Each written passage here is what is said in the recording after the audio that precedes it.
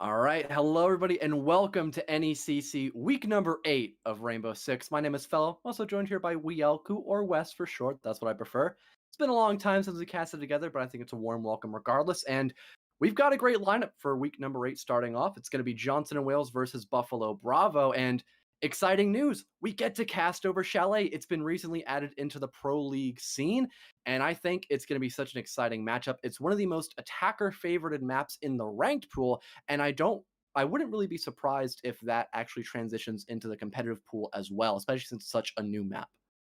Yeah, before the rework, I would argue that it already was that way. So the rework seemingly hasn't changed that. Now, I do think it does allow the defenders more retake opportunities. A lot of the rooms have been more conjoined together, so there's a lot more rotation. So that's something I'm certain we will see. But looking at the teams themselves, want to get into the details a little bit more, the nitty gritty. One team is 2-5 right now. The other one is 3-3 on the games they played. They also had the bye, so I don't know if that really counts as another win for them. But both these teams kind of having a rougher season so far here, and hopefully one of them can kind of start to bring it back here. I believe each team had lost their most recent game, maybe for the most recent two games, so they're not even coming off of a high right now. So both these teams really need this win. So we'll see which one of them can grab it. But you said Chalet, that's the first map I think we're going to find ourselves on. But the next one will be Clubhouse, and if we get there, Villa will be that third decider map. Yeah. It's gonna actually I thought Villa was the second map, but I mean either one of us could be wrong. We'll find out once we get through Chalet, and that's probably something I'm gonna want to talk about for the most part. Like I said earlier, incredibly new map. It's been around for such a long time, but after the rework, it has seen a little bit of a breath of fresh air, I guess you could say. But the bans will probably most likely be pretty concise. Going to be a Thatcher first and foremost. Going to see if that's confirmed. Though I could be wrong. Nope. Didn't really surprise me all that much. Johnson and Wales kind of sticking at the forefront of normality, and the rest will probably be somewhat normal as well. But what do you think we'll see for bands 2 through 4?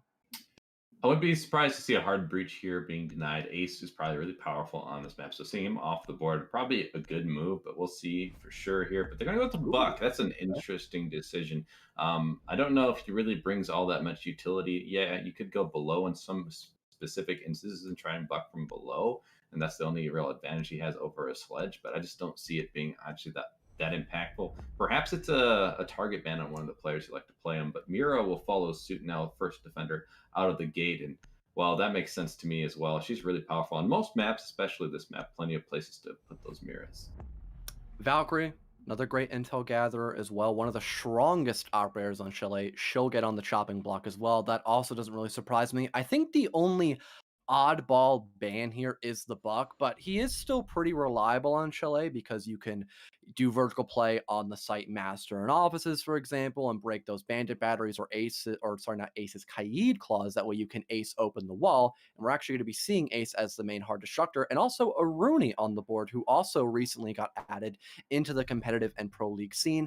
And I'm very excited about it. She may have a lot of utility that can be kind of dumped in front of Bravo, but it is still a new operator, and a whole boatload of new strategies will be coming out because of her new arrival.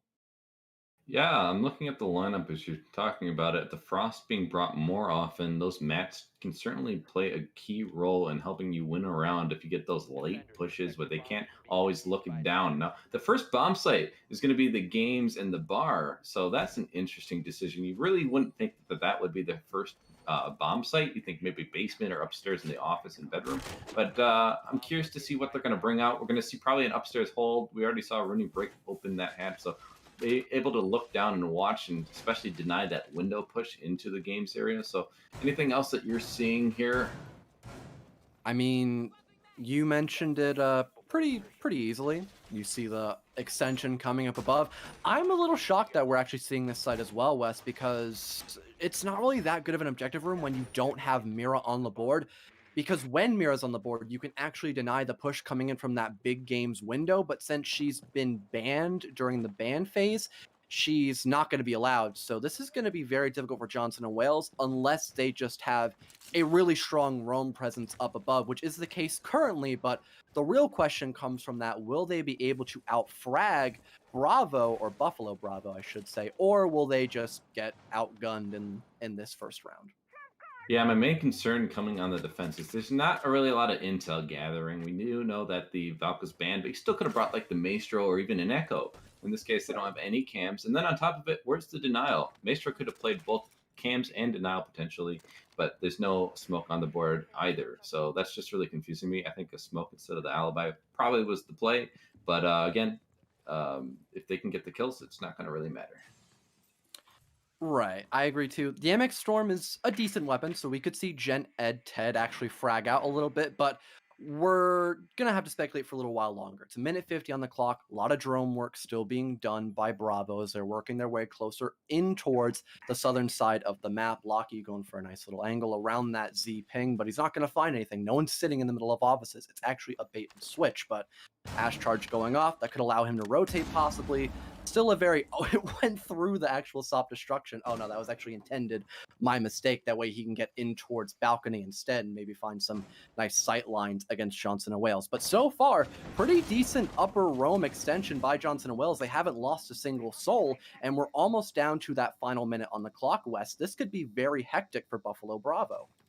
Yeah, and one thing I will say is while I think the smoke would have been a better pick because he brings that shield, Alibi does have the shield still. So there's still some utility being brought. And smoke, or excuse me, the Frost has a shield as well. So there's still two shields potentially here they're going to have to contest with. The coin flips is getting in an engagement. We do see some damage being dealt by these attackers onto these defenders.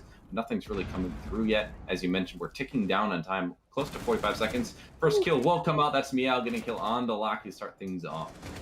There's a reason why I gave this player player of the week on week number 1. He just simply hits all of his shots, claiming the body of Locky. That's going to slow down the push from Buffalo so much. Coin flips finding one as well. Tokyo will get a refrag, but Strict Viral follows suit. Now in a 4v2. There's only half a minute left, and Johnson and Wales still has a firm grip up above as they have the man advantage twofold against Buffalo Bravo. Candela comes out by Sakura, trying to impair the vision of one, but oh no, the Frost map by Meow will shut him down. It's just a 1v4. Civ picks up one, but it's down to 10 seconds. It's all but hopeless for the lone ace player. He probably won't be able to clutch it, but maybe he'll find an impactless frag. Hops off the balcony, but doesn't get it. Ted will finish him off in a great opening round for Johnson and Wales.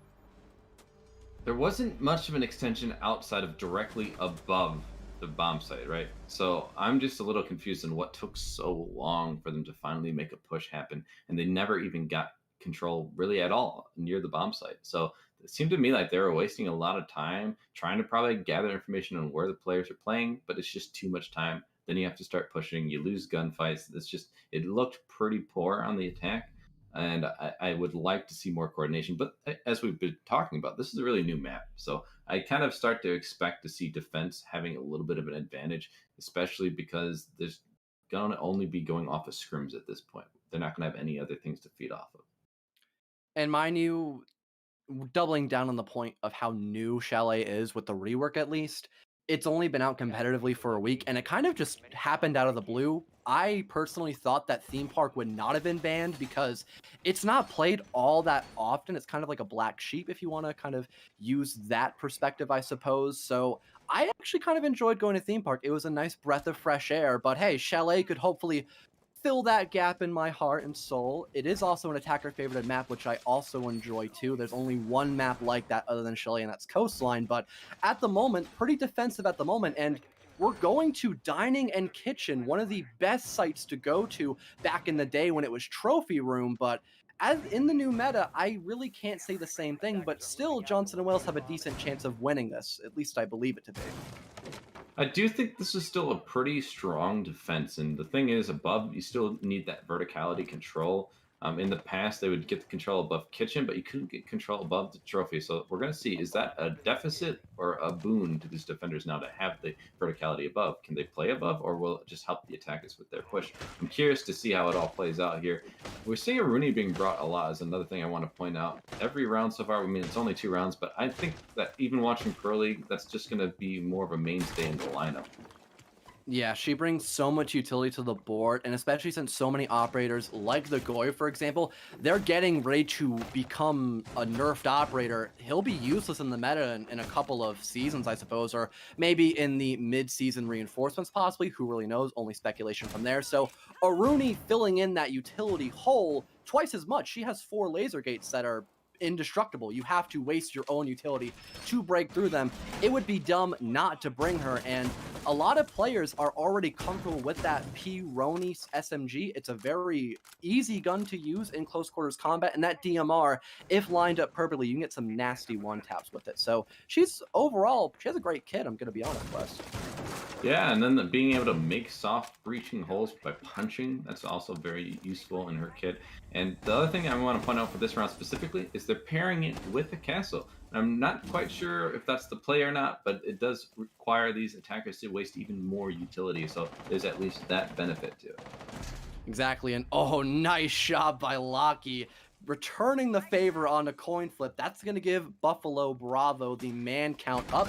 There is still the player of Meow lurking up above. He'll get spotted out by 1, and now a second drone rotating on in towards master bedroom right near that little cubby area. And oh, he narrowly misses the shot on the duck, but he could possibly find another opportunity as he rotates once more, and he's getting ready for a frag. Ash is so close, but Locky will just hit his shots. A 2K for the lurking Ash player above. That's going to allow the University of Buffalo Bravo to go for that vertical play, but there's only 40 seconds on the clock, Wes. Johnson and Wales could win this out by time, but they are down by 3 players and have no C4s to deny the vertical play. This could be a huge round for Buffalo Bravo if they find another frag. That's exactly what's going to happen. Duck picks up 1, and oh, Locky with a 3K, making it a flawless round for Buffalo Bravo, and they're going to equalize out the round count 1-1 going into round number 3. Well, just to add to the stats that we like to point out a lot, each team got the opening kill in the round that they won. So it's staying true to that statistic we like to bring up. I think before I've said somewhere between 80 and 90% win rate when you get that opening kill. So far, 100% on the first 2 rounds here. So something to watch going forward to see if it'll really have that much of an impact. But in this case, Locky getting that triple kill, really locking up that upstairs as well. Those roamers, I don't know what was going on. I didn't feel like they were really playing together very much. So it was a lot of one-on-one engagements. And clearly the Ash had the upper hand in those. Yeah, it didn't seem like they were prepared for the amount of aggression that came out by Buffalo. It does make sense. They kind of mopped the floor against them the round prior, but hey, Buffalo Bravo, they're going to remain quick on their feet and they'll just clap back. We're going to see a return to the exact same site, and I believe the exact same lineup. Don't mind that very loud motorcycle in the background if you can hear it. I apologize, but I'm not a big fan of returning to the exact same site twice in a row. It really makes it so much easier for Buffalo Bravo to read into your play style. And again, they have a fantastic lineup to deny this dining room hold. They have the Ying, they've got a Nomad for flank watch, plenty of vertical destruction, and the Ace as well. This is a phenomenal lineup on the side of Buffalo Bravo. Yeah, I want to go back to what you just said. You're not a fan of going to the same site. And I think Scott and Fernosis says the same thing. Now, I'm not always in agreement with that. I think it's depending on a situation, right? Now, normally what you do is you'd return if it's a simple, oh, we just lost a very easy round that we should have won. Like we threw it, right? Then maybe you go back because you feel like you really had a dominant round. You thought it was that close. You just got flawless. You lost in the flawless round. Now, no, it's going to get the opening kill on the duck. That's not going to help the attackers here, but it will give a little bit more confidence to these defenders who just got flawless on the site. So it's already a better start, but still going after it, losing it flawless, that's where I'm a little concerned. It wasn't even close last time. Great start so far for a dose move, and Meow is just sitting comfortably in the middle of library, I believe it be, and it is. I was almost uncertain for a moment, but a dose move finding that opening frag, and Meow wasting so much time up above. This is actually a much better opening position for Johnson and Wales. They're still denying a boatload of time against Buffalo Bravo. Almost a nice shot comes out by coin flips, but he's narrowly gonna miss it. About a minute 50 on the clock now. Drone comes out, spotting Meow for a second time, but he's still just sitting pretty. He's not being contested whatsoever. Sakura will find a refrag, and Locky finally hops right on in and shuts down Meow. Wide swing comes out by coin flip. That will equal things out. Beautiful double kill for coin flips, and that's going to allow Johnson and Wales to take back the man advantage, and they'll retreat from their above position and waste even more time against Buffalo. Man, Soccer really seemed like they're about to help that attack out a lot, getting that double kill, and then all of a sudden it flips on its head. I don't know, they just weren't able to take care of coin flips. And you mentioned how good that Roni gun is in hand, and we just saw it in action. The rate of fire on that gun is rapid. So seeing them pick up 2 kills in succession, not all that surprising, but these attackers now they're gonna be on their back foot, only a minute remaining. They have a man disadvantage. They still have at least the hard breach in pocket with the Ying, so they could still very well do this. But the Rooney Gates, on top of that, the ADSs they still have to contend with. It's a lot to do. They do have a lot of utility to work with. One thing I want to eye out is those Candelas. There's 3 of them left in Sakura's back pocket. They could completely blind out the opponents of Johnson and Wales, but they don't have a lot of time. They're going to go for a reposition in towards that trophy window. Actually, no, they're going to go all the way underneath. This is going to waste so much time. That's going to allow for a funnel to happen most likely. We're down to 20 seconds, West. This is not looking all that well. They run up West Main, go right in for the push. Sakura takes a boatload of damage, and the double peak comes out by both a dose move and coin flips, landing the buddy ace, as Johnson and Wales will actually end up winning dining room and kitchen on their second attempt. Well, we saw rounds come out where a player got a triple kill. Bravo won on the back foot of Lockie's triple, and now we see on the other side of things, Coin Flip getting a triple and just basically winning the round for their team. So each team having players step up in these rounds to just seal the deal. I will say you mentioned they wasted a lot of time on that rotate. I agree with you. It was really not the play. And then on top of it, there was still that camera that just fed the information. So they're just sitting ducks waiting to die. Also, Meow was basically just a human ADS and human drone, I suppose. He was just like, "Oh yeah, they're burning everything on me, guys. Just refrag my body." That's exactly what happened. Coin flip, he peeks around a singular corner, picks up one, and then finds a second right afterwards, and that is just a huge slap in the face for Buffalo Bravo. That's going to give Johnson and Wales the round count again, and they're going to return to Barn Gaming. I'm surprised that we have not seen a single basement defensive hold or a master hold. Those are the 2 most played sites in ranked, and like we mentioned earlier, Chalet is brand spanking new. You're going to most likely have all of your strats rely on ranked, and we haven't seen that yet, Wes. I'm honestly quite shocked, but very intrigued at the exact same time. Yeah, it's very different, right? This isn't what you'd normally expect. Now, I do want to point out that this is not Jackson Wells' map pick, so I don't know. Were they prepared for this? Did they let it go through and hope that they would choose this map? I'm really unsure. But at the same time, at least they're throwing them off, right? They're not going with what we would expect and probably what Bravo was expecting, Buffalo. They were probably expecting those holds upstairs and in basement. In this case, they're just going to throw them off by going to these odd sites. That's probably it. I'm leaning a little bit more towards that Johnson and Welsh just has not had the time to practice, because a lot of collegiate teams, they have a lot of time that they would like to have, or they don't have a lot of time to work with. That's what I was trying to phrase. My apologies. But speaking of time, first minute just about to come to an end, and Buffalo Bravo already working their way up towards Solar. Lockie going to try to find an opening pick most likely, but he's still got a lot of distance to cover before he really encounters anyone on the side of Johnson Wells. But that drone feeding him so much intel directly in front of him could be massive for either him or Sakura, as they're both stacking up in the middle of Piano and could probably find some type of opening frag, as they have some of the best weapons in the game on the attacking side.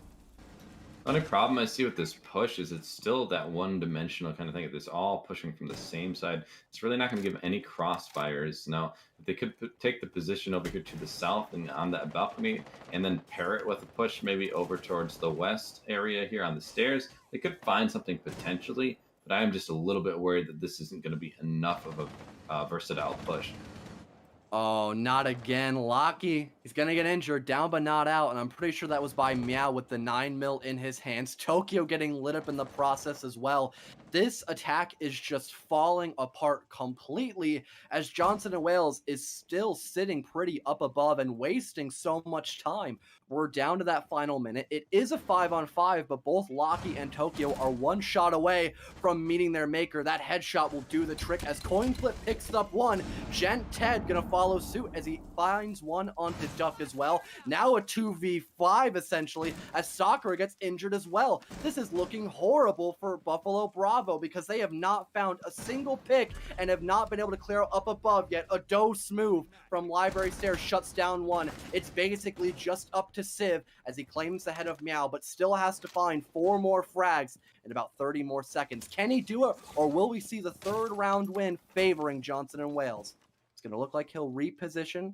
Not completely, though, as he ends up pushing right in through Library Hallway. He's aware of a dose move's position. He looks away at the wrong time, but a dose move is not going to mark it off that. A 1v3 now as Civ picks up his second, but he only has 10 more seconds to work with, and Ted from around the stairwell will finish off the final player on the side of Buffalo. That's going to be Johnson and Wales' 3rd round win, doing quite well considering all things that we've seen so far. A lot of chaos going on, and it's the same problem they had in that first round. Same bomb site and the same problem. They can't get something going. They lose the opening engagement. They can't get any control near site or even above site. These shields are really stalling them out. And from there, they just don't know what to do. They look very lost. And this is kind of, again, a new map. So I'm starting to kind of expect that. But at the same time, you don't want to just let the momentum start just tumbling down for JWU on top of you. You need to start making adjustments. So far, I haven't really seen any coming out from Buffalo Bravo. Well, we'll see more adjustments on the side of Johnson and Wales, at least for where they want to go to defend.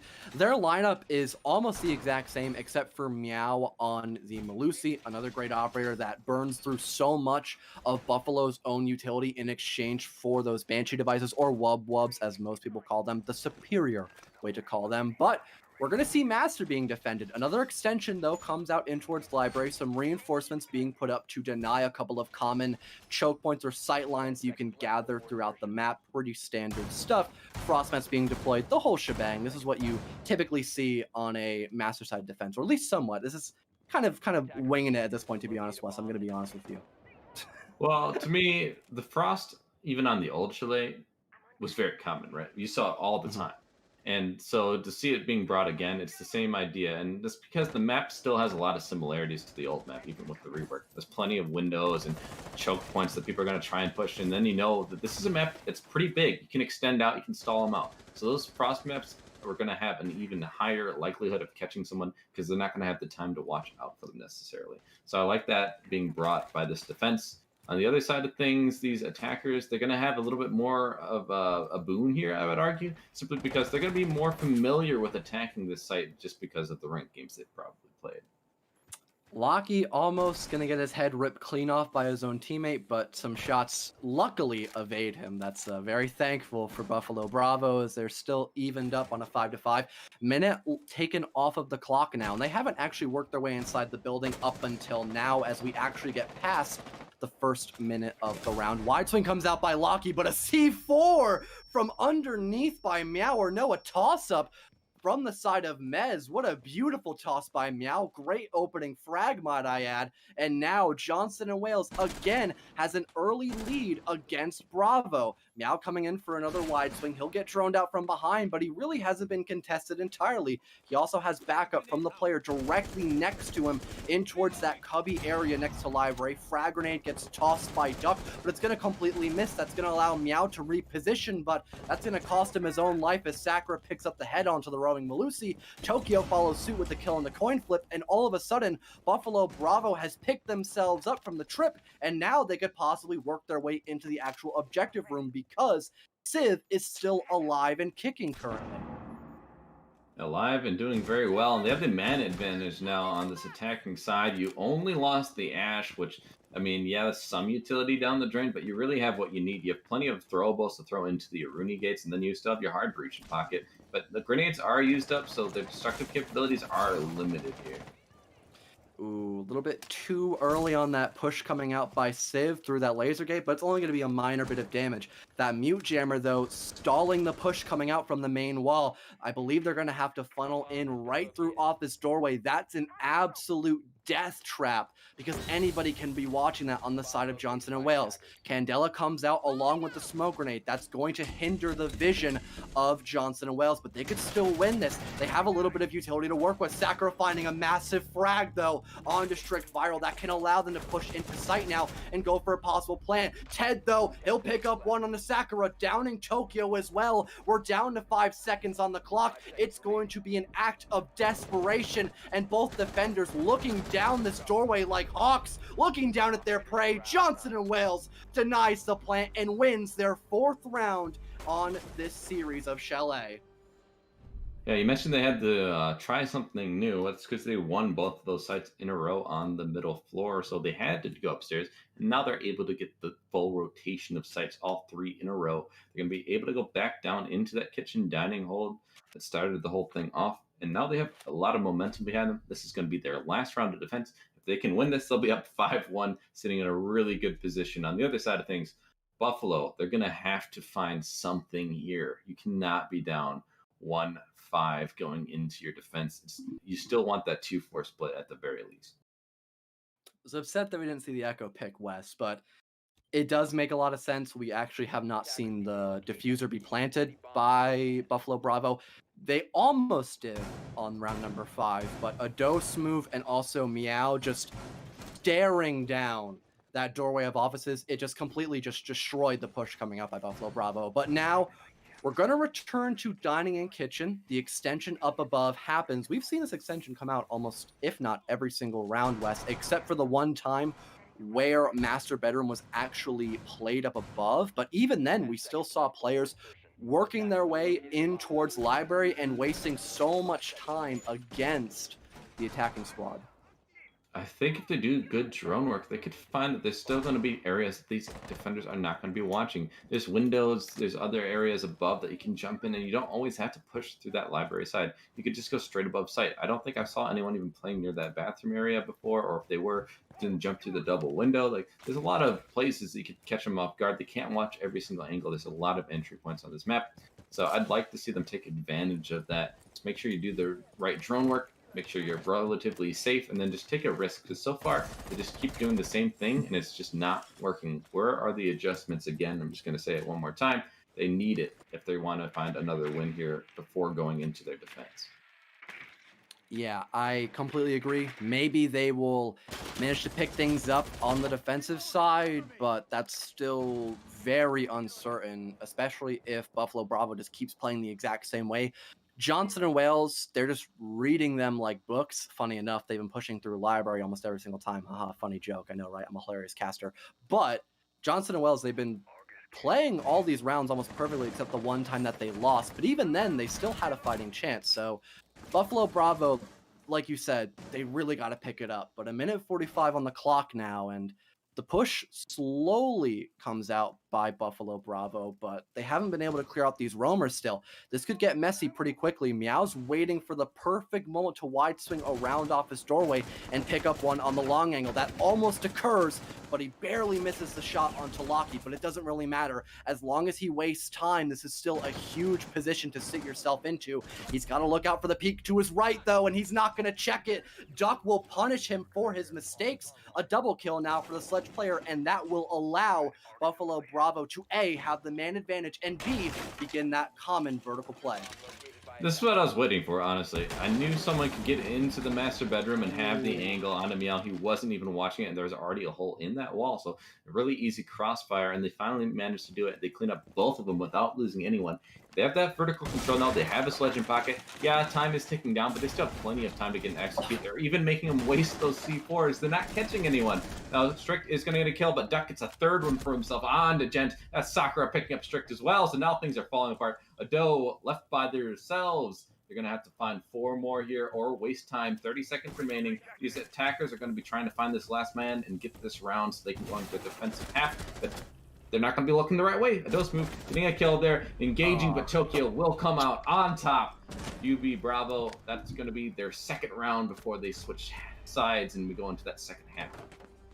I'm not going to lie, Wes. If a dose move landed his shots onto the 0 player, he could have probably won that. It was 1v2, and they didn't really know where exactly he was until he revealed himself, but he got a kill on Ying. That's a huge frag.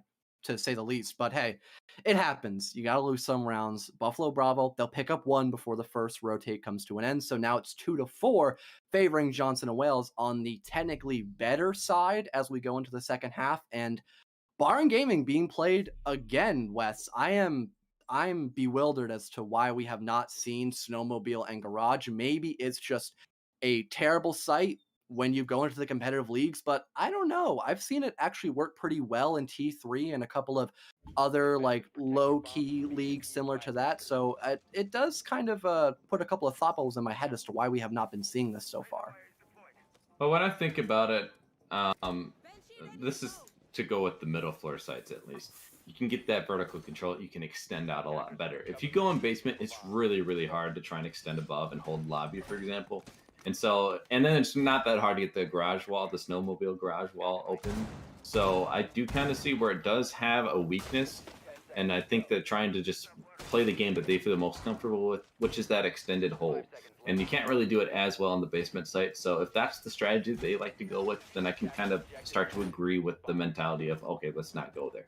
Now, the only problem with that is going upstairs instead of basement. You can't, like, the extended hold doesn't necessarily work because you're top floor, right? So that's where it gets a little bit debatable. Where what's that third site going to be then? Is it basement or is it the top floor if you'd like to do the extended hold? I don't know. But so far, what we've seen, if they just go upstairs for their last site. That's a good point, I guess. I didn't really think about it like that. Thank you, Wes. And so far, had a cough there for a second, but the top floor extension, it comes out again. Johnson and Wales trying to clear that out almost immediately. The Jackal scan could spot the Malusi player of Duck. It'll do just that. The ping comes out. Huge information, but Ted's going to miss his shots. A peek comes out by Duck, but he's only going to find one bullet on the Ted, and sadly, it was not on that head. It'll still remain a 5-on-5. Lucy going on her camera, maybe to find some intel. Should go for a possible C4 toss, but that Aruni gate works both ways, and she actually does not have nitro cells. It's an impact grenade, but still, that could deal a huge amount of damage against the Jackal player, but that won't be the case. Last minute off the board, and still a 5-on-5. This is not looking all that bad for Buffalo Bravo. If they can bring us down to the last half of this round, they could be sitting pretty on their third round win, Wes. Yeah, and on the other side of things, if they would just drone a little bit, they'd see there's no ADS here. They just got to burn their Rooney, or they could even go all the way to that end of the hallway, which is a little more dangerous. But getting some angle where they can use these sledge grenades can easily take care of this player, at least flush them out. But they're just not doing it so far. They're not adjusting. They're not switching their positioning very well, from what I can see. We do see Meow going over towards that library side, so that might be the adjustment they need. Ted will find the kill on Sakura, so that's good. That's going to be the Rooney off the board, but they still have to deal with the Malusi playing on that shield. Nice shot by Ted, opening things up, but oh, Locky, what a wide swing. He picks up two, almost a 3K, but Meow will refrag almost immediately. A dose move following suit as well. 3-on-2 now comes out with Bravo or Buffalo Bravo on the back burner. Johnson and Wales have a fighting chance. They've got about 50 seconds to work with, and they could begin to collapse into the bomb site as all the hatches remained open at the current moment. Ted, though, going to try to find some intel with those Jackal scanners. He'll manage to find one on to Tokyo and could mark it off that as he's in a really horrible position. He'll walk right into the gunfire of Ted. It'll work out perfectly for JWU, and they just have to pick up one more frag on to Civ. He could possibly find one, though, shutting down Meow in the process. Only has to pick up two more, but Ted, with the immediate refrag a second time, will give Johnson and Wales another round win against the defending squad of Buffalo. Oh, I thought that round was so close to a win for Buffalo, but it fell out of their hands, Wes. You know what's interesting? That's another round where a player gets a triple kill, this time Ted. That's 3 different players at least. I'm not sure. I haven't been keeping full track of all the stats. It's a lot to do, but at least 3 different rounds we've had 3 different players get triple kills to win that round, essentially. So good job to all these different players stepping up. I do want to highlight some things that were different from that attack, which is why I think they were successful. One thing that was not exploited that we did see JW, Johnson and Wales, use is that Jackal. They're going to extend out. Well, then let's just bring the tracker. Let's find where the positions of these players are. We've found on both sides, honestly, just to be a small criticism, neither side has had amazing drone work. But you can make up for that by having intel gatherers like Jackal, like a Lion, perhaps. Things like that can help you find the exact positions. And if you know where they are, you stand a lot better chance of clearing out those roams. And also droning very thoroughly, it may allow you to have great intel, but if you don't have enough time to do a proper execute and actually work off that intel, you basically just cost yourself the round. I feel like that's what happened a lot with Buffalo Bravo, is they spend a good minute and a half every round on their attack, just droning people out and wasting utility almost right off the rip. And then Johnson and Wales just sat in like boulders and just punished them for that mistake. And it's kind of the same, I would assume, for Buffalo Bravo, even as they're on the defense. They really are just not in their A game currently. Johnson and Wells, though, doing a great job. Those Jackal scans, like you mentioned, gathered a lot of intel and made up for the lack of droning. And then it forced Buffalo to just lose a lot of players off the rip. It was a very well played out round by Johnson and Wells once we got to that middle game for round number 7. And already Johnson and Wells just hopping right on into the building, the first half a minute coming to an end. Ted could possibly find a huge opening frag if he is not spotted out by anyone on the side of Buffalo Bravo. This could be massive if he is just completely undetected. So now here's one thing I want to point out that we're seeing a lot of. These drones are getting shot. And why? Well, they're constantly active droning, which can be good, right? You can drone someone into a certain situation so they know what's right in front of them. And then when someone gets distracted by the drone, you shoot the person while they're distracted, right? But the problem I'm seeing is there haven't been a lot of passive drone work, which means you leave a drone in a really cheap position and you just play off of it. And I just haven't seen those drones being placed in good positions without them moving around. Minute 40 on the clock. Johnson and Wales, they've slowed down a little bit, but they still have a minute 30 to work with, so it's not completely over. Sakura trying to reset that laser gate. That's going to waste even more intel for Meow, as he's going to have to waste his second and last smoke grenade. That Jackal scan will come out and spot out Sakura just sitting in the deep corner of library. We could have Twitch maybe go underneath and go for that vertical play and try to wall bang her possibly, but I don't think she'll even attempt that, as they are now beginning to head towards that last minute of the round. Tokyo picking up an essential kill onto Ted, one of the best players on the last round, and Sakura finding the headshot on Meow. Johnson and Wales not in a great position, but they'll make up for it, almost getting a refrag immediately as both coin flips and a dose move pick up kills of their own. Now in a 3-on-3, there could be a slight recovery round for Johnson and Wales, but they got to pick up 3 more kills, and all the players on the side of Buffalo Bravo have managed to retreat back into the 2 bomb sites. Yeah, the positions of these players, they're down in the bar stock area, both of them, and they have angles onto the sites. And then we have Duck being the last roamer trying to persist and punish these players. If they move past him without clearing him, he's already going to kill on a strict viral right there. And now we're down to a dose move and coin flips already on low HP. This looks like a job is going to be sealed out for these attackers. They're not going to be able to get in. These defenders holding key positions. I'm already seeing this already as a win for Buffalo, unless something magical can happen on JWU's side. So far, not happening. We see coin flips is going to be downed, and then the last kill comes out, and that's going to be Sakura onto a dose move, and that's going to clean up the round for them. Just holding the right angles, playing the time game, they get that W. Yeah, JWU having to just funnel right on into the main doorway from lobby or fireplace, however you want to call it. It was a death trap. It was pretty well thought out there. Great stuff by Buffalo Bravo. They'll pick up a round right after JWU just won against them. 3-5. We're 1 round away from match point, but Buffalo Bravo still have a fighting chance. They just have to play almost perfectly every single round leading up to at least the 11th one, just to give them a head start against Johnson and Wales. Nice 6-bit coming out by Tokyo. That could really catch the players of Johnson and Wales off guard, especially if we actually see a plant come out. There's plenty of smoke grenades on the side of Johnson and Wales to actually do that, but they need to get this roam cleared down and then actually begin to work their way into the bomb site, most likely offices, as you can plant behind that indestructible half wall near the back area of offices. So if that does happen, Johnson Wells could be in a great position, but there's still plenty of great operators to deny it, like that previously mentioned yokai wielder of Echo playing by Tokyo. Now, this would be a good time to try and do a smoke plant. They don't have any bulletproof cams or the maestro cams to see through it. The only problem is they've been using these smokes to clear out their runic gates, right? And so they haven't really been utilizing them in their normal use.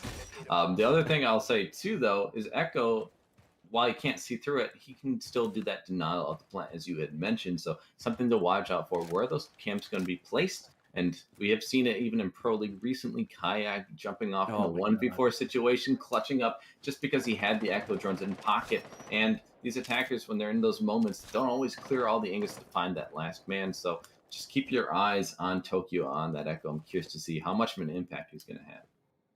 One word to describe Echo, in my personal opinion, Wes, excluding Pro League, is underrated. He is never brought on the board, and I don't understand why. Because once you get to those last 20 seconds, give or take, his value just skyrockets compared to most operators, except for maybe like a smoke, for example, but that's a pretty good reason why. Even though his yokais are now completely visible no matter what happens, if you just hide them well enough, you can deny the plant pretty successfully almost every single time if you're still alive. And I'm so happy that Buffalo Bravo has actually brought him on the board. What I'm not happy to see by them, though, is they lost Locky at the very beginning of the round. Great shot by Meow, but not great positioning by Locky. That's going to give a lot more breathing room for Johnson and Wales as they begin to work their way towards Library Stairs. Oh, Meow, he's playing so passively, and it's going to bite him in the rear end. But luckily, the repeat comes out by a different player this time, and Sakura will in fact be injured. Peak comes out by Duck, though, and a dose move will actually hit his shots. Oh my goodness, what a peak by a dose move. And now it's a 5v2 favoring Johnson and Wales as they begin to actually just dogpile their way into the bomb site. Yeah, we do see Echo as one of the last men standing, so this is still very doable. He's going to get a kill. That's Tokyo on to Meow. That's going to be the top frag off the board. He's going to have to keep surviving here. He needs to play a little more passively. The shield is already gone. Just play time. Make him waste a little bit more time, then he can play those Echo drones as we've been talking about. We've been hyping it up. You can still yet see it, but a 2v4 is still not a situation you want to find yourself in with over 45 seconds remaining. Great position by Tokyo. He'll get Jackal scanned, but as long as he's not getting contested, it won't matter. But that's not the right play. He wide swings into Ted's gunfire, and he will meet his maker in the process. A 1v4 now for Civ, but immediately just annihilated by Strict Viral, and Johnson and Wales will bring us to match point due to their just overpowerment against Buffalo Bravo. Another round where the opening kill leads to a win. And so it's been a really big theme on this map, specifically from what I've seen. It might have been every round so far. I can't say for certain. I haven't kept that good of track. But one thing I have kept track of, Meow, 3 opening kills, and Locky, 3 opening deaths. So something to keep watching as we move forward and even into the next map. Locky needs to survive a little bit longer, especially he's on the Jaeger roll. He has a really powerful gun in hand, and yeah, you get to play the guy who gets put down his utility, and so if you die, it's not the end of the world, but you still don't want to lose one of your top fraggers that early in a round. I'm very happy that Meow is so confident in his ability to entry. I've seen him cast before. You and I actually casted their first game ever on NECC, and Meow even then was playing out of his mind. He may not be doing the best stat-wise, but he's finding the kills when they matter most, and that's all that really matters.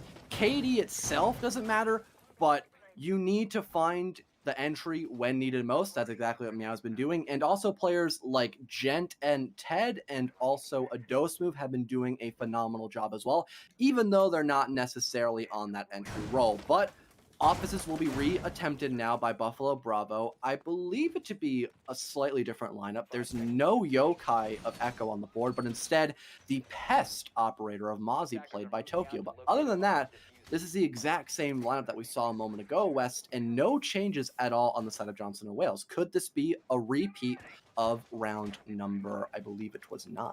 Yes, it was 9, round number 9. That's a good question. I'm not sure, but what I will say is I want to highlight a Dose Move. You mentioned him. He's been the rock for this team, and we see him having great performance at 2.0 KD 8.4. And he's just consistent. That's the one thing he is. We saw when they got lambasted in the past, they got 7-0'd by the Buffalo Alpha team, actually. we saw that he was the only one really who was still around. Like everyone else kind of fell off the face of the earth. Where were they, right? But Ado is the one person who will always show up every game, every match. And so he's really the unsung hero. Oh. Meow, though, is going to continue, and Locky can continue to die on the opening death. Meow getting the opening kill there, and that's going to set them up for a good round, looking like it at least. Again, finding that entry when it matters most. Johnson and Wales, they're on match point. They can just win this first map right off, but that's a great pick by Tokyo, returning the favor, and that's going to remove so much active utility. There goes your best roam clearer on the board, but luckily Meow claps back onto Tokyo's head, shutting him down. Now a 4-on-3, minute and a half on the clock. Johnson and Wales have more than enough time to continue this roam clear and then work their way into either of the two bomb sites. This is still a great round by them, but the exact same thing goes for Buffalo Bravo. They're only down by one player, and they do have a singular C4 to work with in the hands of Duck. As long as he does not meet his maker as well, this could still be a winnable round for the defending squad. I want to point out that the Sledge did go and use the grenade on that position where they had been playing before. We see players play on those stairs over by Blue many times, and by Library, whatever you want to say. In any case, though, they are going to be utilizing and changing up what they're doing. I mentioned before they needed to bring someone over there to clear it out with the grenade. They do it this time, so adjustments already being seen. Oh no, the refrag comes out, but Meow is on a tear, picks up a third on a Sakura this time. We're down to half a minute on the clock, and there's still the saving grace of that Nitro Cell, but Duck cannot be eliminated here, and that's exactly what happens. Strict Viral picks up one, and a dose move ends it off with a nice and crisp headshot onto the lone player on the side of Buffalo Bravo, and that's going to bring us 1-0 scoreline favoring Johnson and Wales. What a great performance on the final round where it mattered most. Yeah, I mean, this is what we're talking about, though. What is the difference between these teams?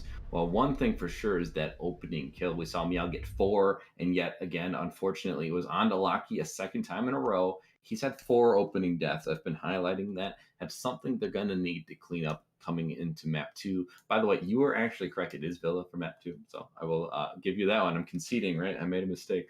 But at the same time, Villa, it's not all that different of a map, in my opinion, actually. It has a lot of extended holds you can do. It has 3 floors. It has like a very balanced feel to it with attacking and defending.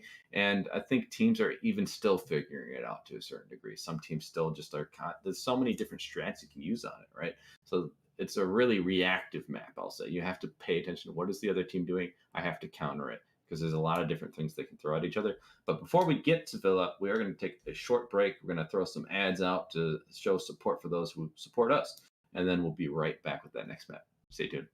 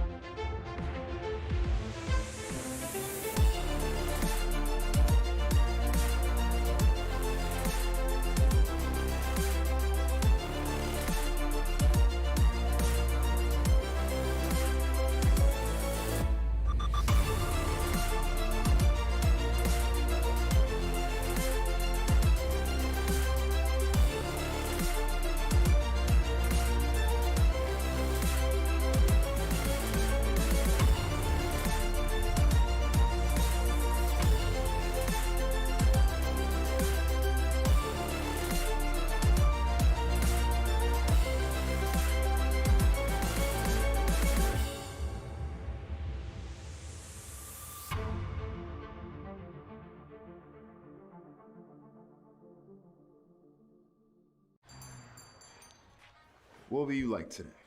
Another Cloud 2 classic? I'll stick with the usual. Maybe take a little bit off the sides.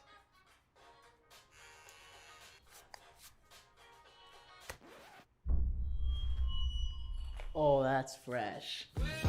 The HyperX Cloud 2 Wireless. Legendary comfort goes wireless.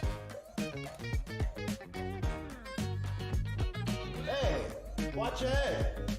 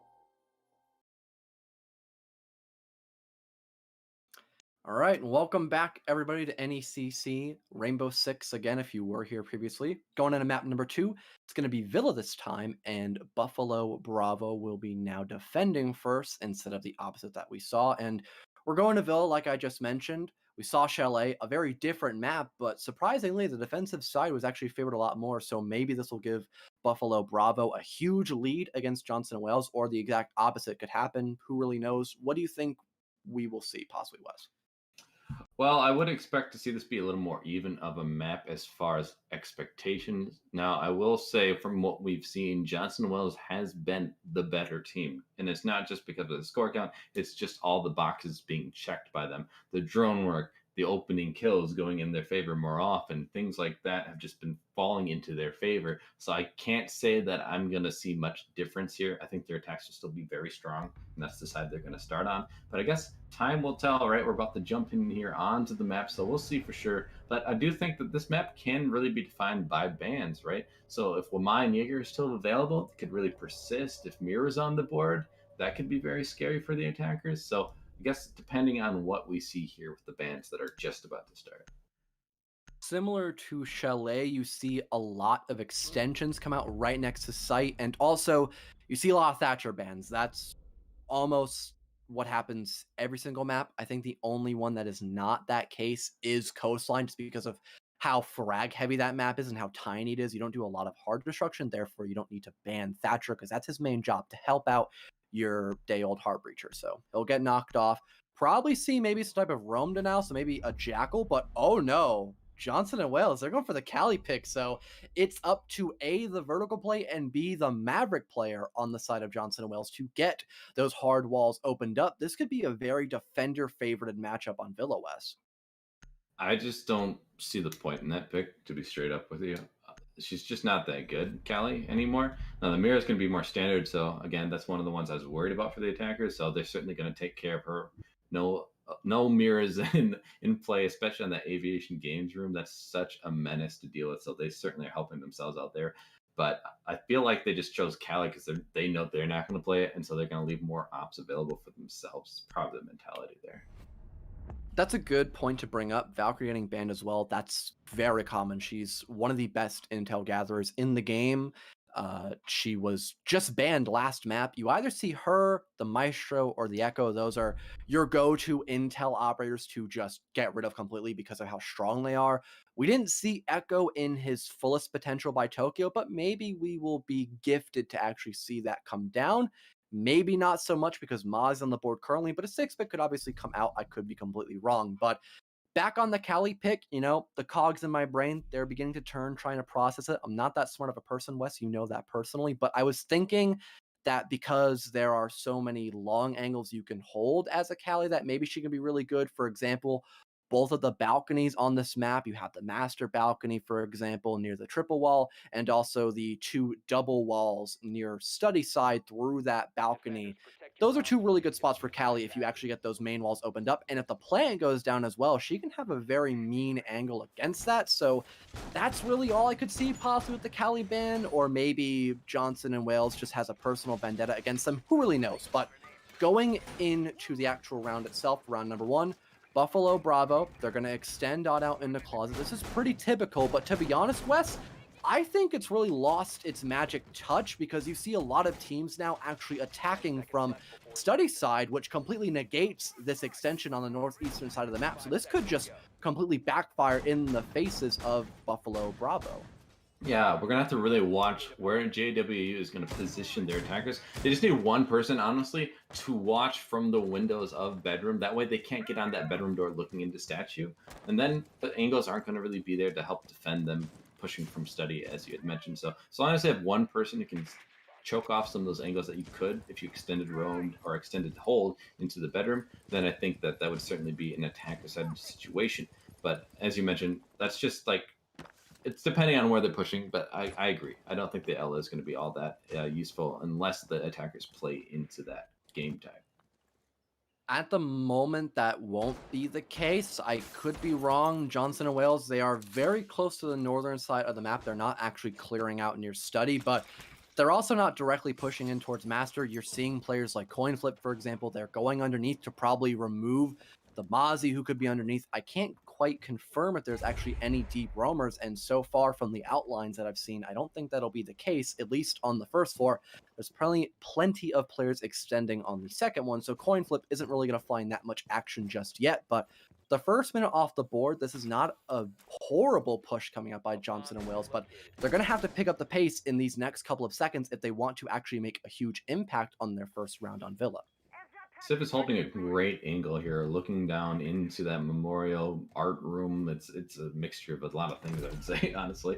But we do see Ted is going to get the kill onto them. So while I thought the angle was well, they had opened up an angle perfectly for Ted to get that kill. That was just a blunder in knowing which angles you are visible in. That was a dirty angle. That was such a long distance right near that kill area towards astronomy and also the actual statuary objective room itself. Ted gonna just hop right on into the master bedroom area and will get punished for it immediately. And oh no, that's carrier down. Johnson and Wells are gonna have to go for the frags now. And they're currently down by one player as coin flip gets eliminated by the opponents. And oh no, Tokyo comes around the corner and picks up 2 with the pistol at hand. It's just a 1v4 now, up to strict viral, and he has no clue what he can do here. Instead, he'll just end up dying almost immediately by the hands of Sakura.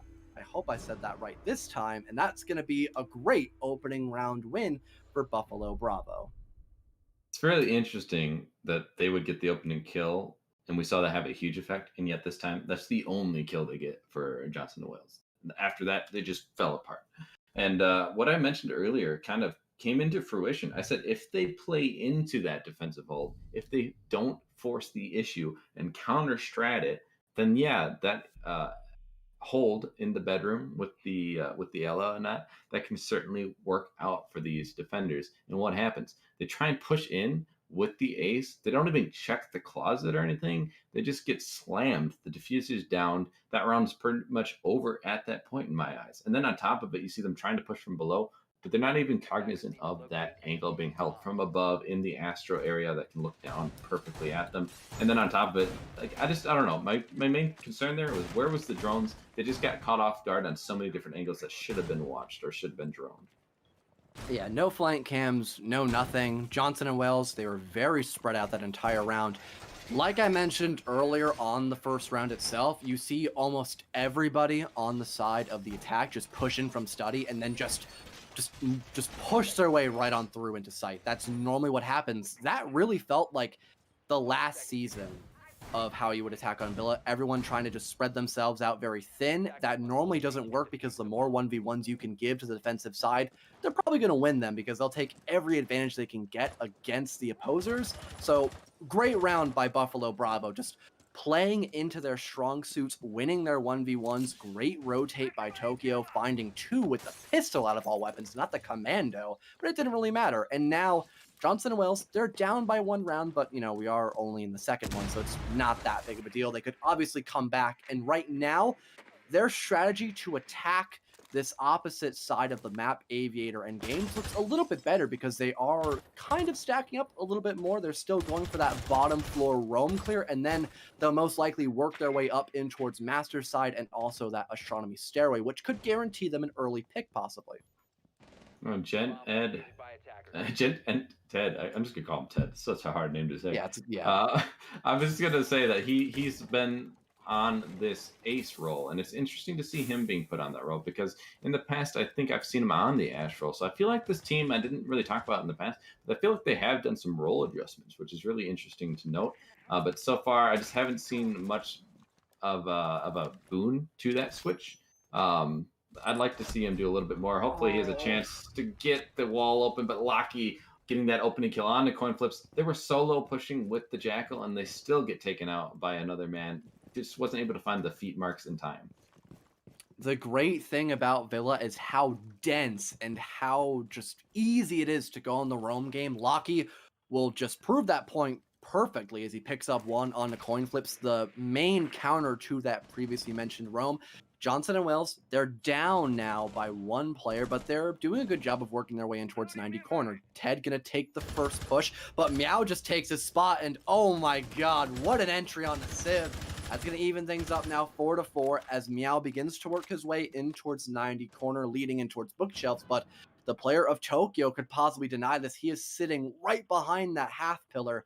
He just has to wait for the sound cue, and he could wide swing with that MP5 and just begin to click on those heads. He'll get concussed out by Meow, but he's still in a great position to deny the push. This is not still looking that great for Johnson & Wales. Nice flick comes out by Tokyo. It'll work out perfectly for him as he shuts down Meow. Johnson & Wales now down on the man deficit yet again, and they only have half a minute to work with. The funnel will surely come out, and Duck is in a great position to deny that funnel. I'm really confused. Ash should still have some charges in pocket, and they're going to finally do it. They should have been doing that earlier. Shoot through the drone hole, make it so you can open up the vault wall, flush the smoke out from there. You might still be able to get a plant down if they get the right positionings, but so far they're just going to have to rush in. Ado is going to get choked out and slammed. That's Tokyo and Locky each getting a kill, and Sakura finishing up Strict Vile. That's going to be the defense holding out for Buffalo Bravo, and they just looked dominant in that round. The attackers really had nothing going for them. Buffalo Bravo, honestly, just playing so much better on Villa. I was kind of just, hinting at it that, oh, Chalet and Villa, two completely different maps. One's been in the competitive pool for so long, and it's technically more defender favorited. And Buffalo Bravo, they're doing a great job of proving me correct for once in my life. I'll probably have to note that down, maybe put it in my Twitter bio. This is a very special event for me, Wes, if you didn't know. But we're now going to be heading to one of the less favorited sites. It's dining room and kitchen. However, Buffalo Bravo has a really good lineup to actually defend this first floor objective room, or tertiary, as Scott would normally call it, even though I'm not a big fan of that word. And that pulse, along with the rest of the C4 wielding operators like the Goyo and Mute, could deny that vertical play pretty effectively as the basic attacking strategy for Johnson & Wales. You go up above, begin to do vertical play at the same time you clear out those roamers on the second floor, and then you just try to blitz your way into sight and go for a possible plant, maybe near the A-bomb site, or Tetris, as a lot of people like to call it. But that's at least what you normally see. Maybe I could be completely wrong, because we've seen a lot of different approaches for Johnson & Wales so far. Yeah, Scott just likes to boast about his wide vernacular, That's just about how, that's the way. He has a horrible vocab. He's just a great hype man. Like, I love working with Scott. I love him to death. He's a great hype man, but yeah, I gotta throw a little shit on him. I would never flame Scott like that. I love you, man. You're a great commentator. Please don't leave me. Please don't leave me. I can't lose you, man. But seeing this defense, though, you mentioned this is that third side is a little bit more of an awkward hold. I do expect to see that roam above. So the extended roam here is going to be really reminiscent of the last map, and just to see if they're going to have as much success. Both teams having decent success with that extended roam, I would argue, on the last map. This, though, will be more familiar for these attackers. So if there's anything to say for their advantage, I would say at least familiarity is on their side. Ooh, I don't like how Ted is setting himself up near that mud window, but he's not going to go. Okay, good. If he went right in through there, that could have been a death trap. A lot of roamers like to actually sit near library or living room. My mistake. I'm not very acquainted with that part of the map. It's not really played that much, but other than that, Johnson & Wales, pretty standard start, a minute off the clock, and they're beginning to actually hop into the building of Villa and start doing that vertical play, and also clearing out players like Civ and Locky, who are playing up above right near Astro. They'll retreat, or at least one of them will. Locky's still going to try to hold things down, but oh no, Ted hops in through trophy window and immediately finds success on the Locky's head. That's going to give Johnson & Wales the man advantage, but Buffalo, starting on my words, Buffalo has three C4s to work with. That is so much secondary utility to deny that vertical play.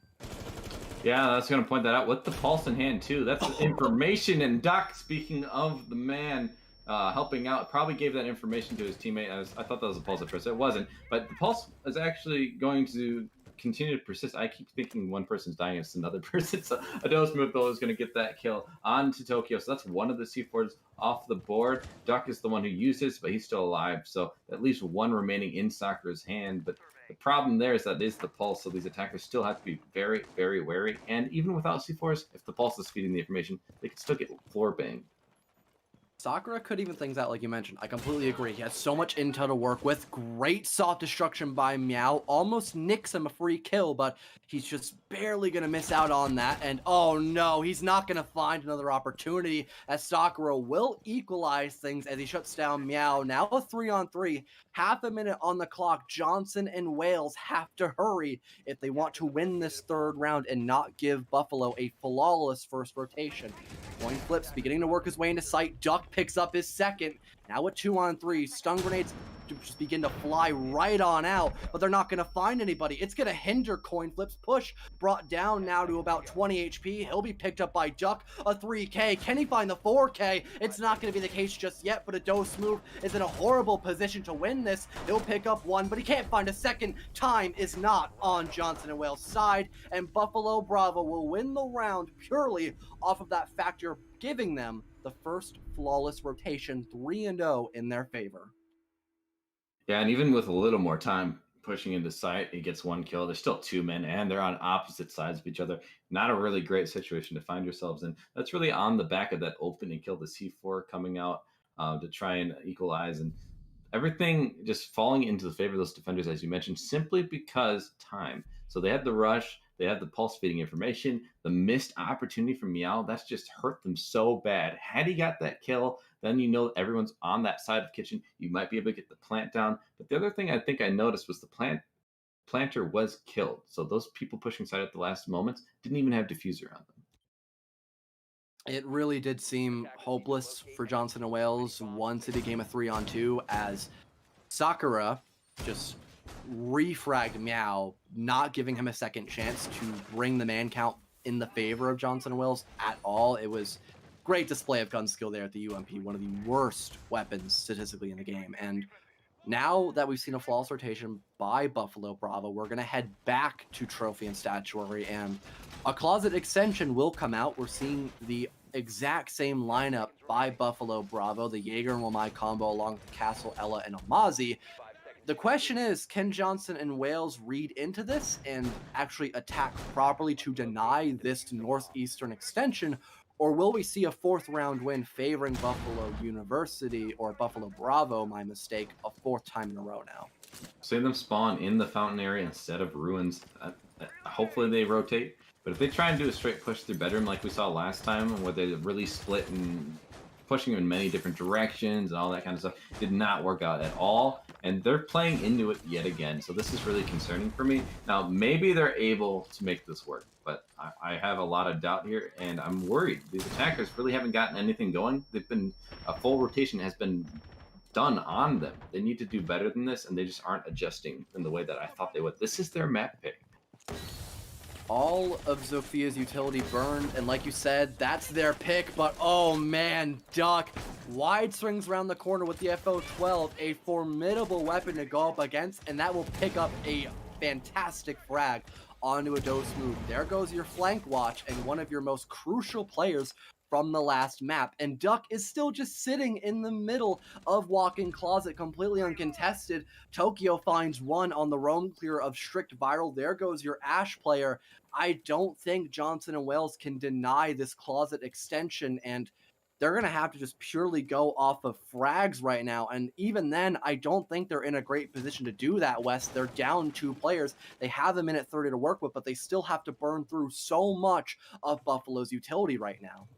Right, and they're not going to be able to. Those ADSs are now timed, right? Instead of having just 2 charges, now it's just 1 every 10 seconds. Those things are going to be re-upped now. Now they're going to get a nice kill from coin flips, but it's going to be refrag instantly. Sakura taking out Ted and Locky killing coin flips. And now Meow all by themselves, somehow needing a 4K. He does have time to work with, gets a kill onto Locky, but he has many different areas to be watching, many different angles these defenders could be holding, and he has only a minute to play with in a 1v3. He's going to go in for the Astro push. He'll pre-fire the melee hole, but that's not going to be where the player behind the desk is actually sitting. Oh no, Meow's not looking to his right or from the doorway around the waves near Trophy. Tokyo with the wall bang. Amazing shot with the P10 Roni, and that's going to give Buffalo their 4th round win in a row. What has happened to the dominant side of Johnson and Wales? They have just lost all of their momentum against Buffalo Bravo, and right now they're making lemons out of lemonade on this defensive hold right now, Wes. Yeah, I just want to say this is why pro teams have stopped when they recognize that defense. They don't bother with the bedroom because it's so hard, and you're going to use so much utility you can't afford to use. So much time wasted, and then on top of it, you usually do lose the opening engagement, and that's exactly what we saw. And so you really have to adjust. You really have to read into them and then switch where you're attacking from. You cannot play into them like that. That's always going to give them a huge advantage and virtually guarantee them a round right there. And that's exactly what happened 2 times now. It's happened. I hope to see some adjustments here. They cannot do worse than a 4-2 split here. I think if they go 5-1 on their split, Johnson and Wells will have a very, very low chance of even making it to overtime. Yeah, at the moment, I think Johnson and Wales should really consider this a learning lesson at the moment. Obviously, they should think about that after the game and not right now, but I don't think they're stream sniping. That would be pretty dumb to do that. We do have a gigantic delay on the board, if any of you actually know that. But moving back on to what I was saying earlier, Johnson and Wales, they really, like you said, need to learn from their mistakes that they consistently keep making on this attacking side of Villa, because they're walking right into Buffalo's traps, and they just have not been able to counteract it, even though it's pretty straightforward. A lot of T1 teams have basically just given out the manual or the booklet to attack properly on Villa, and right now, Johnson and Wales, they're just not reading up on their R6 lingo, so I think Villa would be a great map for them to either A, ban to not have to worry about it, or B, really go into depth on their next VOD review, possibly if they're, listening into us after this game. Hi, Johnson and Wales. Love you guys.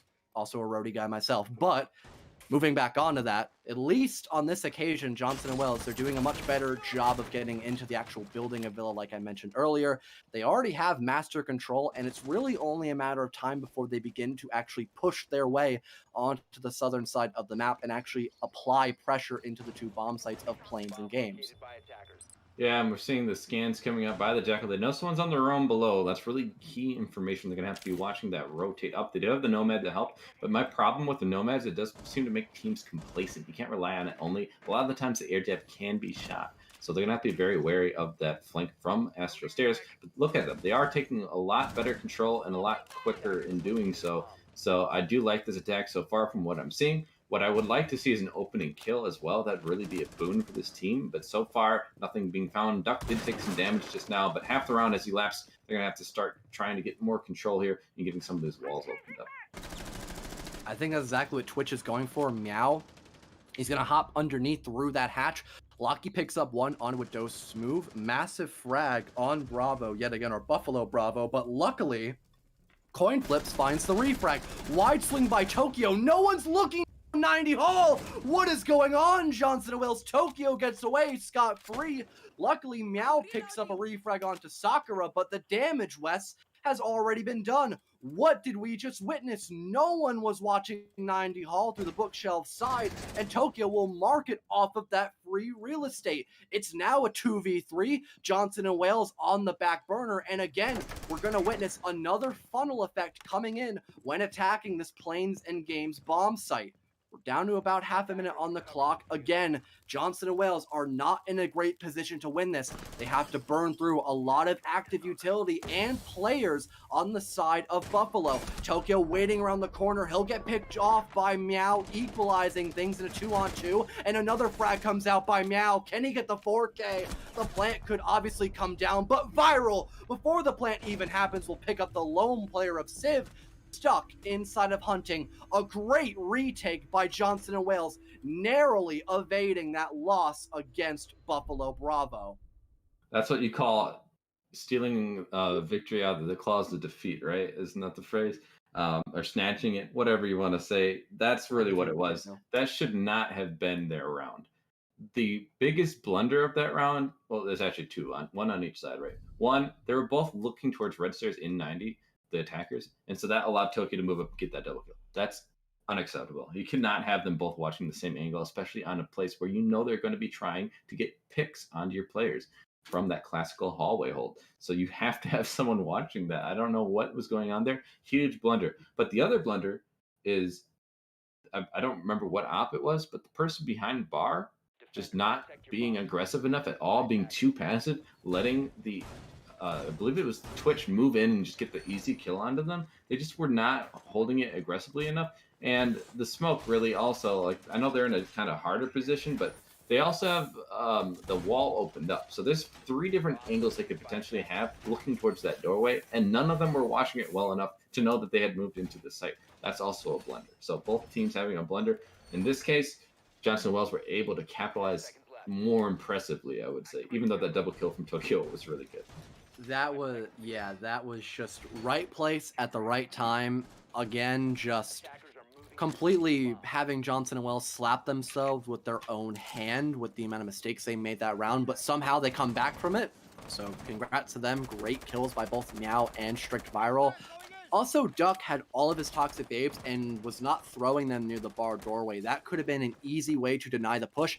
Then they would have had to have completely rotated in towards Aviator or pushed through the smoke, which would have been devastating, but we didn't actually witness that. So that's going to allow Johnson and Wells to pick up their first round win. And if they get this last one before we head to the second half, Wes, they're not going to be in a completely horrible spot. They may be down by 2 rounds, but normally you see a 4-2 split favoring the defenders, which is currently Buffalo Bravo. And right now, they already have their 4 rounds. Johnson and Wales just needs to pick up their second one and will be in a very defaulted position on Villa. Yeah, that's an easy kill. It should have been for these attackers. They should have had multiple angles opened up by now, but they're not pushing in to get that kill. And I feel like that a defender is playing by their lonesome over there in statue. So could have been a really easy kill, but still hasn't been found. Hopefully they're able to take care of it without losing someone. There's no second defender to really support that player, so this should be an easy opening kill for these attackers. Minute 40, Johnson and Wells really trying to confirm where exactly Lockie is. They can pinpoint the player's position, maybe find a wall bang. Both coin flip and a dose move are waiting for the exact, and I mean exact moment to find this player of Lockie. He'll manage to get away, though, into landing, and he's just back into sight. Johnson and Wales taking far too much attention to detail on that roam clear, and that's going to allow this to remain a 5-on-5. A gigantic mistake for Johnson and Wales, and that could bite them in the behind later on in the 6th round as we get to the final minute, and it's still a 5-on-5. No clear winner just yet, but for the most part, time does favor the side of the defenders, especially when we reach that final minute, which is exactly what's going on right now, Wes. Yeah, that was a huge blunder. Why are you not watching that angle? They should have shot a hole in that wall in the first place just to have the angle into the doorway, and they didn't do that either. So I'm not really sure what these attackers were doing, but the coordination was clearly not there. The calls were not coming. Yes, there's drone pings coming out, but are they saying right here, right here? Are they saying where is he moving? Like, I'm not sure what the communication was, but it was clearly a missed opportunity. Now, here's a missed opportunity for the Twitch of Meow. He does not get that opening kill. The angle held by Sid was actually a little off, so it really should have been Meow's kill there, and yet he wasn't able to capitalize on it. It took him so much time to find that kill, but it doesn't matter. He'll stall so much map control, and oh my god, Wes, it's a sea of blue. Civ looks away at just the wrong time, but it might not matter. We're down to another 2-on-4. C4 soars into the skies. It'll shut down Ted. It's just a 1v3 now as Coinflip picks up 1, but he has no time to confirm the other 3 kills. It's going to be a great round win for Buffalo Bravo as they bring us to a 5-1 split and a very decisive first half transition for them as they're now on the attacking side, but they've already done so much damage on their defensive holds, they might be able to take us into map number 3 sooner than expected. Certainly seems like it, being up 5-1. You'd hope that they can win it from there.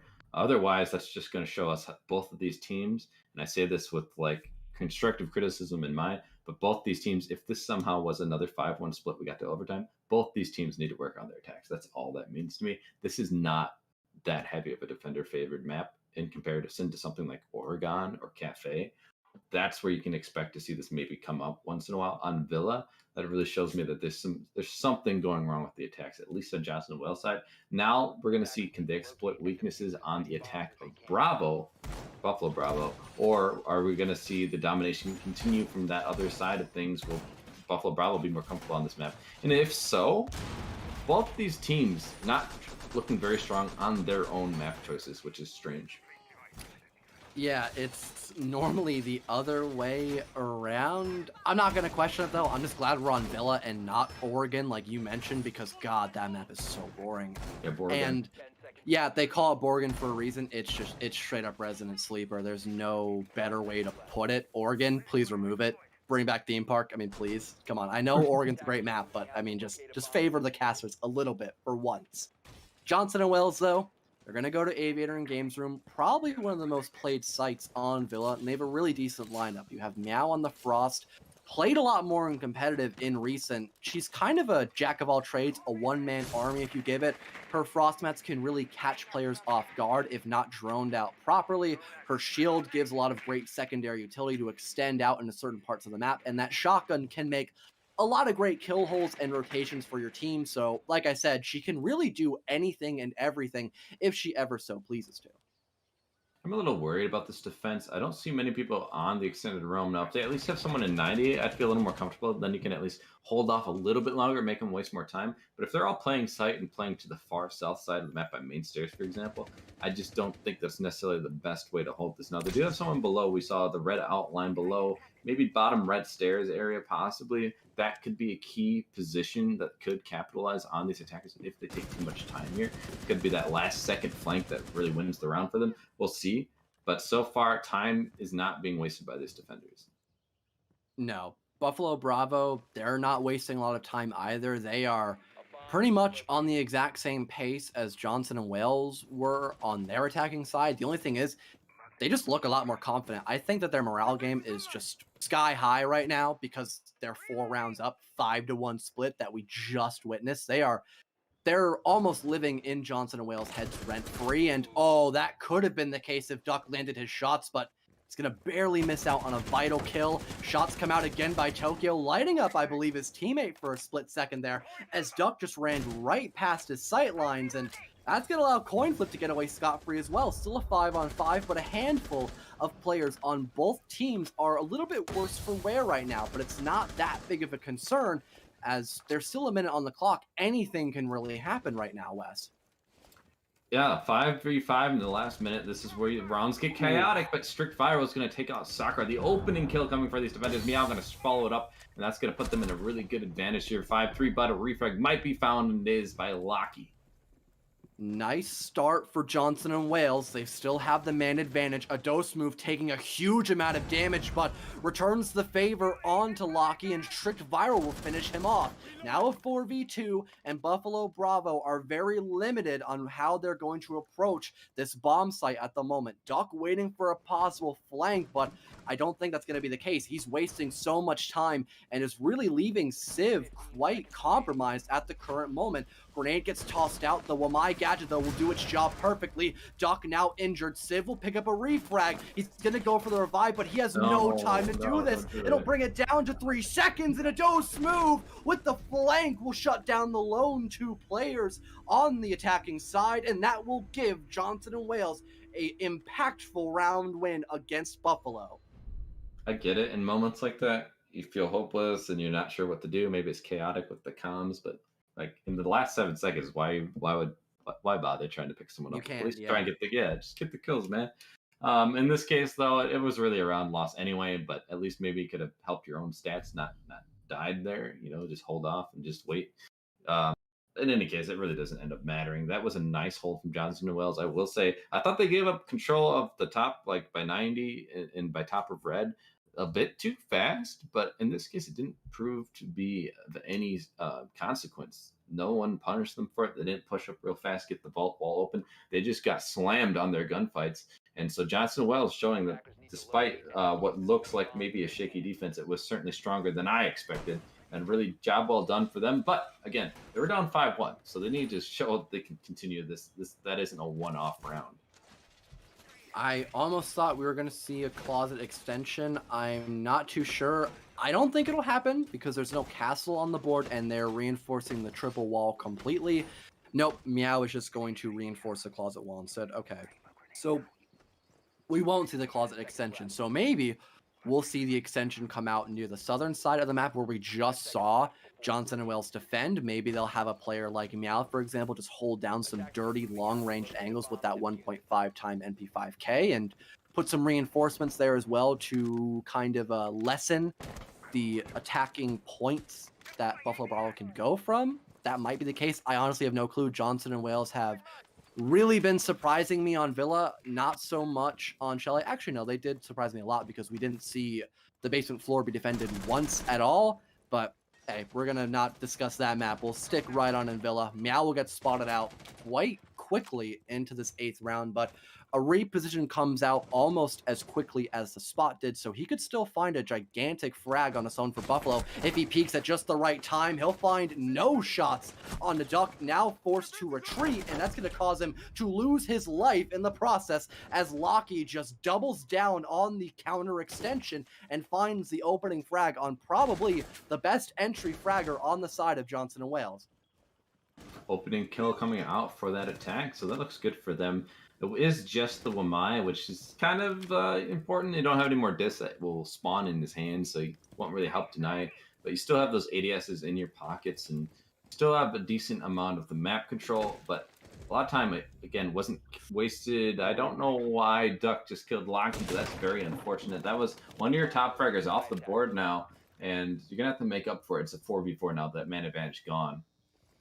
And that could have been a great player to remove Rooney Gates, to break the barbed wire with her Ash charges. The only soft destructor you now have is Duck, and he's probably not going to get a lot of soft destruction with that Sledgehammer, as we're not going on a bottom floor objective room. This is Trophy and Statuary. Sledge is almost useless other than his fragmentation grenades. That's really it. So Johnson and Wells could really work this out in their favor, as long as they just play very conservatively in the middle of the bomb site and just wait for Buffalo to make another huge error in their calculations. A dose move, though, he'll get lit up, almost being completely wiped off the face of this earth, but that will not be the case. He'll still be alive for a little while longer. He'll get another chance at life. Barbed wire being broken now in the background. 2 huge kills for Johnson and Wales. A 4-on-2 now pursues. Duck will get a refrag onto a dose move. However, this could give them a little bit more breathing room to work with. Beautiful double kill for Duck. No way you hit those shots on the viral. And now things are evened up once more against Johnson and Wales. The smoke plant possibly coming down, or that might just be to impair the vision of Johnson and Wales. Not entirely sure, but regardless, secondary utility being used up here by Buffalo. They've got only 10 seconds to work with, but it's an even man count. They're going to funnel right into Ted's position. It almost works out. Civ with the refrag, though. He'll go for the plant. Coin flip could possibly deny. There's no more time left on the clock. He's right behind Ace. He'll go for the knife kill. It'll work out. It won't be a blunder for Coin flip, and Johnson and Wales pick up their 3rd round win now on the defensive side. Great hold against the aggression displayed by Buffalo Bravo. So defense winning out so far. I mean, this game is about clicking heads, right? And in this case, we saw plenty of heads getting clicked. Duck, for example, getting that nice headshot, 2 in a row, really. But at the end of the day, what happens? Time also plays a factor. So this game has a little bit more complexity to it, right? It's not just clicking the heads. But in that case, we saw some nice clips, some nice highlights. But at the end of the day, that isn't what wins the game always. Sometimes, yes. In this case, just no time. The ace had to stick it. And I felt kind of bad for him because he knew what was coming, right? I did hear one of those nomad charges. I thought maybe it would hit him on that double door before he can get behind him fully. And that actually could have been a huge difference. Even just the 2-3 seconds, that would have been enough time to get the plant and then flip around and look at that door. But unfortunately, those air jets just not placed quite in the right spot to help out that teammate in the moment of need. I'm going to be honest, Wes. I really thought Aruni was going to go for the knife kill and just get 180 flicked by Civ. I would have lost my mental, man. That would have really just, I would have lost all hope for Johnson and Wales. At least on Villa, they still have a great chance on Clubhouse. If we go to that, I don't want to say anything too soon because Johnson and Wales has actually done a great job of beginning to thin out the round advantage that Buffalo had so strong against them. It was a 4-round advantage for them going into the second half, and now it's only a 2-round advantage. It's been cut clean in half from center mass, so it's a good start for Johnson and Wales. If they keep this momentum in their favor, they could surely come back pretty successfully against Buffalo Bravo. maybe they will actually end up winning on Villa. But again, like I said, I don't want to just throw out random stuff at people's faces and expect them just to catch it. So we'll wait and see how exactly Buffalo will attack on this first floor objective room. Maybe go for some vertical play, duck again on the sledge. So this could be a really big issue on the side of Johnson & Wales if they do not counteract it with a great and strong roam presence.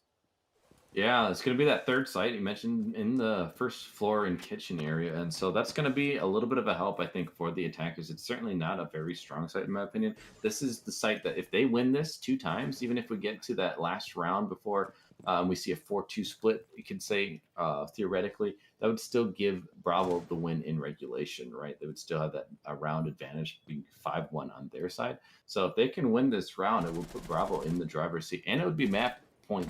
So we could see that third map still. Well, the thing I want to point out that was going well for Bravo, they were in the advantage, but that team kill is like shooting yourself in the foot. They really lost momentum. Now Duck is going to be off the board early. That's coin flips getting the opening kill. So not looking so great for these attackers. And that is your main soft destructor gone. Obviously, Ash has 6 different items she can select from, the 3 breaching charges and the 3 breaching rounds. So that's still a lot of soft destruction you can do to get a bird's eye view into the 2 bomb sites of dining and kitchen. But what players like Ados move on the pulse, just sitting pretty in the middle of sight from underneath, that could be a big C4 kill, but he's going to rip it far too early. The grip and rip, it's not going to work out. That's a big waste of secondary utility. Now only Coin Flips has his C4 to work with, but he could meet his demise quite soon. Meow with a spectacular shot in through Trophy, but just as I predicted, Tokyo swings around the corner and picks up Coin Flip with the pistol kill. No secondary gadgets of nitro cells to work with. It's just going to be the intel of that cardiac sensor for Johnson & Wales, but they still have a great chance of denying the vertical play, as actually there's no vertical play that can be done. Lockie and Duck have been eliminated off the board. That's the only soft destruction Johnson & Wales had to work, or pardon, Buffalo Bravo had to work with, and now Johnson & Wales are in a great position to win this 9th round. Yeah, something else I want to point out, and this is a small criticism, but this is a map where IQ could very well be played. She's very useful on this map, and especially on this site. You know, they just won 2 sets in a row. This is the standard site, and they almost always will be bringing that pulse. Why not bring the IQ?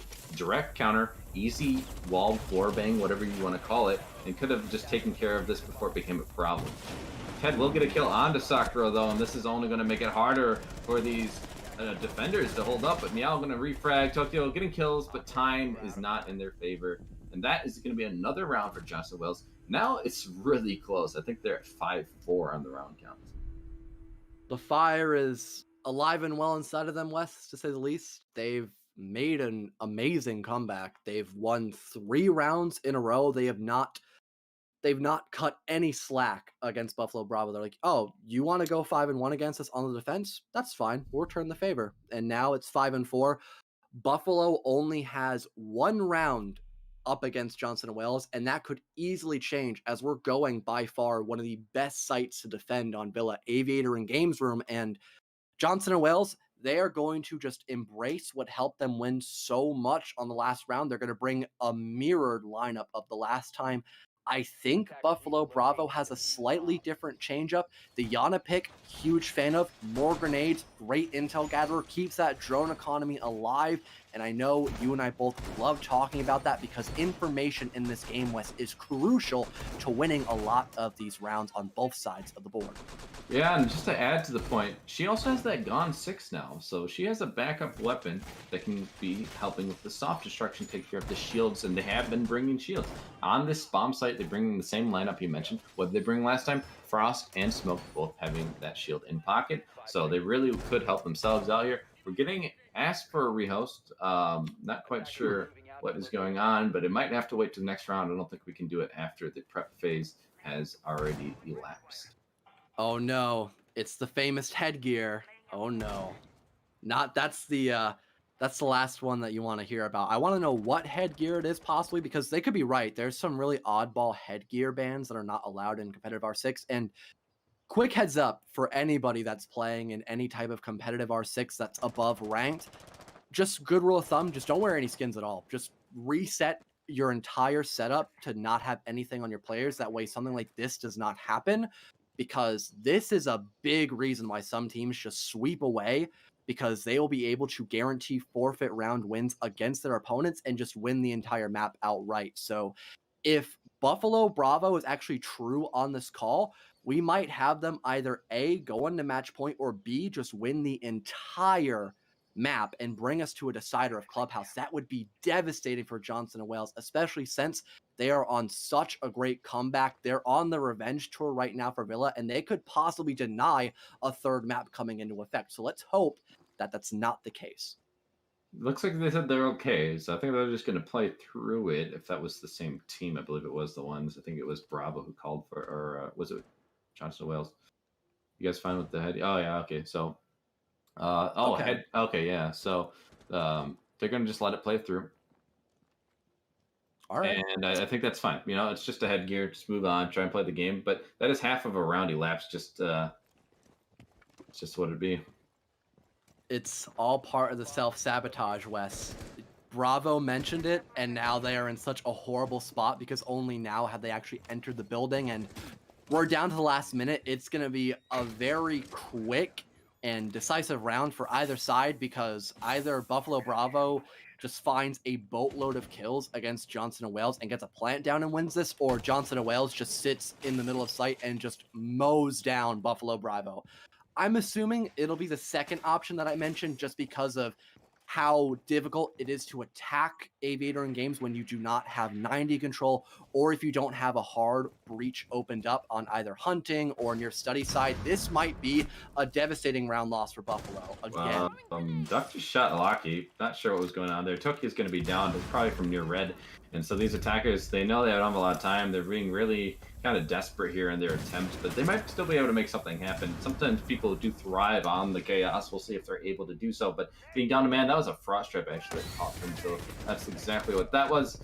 Seeing it though, there is no kill being found by these attackers yet, and Coinflip's going to get that opening kill on the Duck, and things are looking dire. These defenders are just going to mow them down, as you had said. So it's not working out. Fall that's wrong, but not surprising considering how much time had elapsed. Oh my goodness. Johnson and Wales, I mean, it might have been a little bit of a handicapped win there, but it was a flawless round regardless. They played into their strong suit similar to how Buffalo did a few rounds prior. That's going to even things up 5-5. Oh my goodness. What a great comeback by Johnson and Wales. They were down 4 rounds, and now they've evened things up, not losing a single defensive hold yet. That could change possibly. Maybe we'll see a rehost. I don't know. I thought they were completely fine with the skin thing. I have no idea. Maybe it'll happen. I don't want to say anything just yet. We might have the round play out.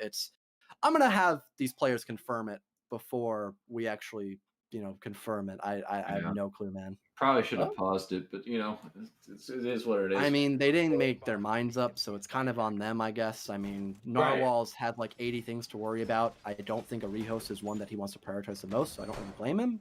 Well, I don't either. I'm just saying, maybe just for the sake of, it's a possibility. It doesn't hurt anyone to pause it for a moment just to get everything figured out. But in any case, I don't think you can call the rehost. I think technically you have to lose that round if you have the headgear, right? I think that's automatically a round loss for you, if I remember the rules right. I hope I get corrected on that if I'm wrong. So in any case, they would have lost the round anyways, just because you can't bring it. Or you can TK the person. I think that's the other option, right? In that case, it didn't happen, and they lost round. So I think just moving forward, we'll see what they're able to do. That is 4 rounds in a row. That's exactly the same number of rounds in a row that Bravo had on their defense before the first round on attack was won by them, or by Johnson Wales on the other side. So now this might be the round. If we see the same pattern, Bravo could win this one, and then we might see that 5-1 split. But again, this is all still singing the same tune to me. These teams need to work on their attack on this map. I just haven't seen the coordination that I'd like to see. Is Shorty like a melody in your head, Wes? Is that the kind of vibe you're giving off right now? I think it's about every day. It's like my iPod's stuck on replay, but oh no! What are you doing? That's not what you want to have happen. That's nothing as to what we've seen so far on Villa, and that's exactly why. That's a huge error in calculations by Meow, and Tokyo's gonna mark it off it. And he types lol in chat. I Oh would my too, man. goodness. Like, what are you doing? Why are you jumping out like that? Yeah, why would you do that? And Literally, that's the worst time to run out. That is, it I really get it. was. Maybe catch him off guard, but so much is on the line. This is the round where either team goes into match point and could bring us to map 3, and you throw away the man count like that? Oh no. Meow, that's not a good idea. To be fair, he did die last time on the same bomb site early, and they still won the round. So it might not be as big of a deal, but Ado is going to get that kill and refrag onto Sakura. You see Locky trying to find the kill, and he does on Ado's move. I thought he was going to get slapped because it didn't seem like he saw him in time, but I guess both players didn't react quite fast enough, and someone's quicker on the draw, and it's Locky in this case. Now we are going to see almost a refrag by Strick, but he's taking actually a whole lot of damage. And there's a 4v3 for these attackers. About a minute remaining. They have plenty of time to work with. These defenders are probably reeling right now. Strict Viral missing some vital shots, and the foot will get spotted out by Locky. A 2K for Ash as he begins to work his way into sight. And now Johnson and Wales are in a horrible position to try to win this. It's a 2v4. We've seen this happen before, but I don't think we're going to see the exact same outcome as Ted will get shut down by Tokyo. It's now a 1v3 as we'll see a refrag come out by Coin Flip, but Civ trades it back instantaneously, and Buffalo, because of the run out by Meow at the beginning of the round, will bring us to match point as they give themselves the advantage for a second time now, Wes. Hey, John, I said they won 4 in a row, and then they won their first attack, and I said that's the pattern. Well, what happens? Oh, yeah. 4 in a row, and then the attack wins. So it's just kind of funny how things play out like that. But in this case, it really did seem like it came on the back of an unrecommended jump out by me, I will say. So hopefully this time they have a little bit more sound of a defense. I still think that the momentum is still on their side, considering they've been dominating for many rounds in a row. And so they still have plenty of that momentum to carry them into another round win here and bring us into that overtime. I'm still just mind boggled about the run up by Meow. I mean, he could have been such a great asset on the defensive hold. He could have done so much. He's a great player. He's found so many kills, and it's just I don't understand it. I mean, I get it, the wild card aspect of it, but it really seems like such a high risk, high reward play. It really just doesn't seem worth it in my mind. And now they're looking down that gun barrel of match point, Wes. They're going to return to Trophy and Statuary with the exact same lineup that they saw. And honestly, I don't blame them entirely, because I think as long as Meow just doesn't give himself up really early into this 12th round, that Johnson and Wales has a fighting chance against Buffalo Bravo, even though they are 1 round away from losing this. Yeah, the thing you can say about going to the same site is the other site was kitchen for them, right? And I do think this is technically a better site. So, but at the same time, they didn't look really good on their basement hold. Like, they had that pulse feeding a lot of information and got some C4s going up and getting those kills. The roam game was working out for them. So I'm not really sure. I have like mixed feelings about it, but I actually am going to agree with your normal statement of going to the same site isn't usually a good idea. I actually don't think it's a great idea here, but maybe they'll make me eat my words in like a moment. Yeah, no, I still agree with you. And to be honest, a little bias here, I actually like Dining Room more than Trophy, just because I think it's really easy for the attackers to just get into study, which is what we're seeing right now by Buffalo. They have study control, and they can begin to just push their way in towards the 2 objective rooms. And there isn't really that much that Johnson and Wales can do other than just winning their gunfights. And that should not be how you want to try and win your rounds, even if you have so many mechanically gifted players like Meow, Ado Smooth, Coin Flip. Just name off a couple of players on the side of Johnson and Wales. All of them really seem gifted with their gunplay. It shouldn't come down to that. It should be something a little more methodically, especially in a game like Rainbow6, maybe not COD, for example. But again, just really seems odd, maybe a little dubious to try to do that. It probably won't matter that much, though. But we're down to 1:30, and Buffalo Bravo is just knocking at the doors of Johnson and Wales' objective room right now. It's really only a matter of time before we see a bloodbath occur in these 2 objective rooms, Wes. I don't know if he saw the Ash, but up and to the right, you can see that beeper. It's not that hard to shoot it, man. It's continually feeding that sound information. But instead, he's just going to have to focus on the doorway itself. But these attackers are not finding much for their trouble. They haven't gotten a lot of control. Tokyo going to be trying to put some pressure by getting on that back window of astronomy. Locky, though, can't get that kill onto Doe this time, and Duck does get that opening kill actually on the Gent before that happened. 4v4 now, even man count a second time. A little bit of utility being burned. Again, grenade completely missing. No one's lined up. ADS now reset, and so will the laser gate be reset as well. This is a great spot for Johnson and Wales because of how much utility they have to work with. Duck will get injured, technically upping the man count for Johnson and Wales, even more so now as Meow claims the head of Sakura. We're down to about 20 seconds, Wes, and this is not a great position for Buffalo as they have to just funnel right on through into sight. C4 comes out far too early, but it won't matter. Time is not on the side of Buffalo Bravo as they try to make lemons out of lemonade for a second time. A dose move picks up his second frag of the round. Strict Viral following suit. It's just a 1v3, and a nice C4 comes out by Viral, eliminating Tokyo in the 1v3, and that will give overtime back in the favor of Johnson and Wales as we will go in round number 13. Yeah, well, job well done. We see that they are able to get back into that overtime. They made a comeback from being down 5-1, and that's really good kudos to them. But at the same time, I'm going to come back to it. The attack for both these teams has been lackluster, and we're seeing now overtime. I expect that to play into it. So what's going to happen here? I expect each team to probably win their defense, and so Johnson and Wales has the advantage here. They could take this map, and then it'll be a 2-0 still, despite going to overtime, despite having a really good showing on the second map compared to the first map. Bravo has now let go of that advantage they had, and now they're going to be in the disadvantage if it still plays out as we kind of expect it to by having 5-1 splits in regulation. Yeah, I really want to double down on the point that you made for the attacking rounds. Only 2 rounds have been won out of the 12 that we've witnessed. That is a huge disproportion to the ratio. That's not a good stat that Buffalo Bravo is definitely very well aware of, and only one of those rounds has actually been won by them. This could be a great pickup round for Johnson and Wales. That's going to ensure that they won't get immediately eliminated off of this second map, bring it to 7-6, and then if they get lucky enough, maybe they'll bring it 8-6, but it's most likely going to be 7-7, and just because Johnson and Wales has that defensive side coming out first on this overtime position, they might just win based off of that because of how just strong these defensive rounds have been for both sides. The exact same round count, 5-1, 5-1, like you and I both have now mentioned numerous amount of times. That might be the sole factor of why Johnson and Wales brings this 2-0 map score in their favor.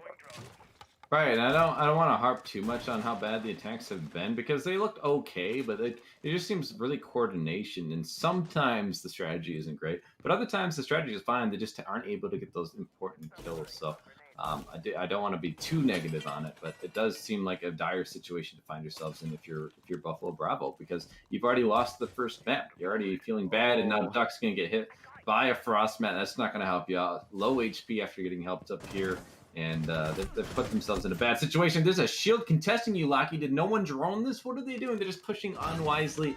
And this is what I'm talking about, these attacks. They seem careless at times. Oh no, coin flip from underneath though! What a huge C4, that might just seal the deal for Johnson and Wales. They pick up both Sakura and Locky. Oh no, that is not what you want to have happen. I was going to speculate that the player underneath might have a C4 at hand, and I was right on the money. That is such a huge blow into the stomachs of Buffalo Bravo. They're down by 2 players and they don't have a lot to work with now. Grenade gets tossed out by Duck in a last-ditch effort that could allow for the back wall of hunting to be opened up with the Selmas. That will happen almost immediately, but even with a new sightline added to the board, it still might be a hopeless round for Buffalo Bravo, as like I said, they're down 2 entire players and have absolutely no map control other than 90 corner. Getting 2 kills is great. Now, what's really bad for the attackers is one of those kills could have at least been Duck, who was already down by the frost mat, and he might have felt okay about it because he's already half dead. But it wasn't. There's 2 full HP players dead, and Duck, who's half a breath left in his lifespan here. He's going to die very quickly.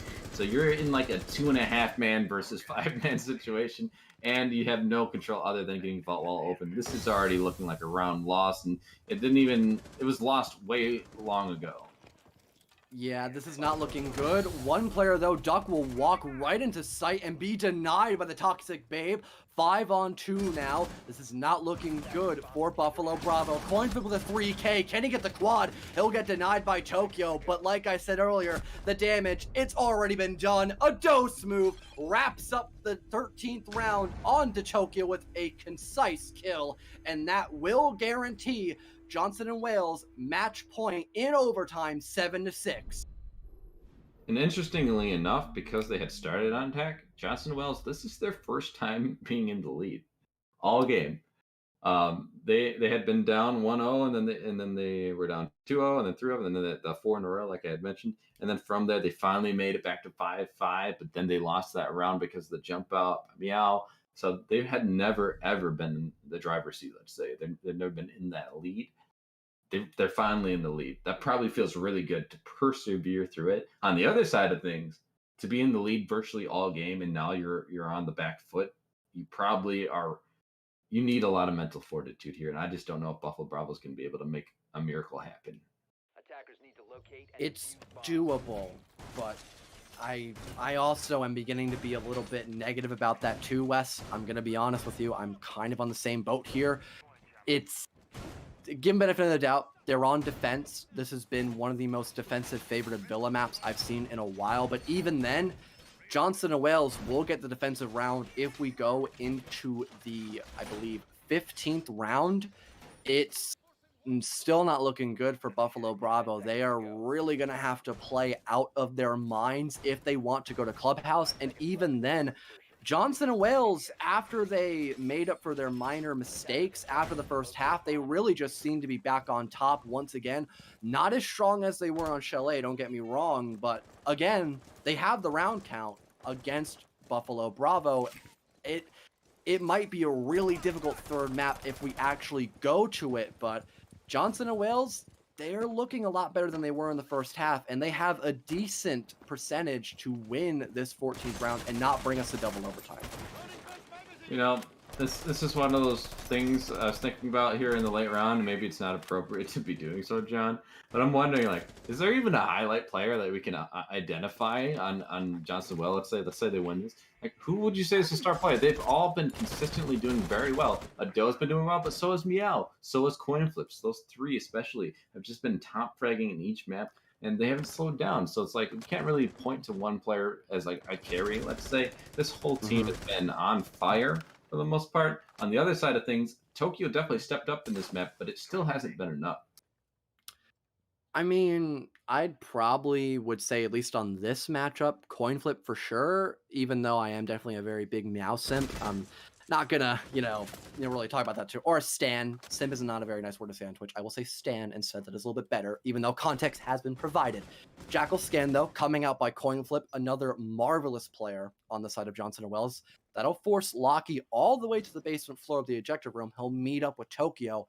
They could go on a very long flank, a great rotation possibly, but if they don't find any kills from that rotation / flank, this could be an easy win for Johnson and Wales, as because both of those players are underneath on the very bottom floor, they are basically giving their team up in a 3-on-5, but luckily Locky will begin to work his way all the way up above, now bringing things a little bit more favorable for Buffalo. But Johnson and Wales, they are really looming outside of these two objective rooms. Soft destruction being made by both Meow and also Strict Viral. They're just beginning to trench their way into the map itself, or the bomb site. My mistake. Locky trying to deny the push by Meow, but he's only going to pick up a little bit of damage now. We're down to 40 seconds, still a 5-on-5.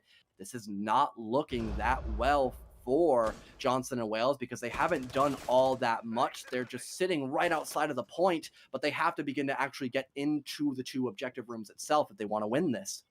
And Jackal Pings are going to continue to feed information. I like his position, but it's really not going to help them all that much. The ADSs, the Smoke Babes coming out to burn off this time, burn up the health of these attackers.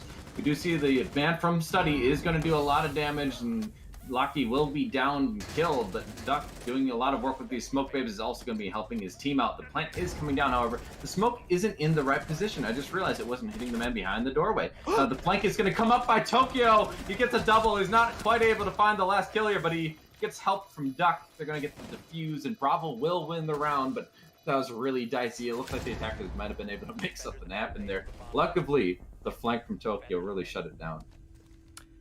I did mention it earlier. I'm glad it happened. Tokyo, right place, right time, found the last 2 picks, really helped out his team there. I did think that Buffalo had that in the bag regardless, but it is nice just to have reassurance, a backup plan, if you would call it. And now it's going to bring us a double overtime. No one can come out as just someone who wins another round and just continues on forward. It's either make or break for Buffalo Bravo and Johnson & Wales, because if JWU wins this round, then they don't bring us to a third map. They've already won the first one on Chalet.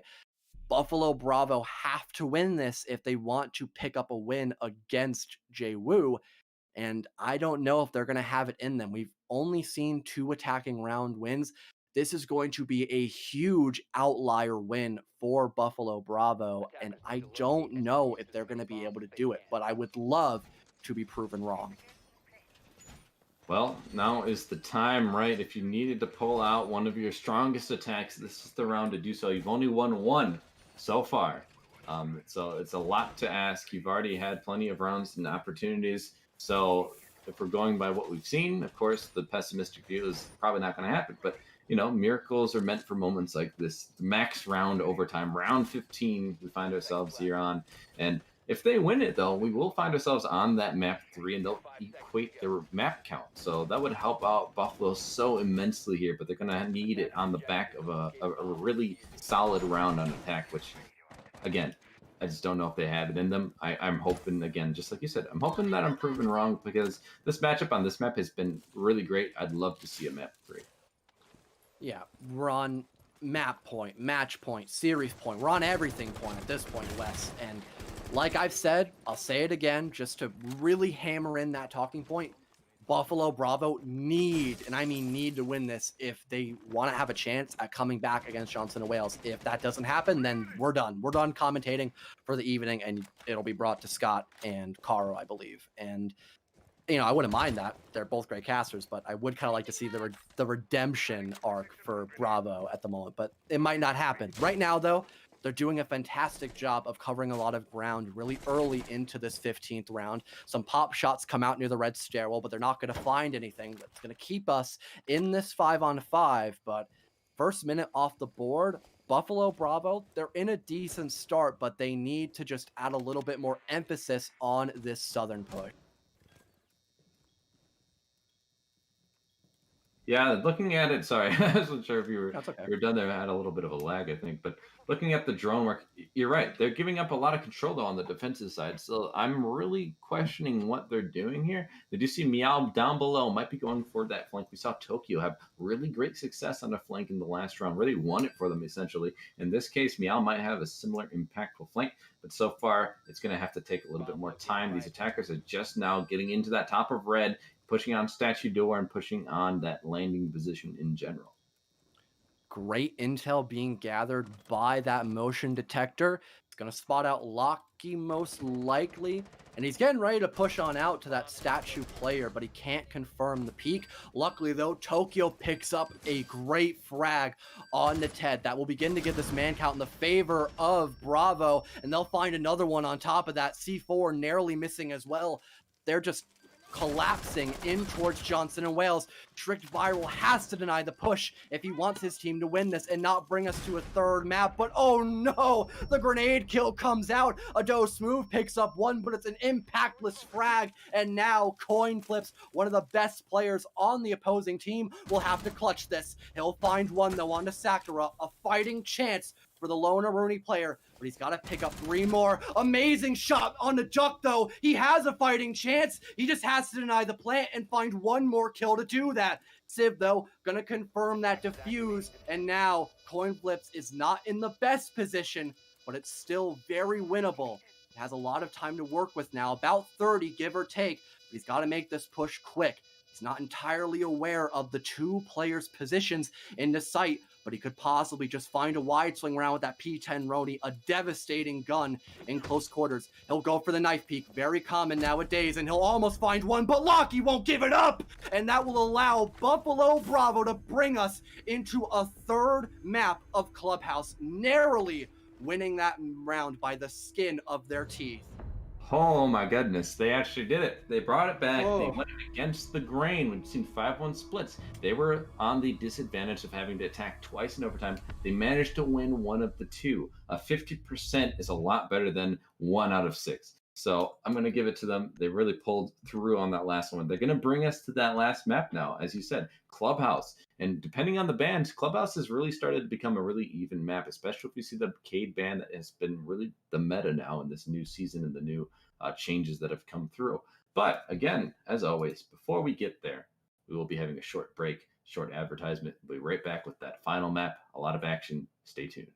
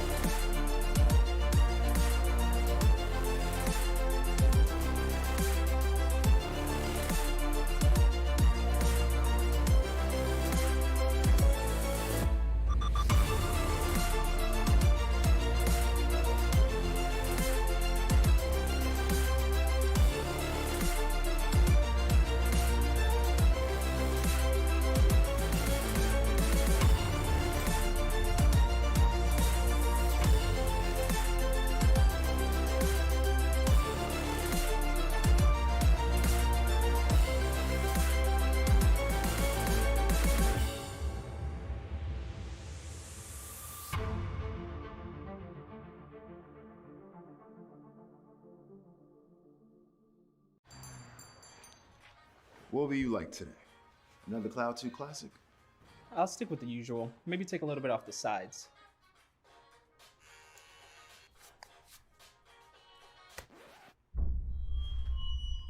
Oh, that's fresh. The HyperX Cloud 2 Wireless. Legendary comfort goes wireless. Hey, watch your head.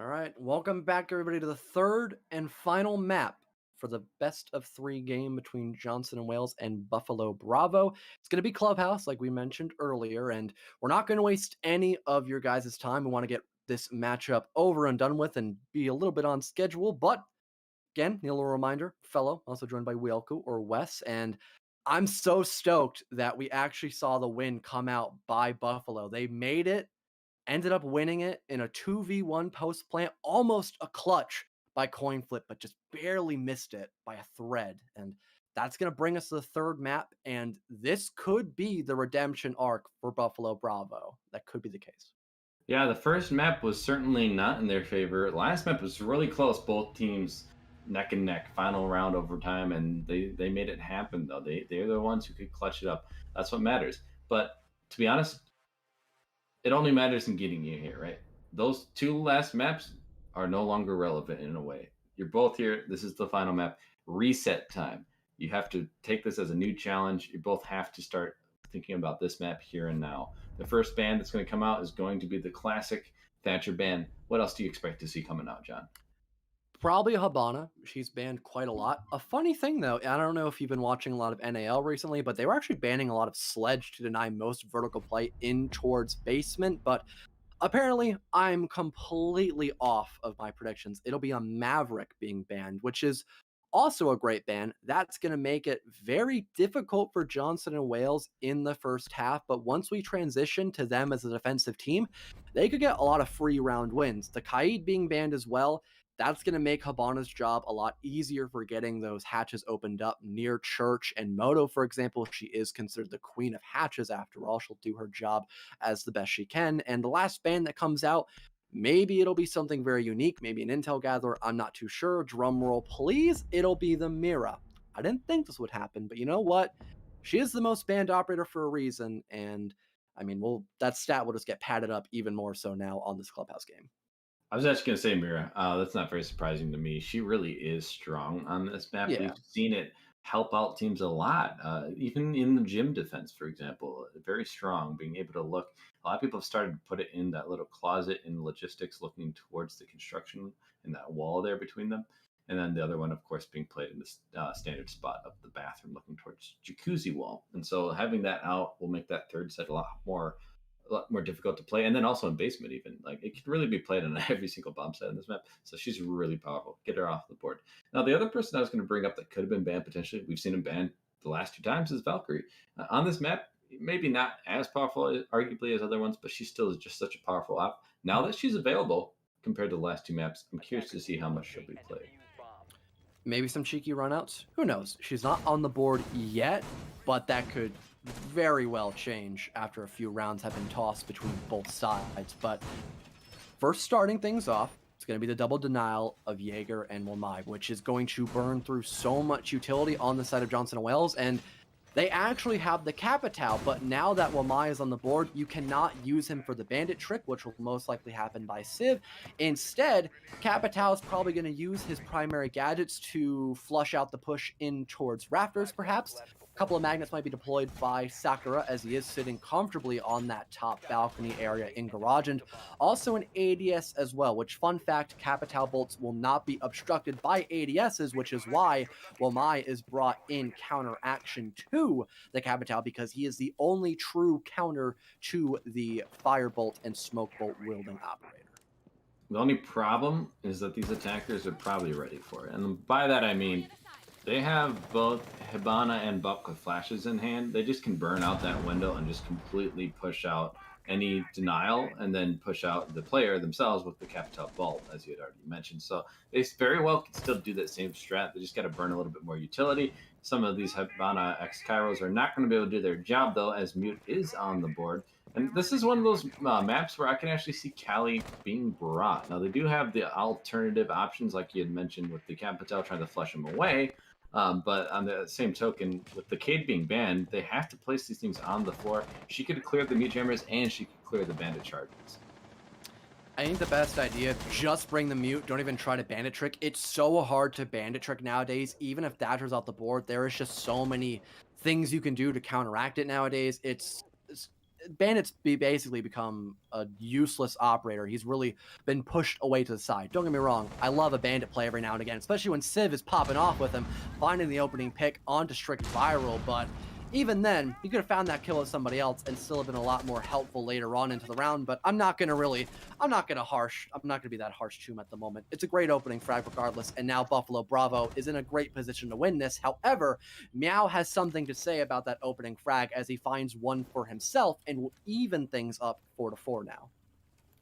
Even man count, but time is ticking away. These attackers, I'm not sure what they're doing. They're starting to get some work done with the buck below, it sounds like. But that's only going to do so much. These defenders still have full control up site and garage, mind you. So they're not getting a lot of control for their trouble. Lockie's actually just going to shut down the buck, get the kill onto them, so they're not even be able to do any more of that work. And so these attackers, they have the man disadvantage yet again, and time is not on their side. Buffalo Bravo also has a lot of their own utility to work with. That's a little bit upsetting, having that singular part of the wall not be opened up, but luckily the last Selma will do the trick for Ted that can allow them to work into the bomb site. Like you mentioned though, Raptors is still in the control of Buffalo, and they could deny the plant pretty easily, especially with those toxic babes by their side as well.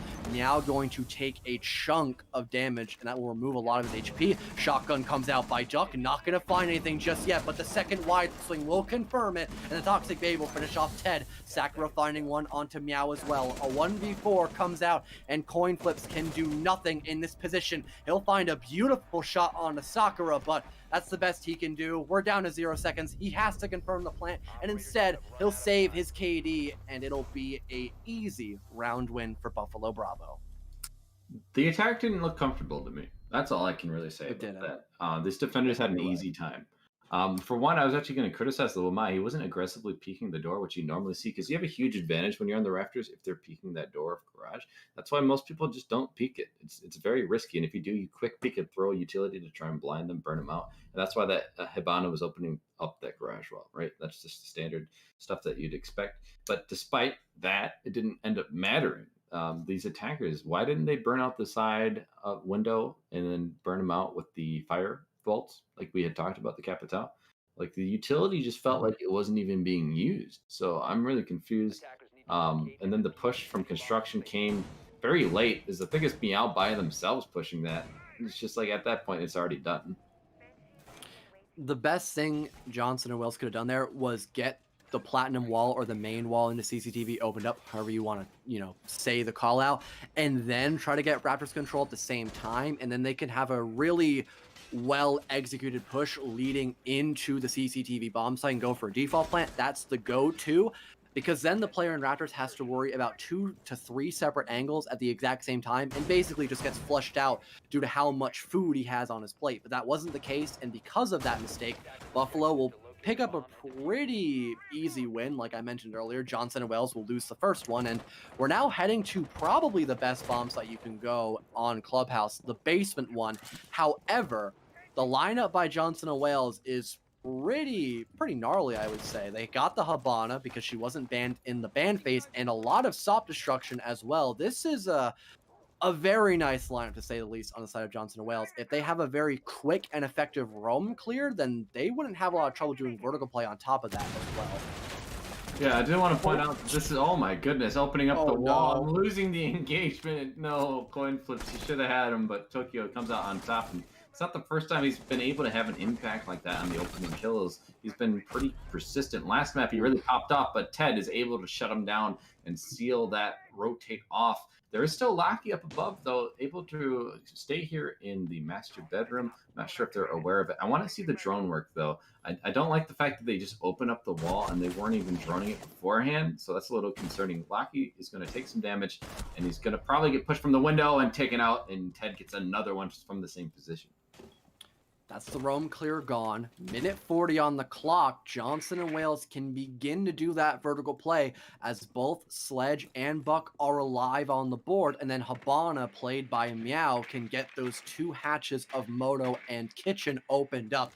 this could be a great take coming out by Johnson Wales because they have so much to work with and plenty of time to perform this push to the exact credentials that they need.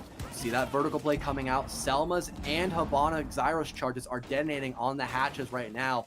This is a great setup so far by Johnson Wales. Impact grenade comes out, but I don't think another one's going to follow up. This will allow Johnson Wales to get the hatch opened up pretty seamlessly. And now it's only a matter of time before they utilize both the vertical play and their man advantage to just swiftly approach into sight and get a returning round win, unless a miracle comes out on the side of Buffalo Bravo in these next 45 seconds. Do you want to point out with the Ash off the board, it is actually a pretty big deficit for their attack because they can't clear the Melusis unless you use the Sledge's grenades. But then they also have to clear out these Maestro cams. So they have a lot of utility left in the pockets of these defenders that can persist on top of two Smoke Babes still in the pocket of smoke. So there's a lot of denial here. And I'm not sure these attackers have the utility to clear it. I'm not too sure if they do either. 20 seconds, though. Ted hops down into sight. He looks the wrong direction, but luckily the coverage from Meow will do just that. Duck, though, will claim the head of Chen, and Sakura follows suit. All of a sudden, Johnson and Wales, they don't look like they have what it takes to win this one out. Duck with a beautiful shot onto a Joe's move, and Sakura denies the push. Coming out from the hatch of Kitchen. What just happened? Buffalo Bravo just suddenly come back from a 2-player deficit, and oh my goodness, how do you get away with that? And now they are up by 2 rounds instead of none. I honestly was kind of alluding to that when I said I don't think they have the utility to clear this. Without Ash, what are they going to do? There's the Maestro Cam. It can see through the smoke, so it's going to feed the information. They're also hot dropping a hatch. They didn't have time to drone. Time wasn't on their side. The man with the diffuser is one of the people who dropped as well. So even if they get the control, even if they win that gunfight over in the church area, they don't have the diffuser. So it was really a losing situation for them as soon as they dropped that hatch because they weren't going to be able to clear the utility unless they got the kills there, which they didn't even look towards the right direction of the AK rack over there, the gun rack. It was a losing round at the moment they dropped and weren't watching the right direction, I guess. That was such a winnable round for Johnson and Wales. Like I said, in the second round itself, they had plenty of vertical play. They had both the hatches opened up, and then Buffalo Bravo, like I said, miracle. They just made a miracle play happen, and it worked out for them in the end. Now they're up by 2 rounds. They're going to gym and bedroom, extending on out into the cash room, which is what you normally see. They are looking so much better than what they were on a chalet. To be honest, it might have just been the fact of the matter that they just didn't have a lot of prep going into that map. Possibly, I really have no clue because they technically did pick Chalet as their map, but even then, brand new map. Maybe they just picked it for variety's sake, and now that they're actually on some of the most played maps in the competitive pool for R6, they are just playing so well against Johnson and Wales. Yeah, Johnson and Wales, they're getting stymied by these defenders. They know exactly how to hold it. They're bringing in the utility that they're not ready for, it seems. And the other thing I want to point out is if you're only going to have an Ash being brought and you know they have a Maestro on the table, which you should have known, it wasn't 6-pick, then you need to have someone else entry frag. And what that means is you have 2 soft breaches, at least they did last time, not this round. They had the Buck and the Sledge. You didn't need both of them. If you're going to have someone entry and risk their life, you probably don't want the Ash. They're the only ones who are going to really be able to have the utility to clear what you need to clear. Minute being burned off on the clock, though, and Johnson and Wales, they're beginning to attack this cache extension. I'm not sure if they've begun to get the jacuzzi wall opened up at the exact same time. Maybe they're just primarily focusing on this cache-sided push. I couldn't tell you the truth, to be honest, but what it looks to be, they're trying to flush out Lockie from the red stairwell. They'll do just that. Now he has to play a little bit more passively, and for the most part, completely retreat into secret stairs. Not a bad position, but that's going to give Johnson and Wales a little bit of breathing room now as they try to completely get control of both construction and that cache room. Lockie, though, on that rotate could make a huge impact later on. A grenade being tossed out, it'll injure Duck just a little bit from his HP, but not finish him off outright. And it's still this 5-on-5. This is a really great position so far for Buffalo Bravo as they are wasting almost all of the utility and time on the side of Johnson and Wales' team. I liked the push from Johnson and Wells to a certain degree, right? They burn out what ADS might have been there, and there wasn't even one there. And then they have the Sledge throw a Oh grenade, but that's a no! TK from a dove. What is going on? Meow does get a kill on Tokyo at least, but Strict is going to fall up into Locky, so they actually could make this happen. I thought they were going to be in a deficit here. Duck is bringing it back a little bit, but it's an even man count. 40 seconds remain. Pushing in Sakura with the shotgun in hand, and Smoke Babe is going to choke them out. Get some nice shotgun shots, do a lot of damage, kill one. A doe by themselves now. Ted off the board. They're going to have to push into sight, and they're going to get taken care of. That's Duck finishing it off. And my God, that just fell apart so fast for them. Bringing it back to even count, and then what do? They just feed Sakura with the shotgun in that little closet hole. Oh man, that's rough for Johnson and Wales. They lined up. They just lined up to the carnival, and I think the prize that they found was death against Smoke. That was easy pickings for Sakura. My God. Buffalo Bravo should not have had that round secured, but so many errors on the side of Johnson and Wales guaranteed Buffalo a flawless rotation. This has really got to hurt where it matters most for Johnson and Wales. We're going to head back to CCTV and Cash Room, a somewhat similar lineup for Johnson and Wales. It's a little different this time as we're going to see no Buck on the board, but a lot of soft destruction still in the hands of Johnson and Wales. Maybe they'll learn from their past mistakes and try to get that platinum wall opened up as quickly as possible and then get control of Raptors, or they might just be lining themselves up for another just hopeless round for themselves.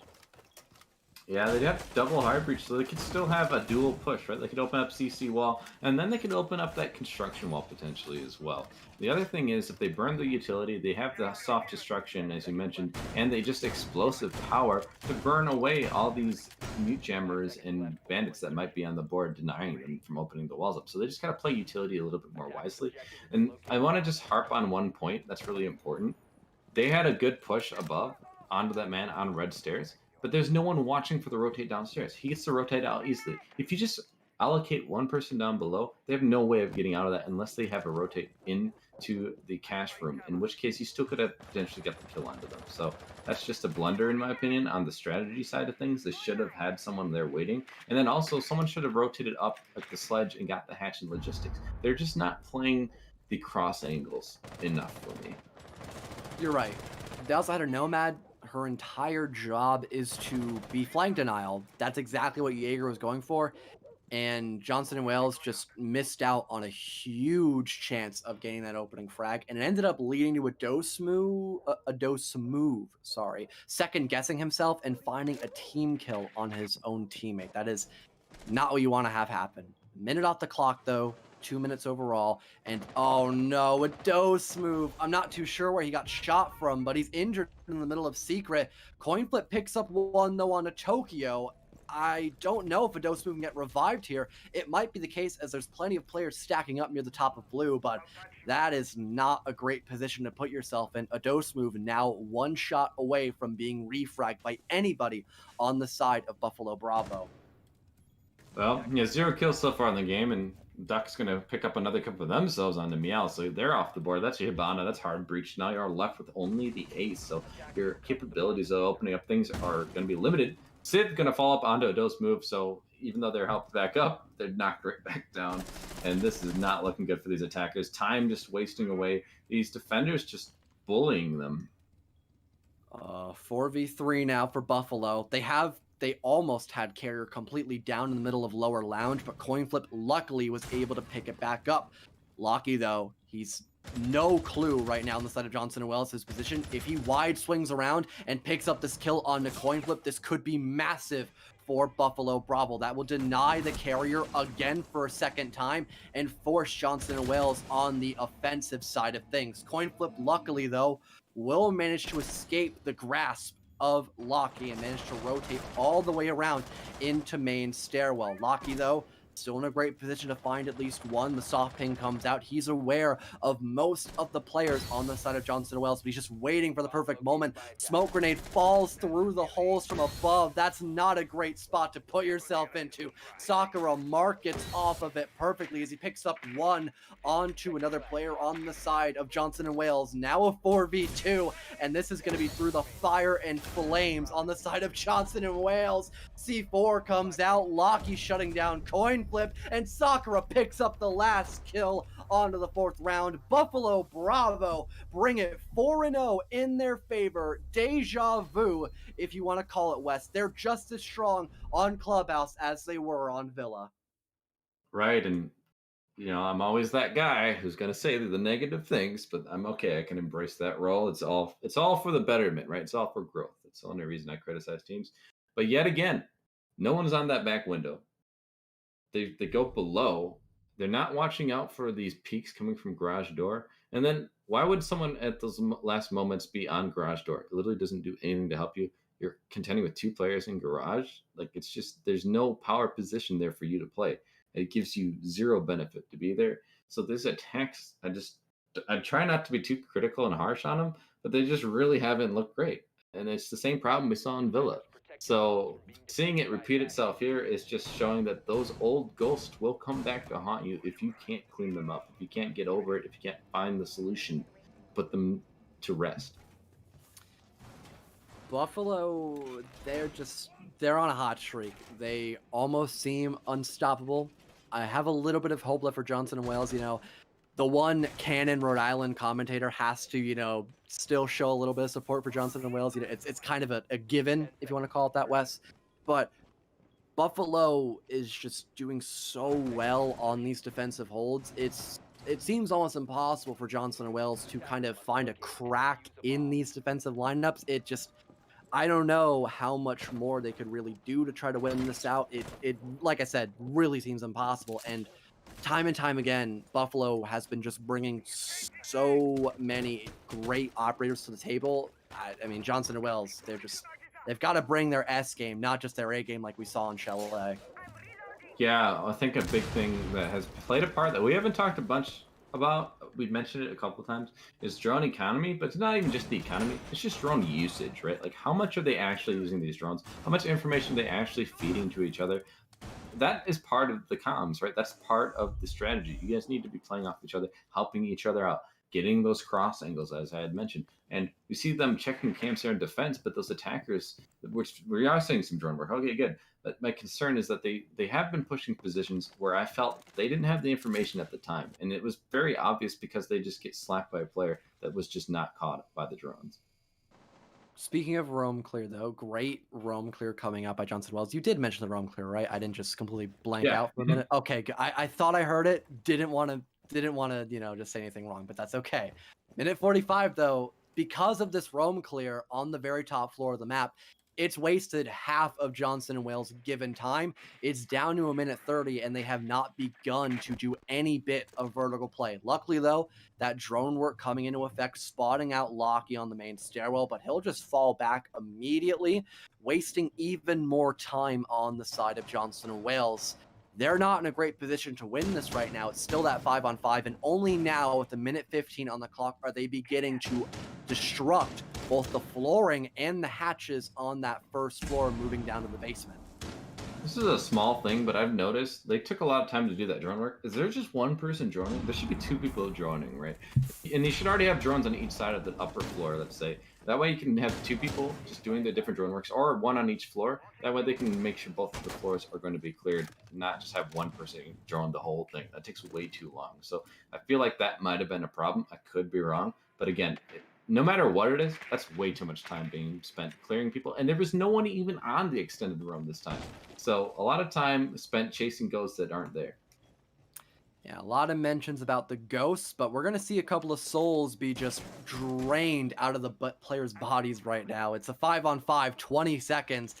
Johnson and Wales, they gotta dip their toes into the bomb site. Stun grenades will come out, almost blinding Meow, but that won't be the case. But a headshot will rip his head clean off his shoulders. A 5-on-4 now. It's gonna be a bloodbath in the middle of sight. It's gonna be an ocean of orange. Sakura picks up 2, though, still denying the plant. A 1v3 now as Coin Flip steps down. It's all but hopeless as Ted tries to find 1 in compensation, but can't get through the barricade in time, leading into dirt. It's going to be the 5th round win in a row for Buffalo Bravo, and they have just not given any glimmer of hope on the side of Johnson and Wales. 5 in a row? It's even worse than last time, technically speaking. Yeah. It was 4 in a row last time, then they found one. This time they're not able to find even the similar, if you can even call it, success. I'm just very scared for this team going forward because their attacks just do not look coordinated enough, right? I've mentioned a few of their problems, but I think part of it even just comes to the fact that they don't even know what the other player is doing. They seem to be pushing different directions and they have different ideas of how they want the attack to go. And you can't just hot trap a hatch like that. You already need the people in other positions. Moving Ted through dirt might have worked if it had happened earlier, but it just came way too late in the round. So they're just not on the same page, it feels like. And it's really showing on the scoreboard. Now, if there's one thing you could say is that both teams last time didn't look very great on their attacks. So there might still be hope if Bravo looks dreadful on their attacks, just to put it out there. We're seeing a lot of 20, 30-second pushes, West, that have just been failing completely for Johnson and Wales. And although some people still use the coined reference of that 20-second meta that Kickstar brought up so many seasons ago, I think we've truly just pushed away from that. You can consider it more of like a 40-second meta, give or take, maybe more of a Mutant Mozzie meta in some instances as well, because it's a great roam extension when you have both of them. It's coined as an SSG roam for the most part. You would probably know that very well, Wes. And it's mostly just Johnson and Wales making a lot of very common mistakes, which is forcing them to play in this quote-unquote 20-second meta, which it was the main reason why so many defensive rounds were won on the side of Buffalo Bravo and just in general from the last season for most T1 competition. But hopefully Johnson and Wales can eventually find their footing. Half a minute off the board, they're beginning to tread themselves in towards CCTV as we see the exact same extension come out in towards Cash Room, and Duck actually might back off of this push. He's not even going to bother wasting his own life there, as a minute has already been wasted off the board. He's done his job for the most part. Not a big fan of him leaving it really early, but I don't think it matters, as Johnson and Wales will probably waste most of their time just trying to drone everything out. I mean, that's a good job opening the walls there, and it does do some damage on the player on the other side. Duck down to just 25 HP here. Another charge might come through and find him if they're not careful. I think they just placed one on the window right above, but that's going to be a nice down on the man on red stairs. That's Locky. That's the Jaeger off the board early there. Meow getting that kill, and this is actually looking really good for this attack. It looks a lot better than what we've seen. Now, the problem is, where's the a Doe getting a double kill onto Sakura and Tokyo. This attack certainly looks a lot more promising. They could find their first round here. A jump out, it's gonna come out, but they're watching for it. A Doe getting a triple now, all on the back of Civ, and I don't think they can do it with an ump in hand. 1v5 over a minute remaining. There's so much time for Johnson and Wales to just confirm their first round win. Droning out the player of Civ, and Meow around the corner will finally give his teammates their first round win on Clubhouse. It'll deny the 6-0 flawless first half sweep by Buffalo Bravo, and will give Johnson and Wales a minor chance against the behemoths of Buffalo. And that's going to give them just a couple more rounds before we possibly see overtime, or pardon not overtime, match point itself. We're not anywhere near overtime yet. Don't be thinking about that just yet, John. It said, oh, no, we're not near that yet. But it could happen. We saw it happen once. This is the exact same position. Yeah, exact same. Yeah, we're thinking of the same thing here, Wes. It's literally 5-1 again, and Johnson and Wales was just one round away from bringing it back. Maybe they'll be able to do it on Clubhouse, but they don't really seem as strong as they were on Clubhouse as they were Villa, because even in Villa, they were so much closer to winning a lot of those rounds that were ended up losses for them. So I don't know. I might be favoring Buffalo all of a sudden now, Wes. Well, looking at it, you're right. The attacks on Villa, while they didn't win, they were at least closer. That was the only good round on attack that I can really credit Johnson Wells with. I really didn't see much else on the other attacks that I felt satisfied with. They didn't get the opening kills many of the times. They didn't have the good droning going for them. They didn't work together in good cohesion in general. And that last round really flipped it around. They showed that they certainly have it in them to do that. Now, they get to go on their defense here. They could potentially be favored here. But I'm just going to wait and see, right? Let's see how this first round plays out, and then we can have a little bit more of an awareness on exactly what level is their defense on. Is it going to be close to what we saw in Villa? Because if it is, they very well have that chance to bring it back. But if they especially lose this first round here on their first defensive round, that could just spell disaster.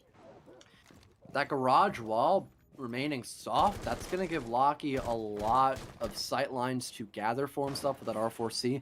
Maybe picking up an early frag on a Meow. He might just have too many angles to worry about. Those Xyruses going off in the background as well. Another sight line to be gathered for Buffalo Bravo. They almost have a lockdown completely in towards this Rafters area on the side of Garage. There are two players trying to deny it, though.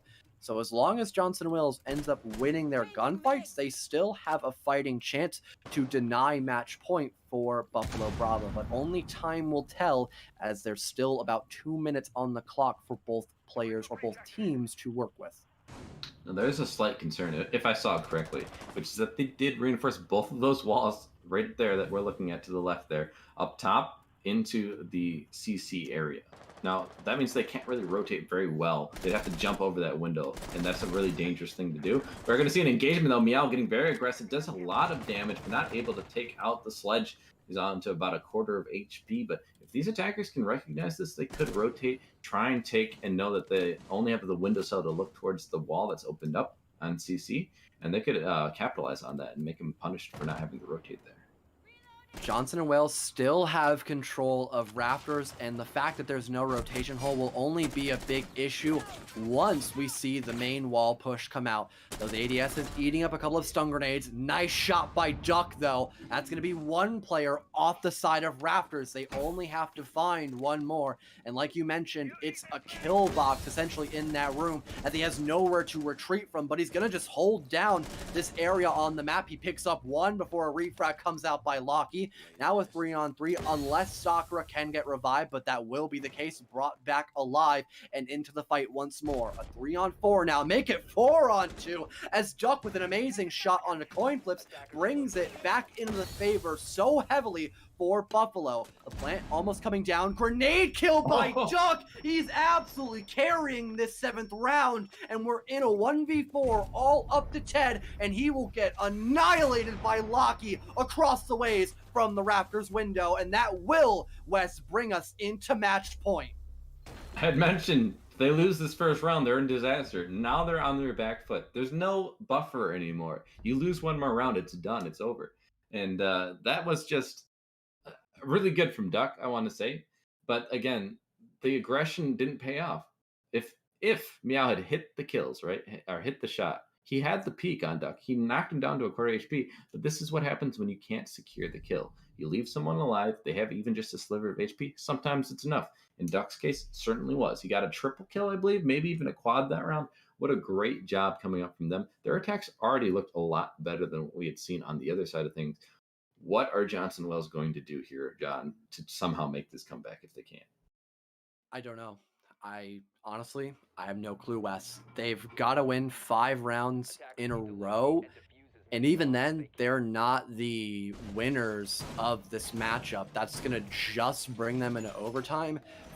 After that, they've got to win 2 more rounds after that. They basically have to win 7 rounds in a row to actually win this best of 3. They might not have that much gas left in their tank to do that, but at least they have a very great setup for this basement floor. It might not matter, though, because Buffalo's lineup for this bottom floor site is pretty strong.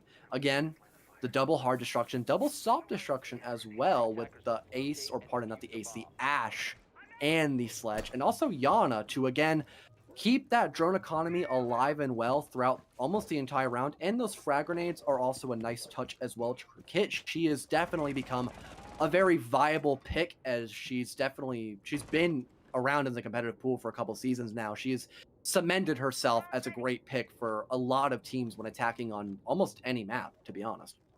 John, I'm sorry, this is going a little bit different way than what we were just talking about, so I apologize for segueing here a little bit. But I was watching Pro League earlier, and there's something that the Smoke did that really bothered me that I had seen a pro player do earlier even, and it was the Smoke player on the red stairs. They could have rotated away when they saw that the ADS was going to be burned by flashes coming in. They should have had to rotate into cash. But the other thing is they wasted Smoke Babes throwing it down below on red stairs. That means there's nothing left to deny the plant.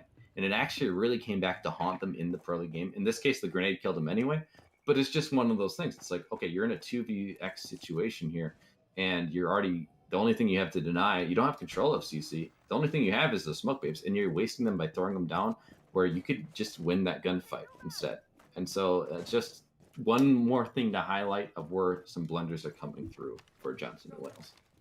Yeah, no, it's a great talking point. It's really asserting that Johnson and Wales are making a couple of minute mistakes that you wouldn't really think of unless you've actually delved into this game as much as maybe like me or Wes has, for example, or like another commentator / comp player. And then it really does speak for itself as to why Johnson and Wales are losing time and time again. It's just a mountain of these minor mistakes that end up leading to their demise. And I can't really say the same for Buffalo because they are just finding so many great opportunities. What a masterful shot by Lockie through the soft flooring. He didn't even have a sight line open up. The vertical play didn't fully spot out him from underneath, but it doesn't matter. Lockie just hits his shots. Now we're in a 4-on-5, and Buffalo Bravo might just bring us home with a 2-1 victory for themselves. ADS, though, it'll eat up that grenade. He'll throw a second one, though, almost immediately. It won't find anything, but it doesn't really matter. Buffalo still has this man advantage and are beginning to collapse into the bomb site. We have players like a Dose Move, though, trying to counteract it, but he'll whiff his shots. That's a huge pick for Lockie, and that's going to give them the man count up by 2. The dirt push could come into effect along with the hatch drop. We're seeing that happen through the highlight. We're going to have Ted try to deny this push out. Coin flip, though, 2 massive frags. Luckily, though, another kill comes out by Lockie in response. A 3K for the Ash player. We're down to 15 seconds, and the plant has to come out, but it won't matter. What a comeback, or should I say redemption arc for Buffalo, as they almost clean sweep the third map on Clubhouse 7-1, only giving away a single round and bringing us to the third map. That was really, really impressive. Now, there's something I want to highlight as a difference that really was key in that round. And what happened? Well, before, remember when they're in the same situation, but the teams were flipped? We saw that Ted had rotated into dirt, but it was too late.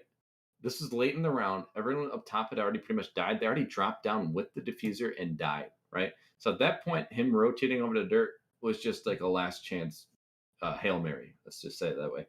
This case, though, they get some kills to open it up. They have the hatch open. They're using the grenades to clear out the people who are playing over in that AK rack area. And then you have, it was, I believe, the Ash pushing up Lockie, and he gets that kill on the person in the AK area. That way, the angle that would be looking at that drop is no longer there. They can only play from the church area. So I just want to highlight that's the difference right there. Just a small adjustment, playing together, pushing at the same time, playing off of each other. The grenade to clear them out. They push it through dirt. Like, the cohesion was just night and day difference, and that's really what won that round, and that's what sealed the deal. So just wanted to highlight one more time just the difference in the attacks that we saw. Really good job. As you mentioned, redemption arc. They didn't look so great on that first map. They struggled on the second map a little bit, but they managed to squeak out the win. And then, so it's just watching like a complete shift from beginning to end.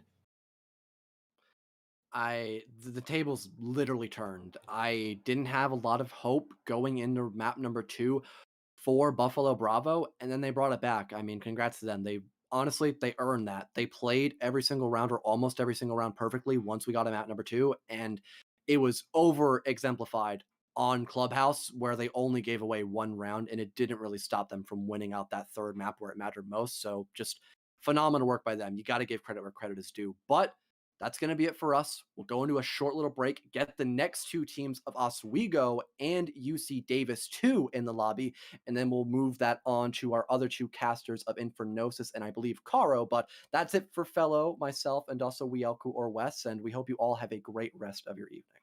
See ya.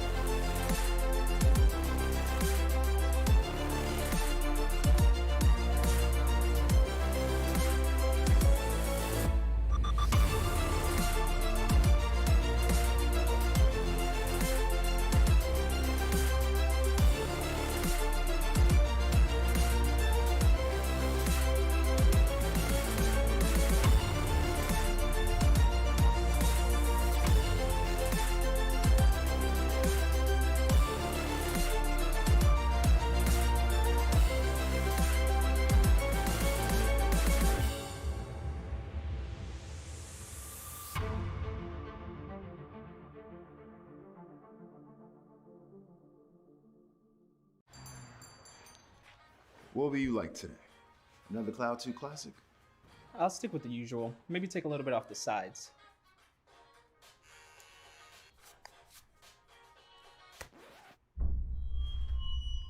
Oh, that's fresh. The HyperX Cloud 2 Wireless. Legendary comfort goes wireless. Hey, watch your head.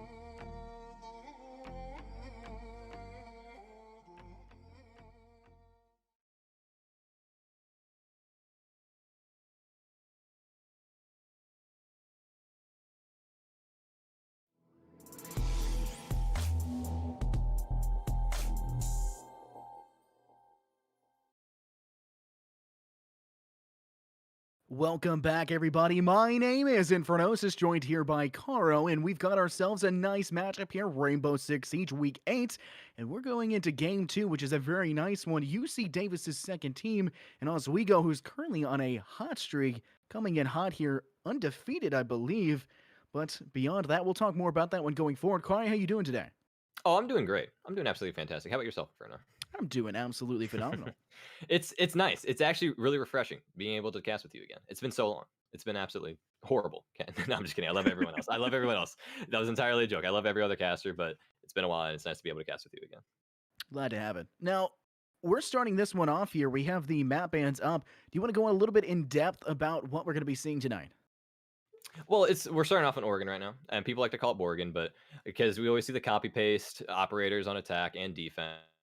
Same strats on every single map. It's cookie cutter almost on every single, not only comp teams, but just comp matches in general. I haven't really seen too much coming from UC Davis. I've seen a lot come from Oswego. Obviously, they're undefeated. I've been able to cast a couple matches for them. I recognize majority of these guys' names.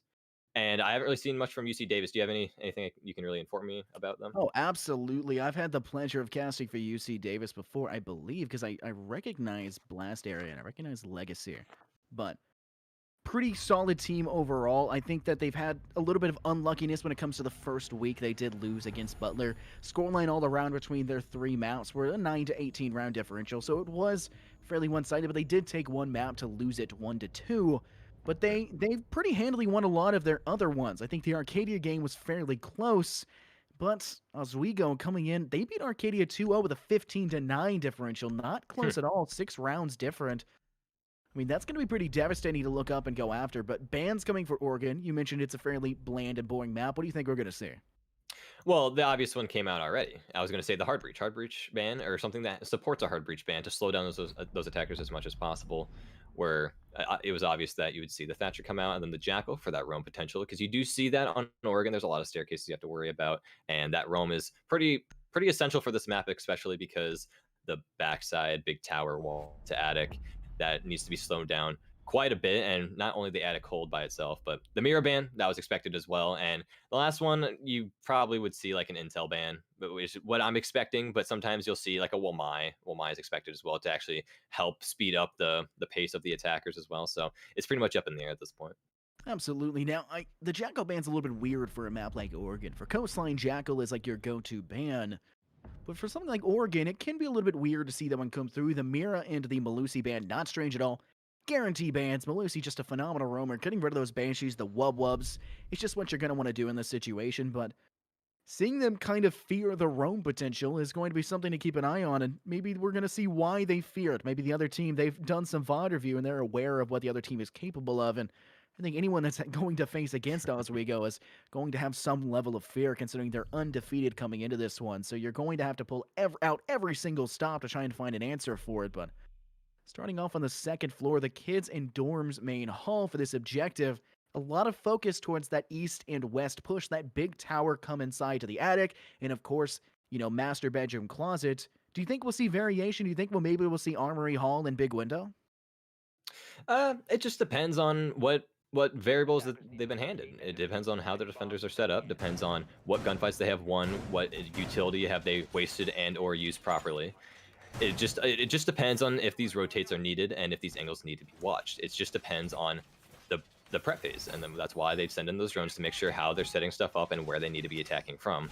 And that's why this map is pretty bland, is because the holds are from the exact same spots every single time. It's the closet wall, it's the attic wall. People hold inside attic. Someone's probably gonna be holding around the trophy or master area. It's pretty cookie cutter. But I wanted to mention real quick that, like I said before, they were afraid of the roam potential because they banned that Jackal. But they brought 2 roam deniers, and just the cutoffs in general being Gridlock and the Nomad bringing those air jabs as well. It's interesting because typically whenever I see them bring both, I expect to switch off with the 6-pick, but I think they switched off a Buck to get that Maverick so they can actually push that attic side with the Maverick while they still can. But I think they're splitting up the Nomad and the Gridlock to both hard breach push. Very well. We do see a very standard kind of push here. You're not bringing a Nomad, like we mentioned. You're going to have the Gridlock be that, roam denial player inside of Big Tower. And You're going to bring that Maverick as well over in that direction of tower as well as an extra little bit of support. Usually you see a Zofia, you'll see Huncho usually be that person to come over. You're not actually going to see that here, which is somewhat interesting in its own account to not see that one come through. Only 2 players kind of situated inside of Big Tower. When it comes over towards Closet, no, there's the Nomad, and there goes your Maverick. There goes your entire ability to clear out that wall. Spicy Fish doing a phenomenal job of completely decimating any chance of the UC Davis side to step inside Big Tower. And now you're going to have a rotate. Your one hard breacher of X-Nayite is either going to have to run all the way around. X-Knight's going to have to take in all the way through Big Tower after he clears Walk-in Closet, or he's just going to have to full commit to Walk-in Closet. Oh, you know Spicy Fish is happy out of his mind right now. He's like, I got that pick, and that's going to be the Maverick off the board. He doesn't have to worry about that angle anymore, but he still has to be careful as much as he can. Ooh, that peek might actually come through in the favor of the Jaeger. Oh, it definitely does, and that's going to be the gridlock off the board, and almost the ace as well, but he won't win the fight. Oh my gosh. That whole interaction right there was huge for the defensive side, but sadly Denki did fall in the process, but the damage that he did deal to the ace might be enough to actually tilt in the direction of the defending side. Yeah, Oswego's definitely got themselves situated nicely. A pincer coming in for this armory room. However, Legacy and Knight are looking for an opportunity to take a player out. Shots attempting to go through the wall, and Blobfish will actually win out against Legacy on that outside window. If I'm Blobfish, I'm also running out to maybe escape into a bit of a safer area because you know the other player, Huncho, who's now on the outside of Games Room window, who just managed to find a pretty nice kill securing inside of the objective. You still have a 2v3, however, Oswego have definitely put themselves in a good position. Player still, that's going to be X-Knight sitting inside Master Bedroom, knows that Blobfish is in the opposing room of Armory. Huncho has rotated over as well to maybe get some support, but it's going to go the other way. Huncho finds the kill, low now, however, and now you've got yourself a 2v2, but both players on the attack. Now only one player, they'll fall. J-Boss finds the last, no health remaining for them, and no chance as Oswego clean up round 1. I really like how they cleaned that up, because when the Valkyrie showed that aggression beforehand around that armory side, she ran out of ammo, but she did not give up on that momentum and decided to alternate to the Deagle and managed to actually pick up a kill as a result. That, I believe it was Blobfish as well, because he was going on an absolute tear around that area as well. The fact that the defenders on site realize that the aggression has been placed, the pressure has been applied, so they can just sit back and relax and wait for those visuals to come through because they know they did their damage. They know that Ace has been damaged coming from the Jaeger's death. They know that they did a lot of damage from just that Valkyrie single hold around the armory side, and that the time was being wasted as well. The Valkyrie just sat back in armory and waited for them to peek in. It was well played as like an end game, and actually well played in the beginning as well, because Spicy Fish, like I mentioned before, he was happy to get that Maverick pick because that is that heart breach gone, and he didn't even successfully open up that attic wall yet. Be devastating. Not as many opportunities, I would say, to kind of deny hard breach when it comes to this objective down here in the basement. Your best bet is most likely going to be denying any chance of them taking that L bunker hold we see over here on that east side of that basement floor. Maybe taking some control of that VIP section of the main stairwell. Maybe taking control of that, you know, keeping control of that northern side of the map, which is why you see players on the defensive side holding inside of Pillar and kind of watching that angle. They're not fully committing. You'll see some rovers maybe decide to fully commit. It's not exactly the smartest strategy. We'll have to see whether Oswego really goes for a full turtle or if they are going to have a couple tertiary players kind of roaming around and putting some off-site presence where applicable. However, it looks to be a mostly construction-sided spawn coming from the side of UC Davis. I'm expecting players to take Big Tower. I'm expecting some players to head into Barrel Room, but from the looks of it here, nobody's actually heading to Barrel Room. They're going to try and clear out this first floor to maybe guarantee no chance of an off-site presence from the Oswego side. Yeah, Oswego knows what they're doing. They know when to play aggressive. They know when to play defensive. They know when to sit back. So when you say, I wonder if they're going to be roaming around, wondering if they're going to be aggressive, trying to pick up those attacking kills, because they can be very impactful if they do manage to pick up these kills, because almost every single one of the attackers needs to be alive towards the end of the round, or they need to be able to get their job done to actually remain as effective as they should be, or at least their potential is. So knowing Oswego, I feel like they have that potential and they know what to do. I trust them. I know what they're gonna. I know that they can peek when they need to peek, and they have the intel, they have the comms. So, they're flawless for a reason. So I have no problem saying that they will probably be winning out this entire thing. That's my bold prediction off the beginning. I'm gonna say that right now. I want to point this out because I think it's kind of funny, actually. Take a look over on the right side of the screen right now. Oswego, every player in their team has 1 kill. They've really spread this thin. They've really making sure everyone gets in some work here, make sure nobody's not doing in their due diligence correctly. And It's exactly what we're noticing. And take a look at the safety net that that Chef Gusteau is really going for here.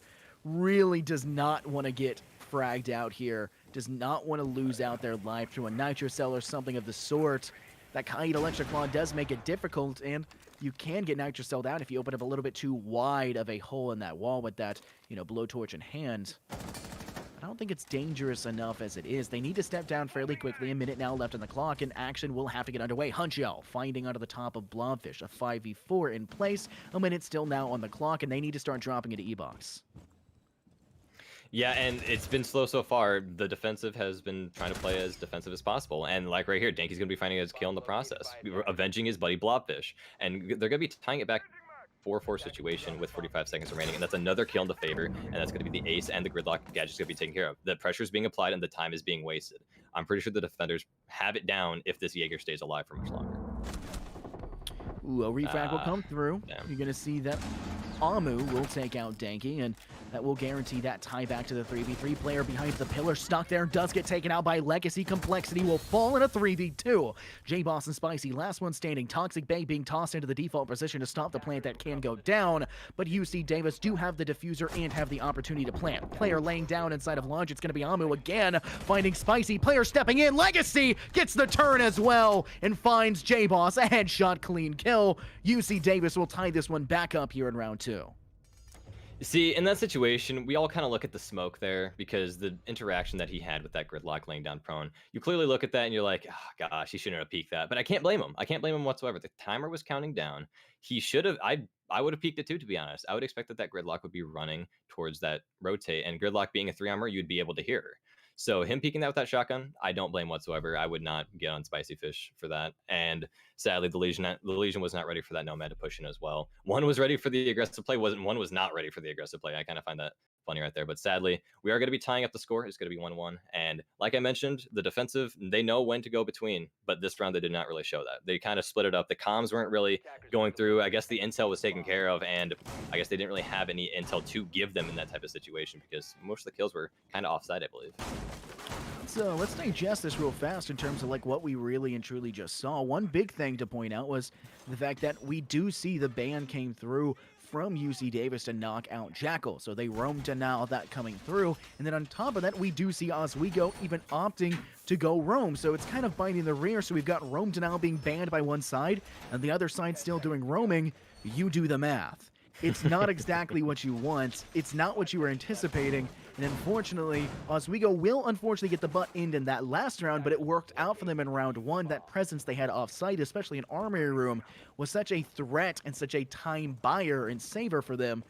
It really bought UC Davis in the rear. Bit UC Davis in the rear, I guess I should say. It's not exactly what you want to have, and they're going to need to find an answer for that, because right now they're bringing 2 roam denial again. Legacy and Amu. We're bringing the Gridlock and, of course, the Nomad. We are seeing a player from Oswego, Blobfish in Big Tower, looking for a chance to get a player on the swing. What are we watching here? 2 players need to dive in. One on the top floor has thrown a drone out. Information has been gathered, and Blobfish needs to get away with their life, and it doesn't look like they will. Fight going up for the top side, up on top of the rafters. Takes a bit of damage, but still stays to maybe continue to fight. Does get away, however, but good trade to force UC Davis into fighting out in that position to waste a little bit of extra time. Oswego get away scot-free with it. Yeah, he's forcing them to get on their drones right now, which you did see the Nomad get on, so Legacy wasted no time getting on that drone, tried to get that intel as quickly as possible. Make sure Blobfish did rotate off before they make any sort of push, and then look out for roamers, even more roamers rather, before they start making an initial push. As you can see, the air jabs are going down, so well played so far. It seems to be pretty clean so far. They're pushed, they got that Kaid downstairs. They're doing their job to get those roamers out. The long range angle right here. Oh, it's not going to go off. He's going to miss it by a pixel. That little that 0.2 situation to where Danky could have picked up a very, very impactful kill. That would have been huge, but sadly he did not. Timing, like I've always said, it's one thing I've always said. It's, the 6th man on the field and either side is Father Time. You're going to have that 6th player, and usually it's in favor of the defensive side, unlike that first pick, which Huncho will drop on a Complexity. You've got to worry about time. Now only a minute and 10 seconds left, and you've already just lost another player from Spicy Fish with a long shot angle. The SMG-11 to find out Huncho on the refrag. And now you've got 3 Toxic Babes still in Spicy Fish's utility to use, has tossed one and ready to pop inside of default, and those will buy you 30 seconds of unplantable time. You've got to remove that player. Denki will fall, but not the player you need to remove. Legacy will secure it, but you're still struggling to get the E-Box hatch right here. The bad problem with Chef Gusteau, who's not able to completely clear it out, and you need another player. You saw it before. They pushed in. Most of their players coming into that pillar side, and then one player coming in through Laundry to kind of secure, but right now you only have Chef Gusteau and X-Knight trying to make their way through. Player stepping around to the corner. He'll take the fight, and Spicy Fish falls, guaranteeing no chance of another Toxic Babe, but J-Boss will refrag out onto Amu. That's inside of that Laundry. That cuts off the player we talked about just a second ago on the flank side, but now Blawfish and J-Boss are trapped over here on the southern side. Nice shot connecting from J-Boss with a T5 all the way to pillar. Legacy falled and relegated to a death pool, and now a 2v2 situation. Blawfish rotating away, sees the player's head, does not turn to it in time, and now J-Boss on the prowl, rotating through the corridor. It's taken out from the legs of Chef Gusteau, and he'll find a second as well, securing it as Blawfish falls. UC Davis will win back-to-back on this basement objective. Yeah, they were really consistent with those trades. I saw the attacking side pick up one, defender would answer with another one, and it was consistent until that last second situation where they got that diffuser down, and then the Maverick just popped off. Swung one angle, took care of him, peeked the other angle, and it was just done for. He did his job, took care of that hatch, dropped down, and then just cleared sight.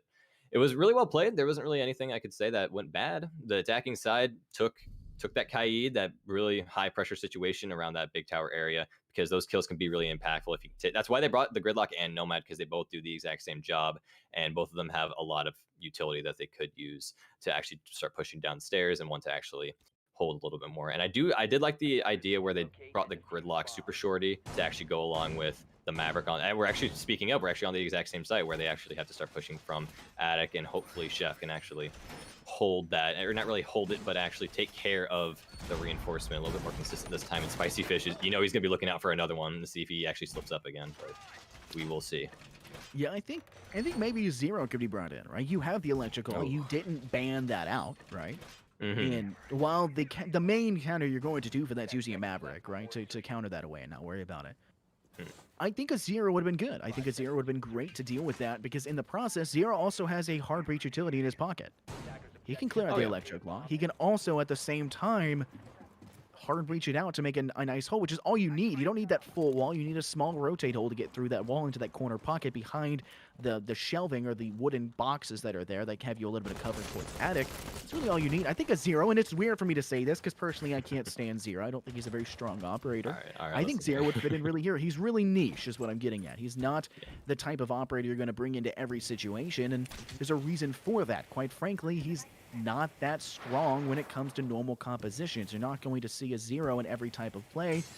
And it's just the way that it is. You have to deal with that. But I think a Zero could do phenomenal here, and that's saying something. Already look here, though, through the wall. Spicy Fish up close and personal. Chef Gusteau doing a good job of not being able to be shot from this angle.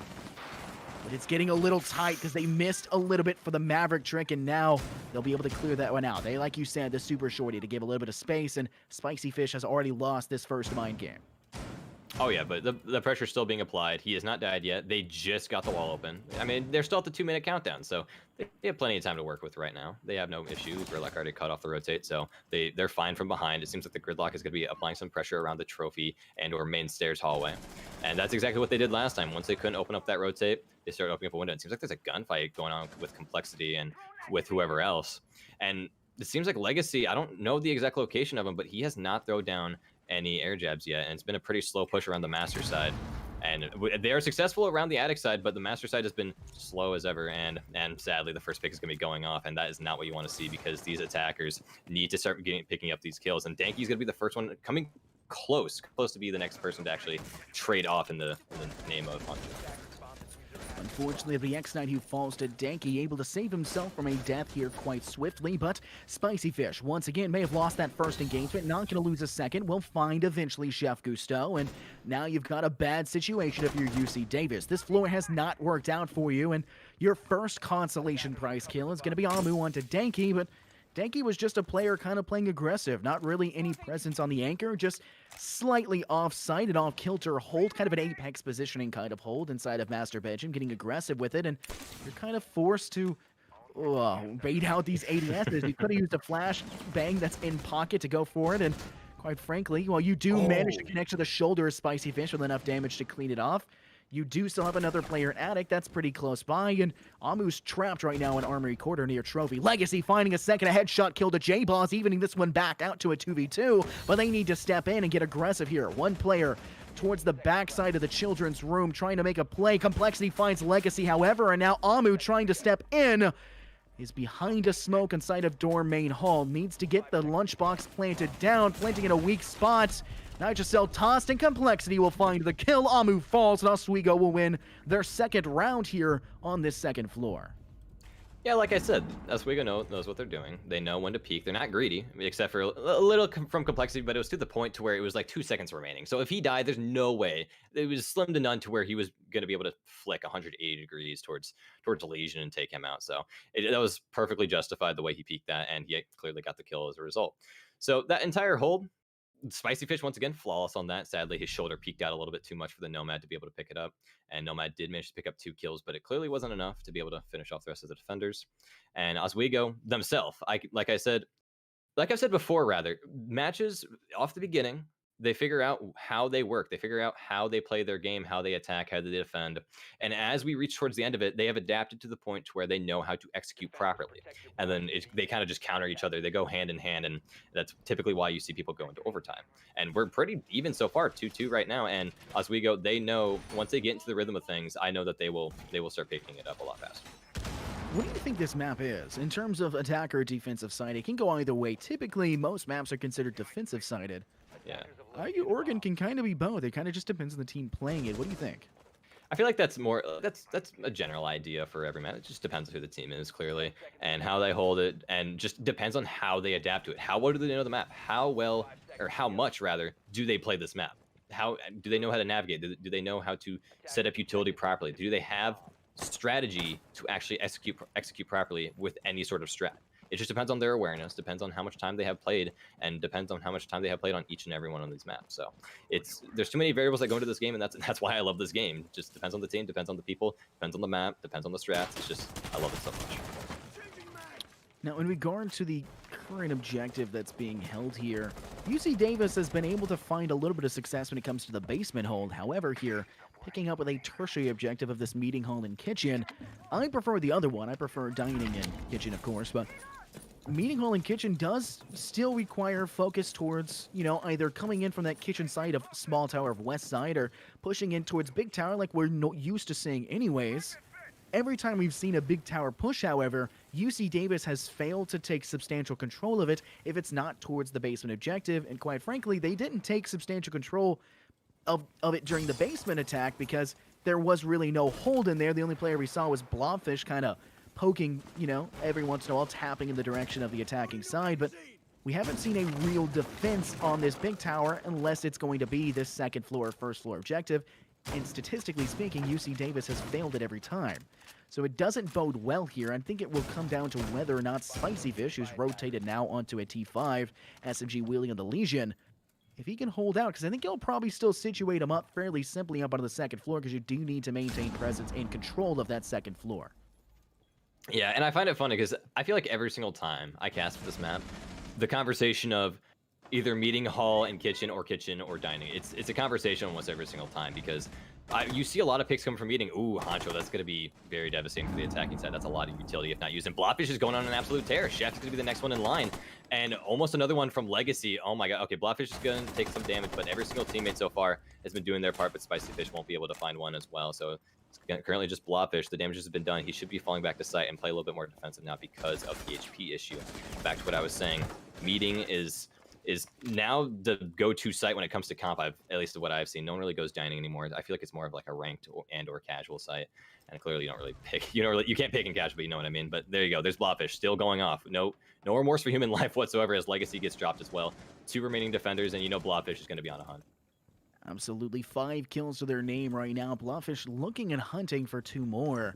It's going to be Amu and X-Knight, the last player standing. 25 seconds on the clock, and they have finally gathered or garnered control of this second floor, but with these goo mines on the staircase and, of course, the barbed wire, their presence has been made aware. And the player sitting inside security and no real ability to step inside of kitchen will make this near impossible to come through. Knight finding Blobfish, denying any chance of the ace, but Danky will find Amu, and it's a 1v3. X-Knight stepping forward, but will be shot in the rear, stepping through Split, heading the wrong direction, and Danky will find it. Oswego win out another round. It seems to be just that basement hole that they're struggling with, which seems odd considering that's one of the most favorite objectives. I think we might see them head over to the dining and kitchen objective just to avoid basement here. Yeah, I find it funny because I said that Blobfish was going to be on a hunt, but he was just sitting back in the server area, held an angle, which you can respect, and he still died in the process because they had to play aggressive because the timer was counting down. And I find it funny as well because the ace was pushing in between that little split area that goes into meeting. I couldn't even see the outline of the Jaeger, so how could he figure out where the Jaeger was? For some reason, the outline just wasn't translating for me. Maybe I just missed the blue line, but when he ran inside, the Jaeger obviously got the audio call. He managed to peek it, and clearly Blobfish, the MVP of that round, cleared kill for kill for kill, and then like I said, the attacking side, once you take care of that kill, that's a lot of utility off the board. So we all gotta pat our boy Blobfish on the back, and especially their teammates. You know that their teammates are doing that right now. Absolutely, a player popping off that exceptionally so. You got to give props to it all around. However, I think Oswego's just had a very even statistically across the board matchup. Same with UC Davis. I mean, the only player you're really seeing lag behind for both sides are going to be Chef Gusteau in complexity. Quite frankly, when you're only like one kill behind, it's really hard to consider it kind of lagging behind. J-Boss has had phenomenal showmanship in terms of actual utility usage, while Complexity's kind of been playing a little bit of an off-site presence, kind of roaming in a way. Not full stage roaming, because that's not really what it is, but, you know, using the utility of the Wamai to their advantage. But I think that J-Boss has had a lot of showmanship as a utility player, just like Complexity has, and it's definitely played a big role. And I think Chef Gusteau's lack of presence so far has been attributed to that first round where we saw them attack Big Tower, and he fell and ultimately led to them struggling, stumbling, and losing in that first round. It's not something you want to have. Oswego are putting themselves in a little bit of a better position. But if I'm UC Davis, I didn't bring a thermite here, which is an interesting decision for this western side small tower wall, because you can put a thermite on the floor and actually clear out half of it. Yeah, but I don't blame him for choosing ace either. I'd expect him to go any other site than here, because they did just go meeting, and then they ulted towards the dining side now. And we were just complaining, not really complaining, but mentioning that the dining area would be the suggested site. And now that they actually go there, they obviously listen to the stream or something like that. But I say that jokingly, obviously. But now this push is going to be pretty smooth. It seems like the roamers are on the wrong side. They have an understanding that they were trying to go for the vertical, but it seems like it's going to be more of a horizontal push as Legacy pushing his way through with that drone, placing those air jabs. And you know when a attacker's doing their job when they currently have no more drones and or the drones are all set up and they are completely run out of utility. So as you can see, there's going to be one prone. Yeah, Chef Gusteau does not want to repeat history right there in his little blowtorch situation where he gets gunned down while mid blowtorch. So he's going to be falling back and he's just going to wait, and they're going to be waiting for some sort of visual to actually get that first pick, and that's exactly what they're going to find. Huncho onto Danky, and this is where the aggression starts to come through, and Spicy Fish is going to be rotating around along with J-Boss to find a visual of their own. Oswego, interesting decision to hold. Obviously have not necessarily worked on this objective specifically, this tertiary objective choice. Usually when you see dining, you're going to see it situate a player inside of showers, which you can see a lot of the players for UC Davis currently inside. You'll put a player in showers and play from there. And usually it's a Maestro holding strong and trying to get a long shot angle with the Olive in hand. And you'll be able to try to find something, but it's not what we're seeing from Oswego, and ultimately the diffuser will be planted, and it's going to go into a post-plant scenario. J-Boss finds Legacy. Chef Gusteau is down, but Huncho will find the refrag to J-Boss, and it's a 3v3.5. Player now downed out. X-Knight will be finished off by Blobfish in a 3v3. Chef Gusteau finally picked up, but it'll be a team kill from Complexity, accidentally finding his teammate and falling, as Huncho finds not just a 3K, but a 4K to end us off. UC Davis will bring this one right back in, ending it off in a positive way right before the halftime switch. I don't know if I prefer the fact that that was either an accidental or a kill that was on purpose. I don't know which one I'd prefer, because I don't know if it's more comedic of the fact that they knew that they were going to take the L that round, or if they're just like, oh, sorry, that was my bad. the push isn't really going to be, or rather the retake is not going to be happening anymore. But we're going to be switching sides now. I'm excited to see how they adapt to the attacking side now. But like I said, they've been going hand to hand, 3-3, and I expected Oswego, as they are flawless now. I expected them to actually start to adapt a lot more and be ahead at least by 1 or 2 rounds. Like I'll give them 1 or 2 rounds because UC Davis, from what I've seen, like I said before, I haven't really seen much gameplay from this team. But it's really nice to be able to see some, and they're actually competing. They're here to compete, and they are playing to the level of Oswego right now. So now I have a higher standard of this team, and it's really nice to see that. Yeah, Oswego coming in undefeated, we kind of expect a lot from them in terms of, play style, how they play. And UC Davis, who's coming with only 1 loss, it's still impressive nonetheless, especially with the way that they have been winning. But it's just still not as handily as Oswego's been able to do coming into this one. So seeing it come 3-3 here on map 1, it's shocking, but at the same time, it's not. This is, of course, Borgen, the most boring map. It's very standard. Every team has the same basic understanding of strategy and playstyle when it comes to it. But I definitely noticed something that I had commented on when quickly jumped over to the action that was undergoing. They not really know how to defend that tertiary objective of dining in kitchen. They didn't place a player in showers. They had no control over that, and they were playing as if they were off-site presences, but they were playing towards kitchen, which if you're going to push that objective, you never push into kitchen. If you're going to do that, it's because you already know they're situated and anchoring on that dining room and not kitchen. You had no information beforehand. Oswego didn't play any information ops. They didn't play it correctly, and unfortunately, they're going to lose the round because of it. And now we're going to see if Oswego can pull off the attack, as they're going to make their way over to an objective they've already won twice before, looking to now make it 3 on their attacking side. Yeah, I think their philosophy there was that they wanted to go for a site that was a little out of the ordinary. Because, like I said, comp teams have been playing the meeting objective rather than the dining objective, and now to see that come out, it's kind of a wild card. So I can understand. I think I can understand the thought process if that was the actual situation. And I feel like what they were thinking right there is that if we hold it like we did meeting, we probably come out with the exact same results. And they held it like meeting, and clearly the results were heavily gifted in the favor of the attacking side, and the aggression coming here from this mute could actually be dangerous. But it's also, who is that? That is a Capitao, and he has not used a single smoke and or incendiary bolt yet, so this could be a huge kill. And as I say that's going to be a lot of damage as well. Nitro out, but it will get taken care of. Spicy Fish picking up X-Knight, and that will be a Valkyrie off the board. That's not going to be too big of a deal because the intel is still in hand, or rather not in hand, but placed. And that's actually going to be the first time we see that intel. I was going to mention that they should be bringing more intel, especially when playing this map, because pushes can get very aggressive. And Legacy, oh my gosh, the damage coming from these incendiary bolts. Legacy is already down to around, what, 20-something, 25, 30 HP, and now dead. As I say that, Danky. The aggression right there is not really expected because there was not really, I don't know, I didn't see a drone, so, well, there's the drone there. Maybe there was a drone. Okay, never mind. I'm gonna back them and let them run their defenders off the side. Yeah, I mean, a pretty aggressive stance coming from Oswego. Nothing that I didn't truly anticipate, and Danky will be punished for that aggression. Huncho, who's sitting back side of this children's room, will now find a second as well into Bloodfish, as Amu will find out Spicy refragged by Complexity. It's back to a 2v2. Chef Gusteau, not going to be outdone, finds J-Boss, and now it's up to Complexity in a 2v1. Situated inside of games, does have the lunchbox, but not given the time, as Huncho will secure the kill. UC Davis came back out of nowhere in that round, was looking substantially in the favor of Oswego as they took pretty substantial control of that attic-sided room, and quite exceptionally well with the, like you spoke about, incendiary bolt and aggressive from both outside window of that balcony and, of course, big tower wall.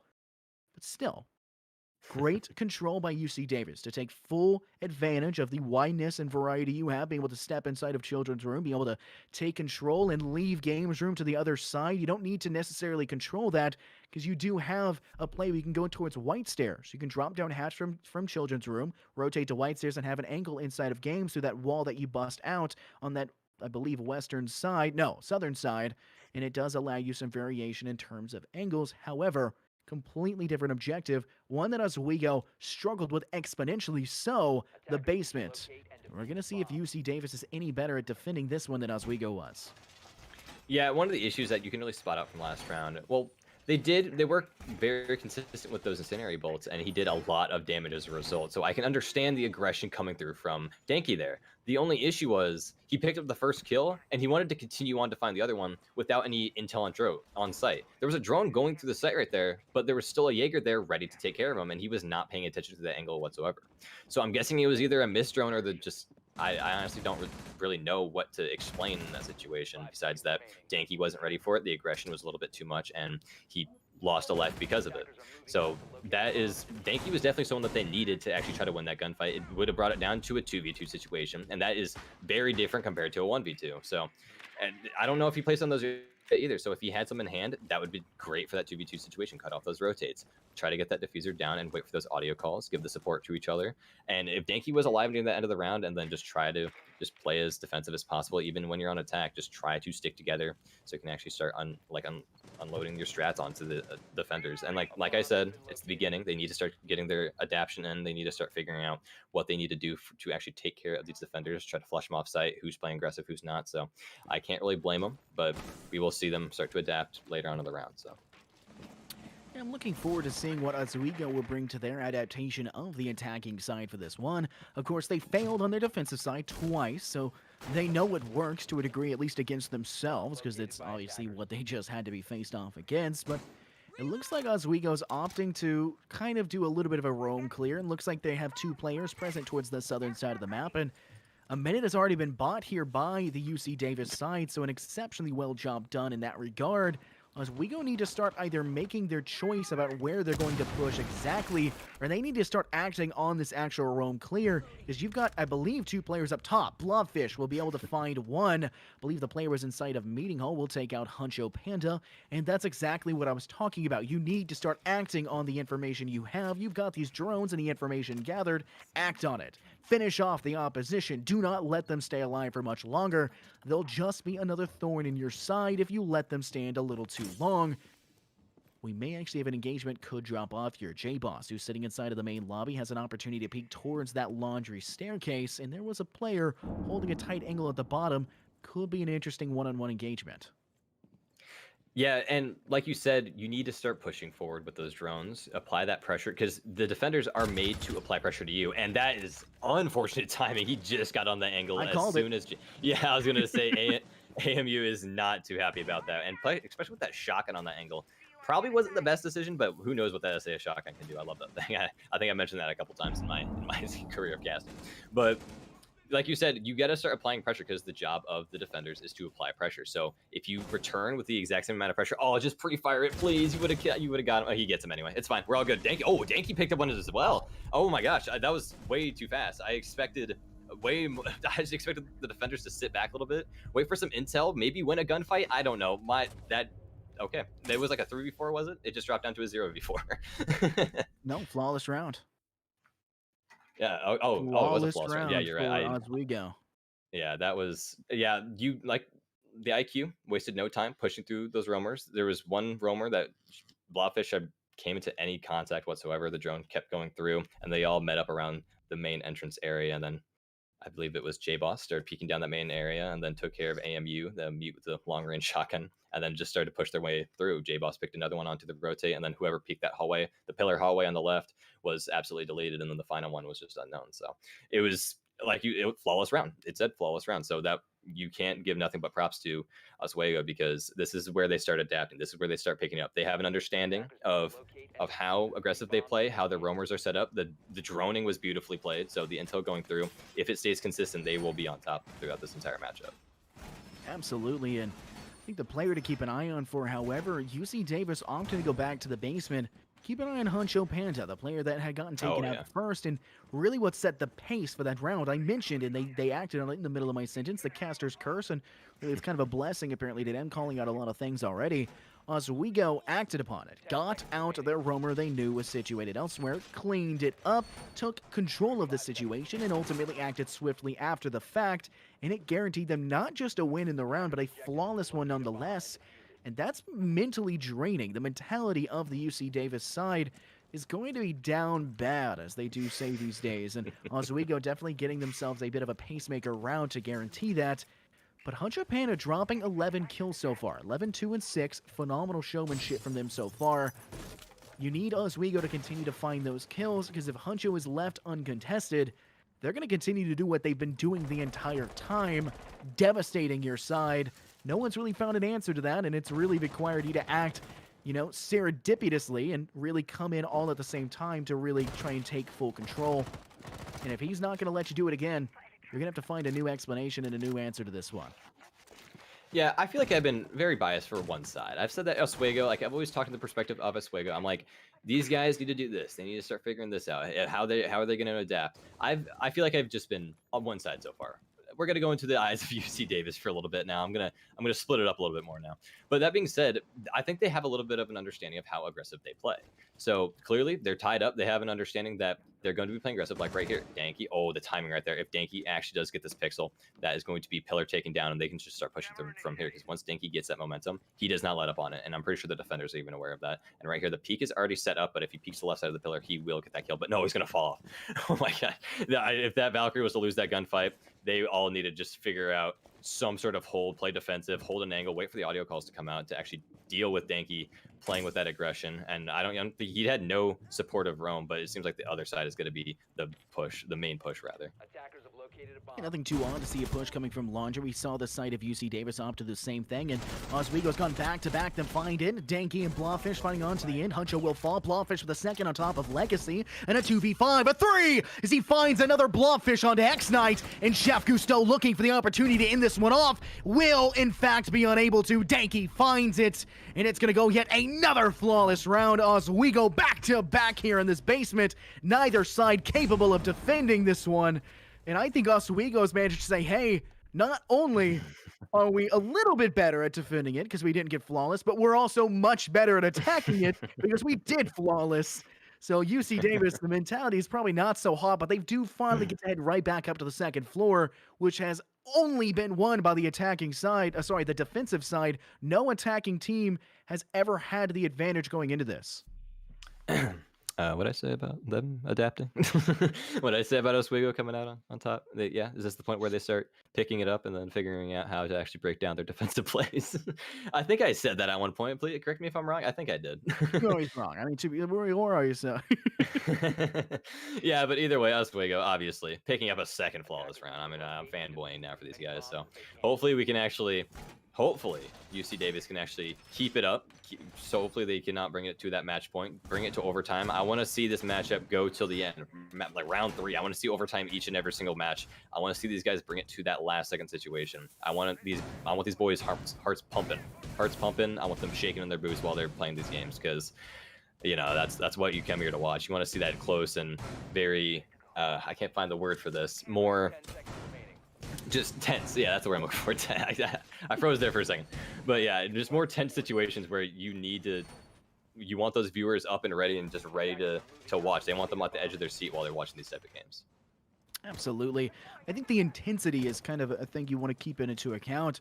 Let's digest what we've seen the last 2 times on that basement hold. We talked about the split push. Tiny K can control in more than one direction, and obviously there was a huge amount of control taken towards Laundry's side, and Oswego did a phenomenal job. I cannot understate that about how swiftly they were able to walk in, literally, and devastate the opposition of UC Davis. No chance for them to hold in. Player on that, I believe it is technically the southern side of Laundry, gets turned into, shot out. Blobfish goes, no, we aren't done just yet, and continues that spree, stepping into that outside pocket. Of course, stepping then inside of the other objective, the B-side objective, and then continuing the dominant reign. Nothing that the side of UC Davis could do was an answer. Oswego back-to-back rounds with the same exact push. They don't need to change a thing, and they knew exactly that, and that's what complacency kind of breeds. Do not play the same objective twice, even if you think you can get it the next time, because you grow complacent. Oswego did the same thing on their defensive side,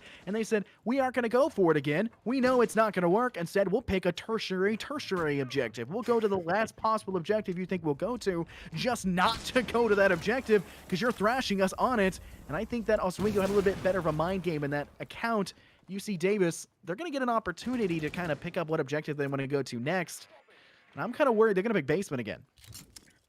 Yeah, most likely, but like we saw before in the past. Oh, that's going to be... You see, he was down repelled. The animation stuck him there. He totally could have picked up a kill, and the kite was still laying there, but with that HP that J-Boss has, he might want to lay off as soon as he can before the pre-fire comes out. But yes, I entirely agree with you. The basement might come out.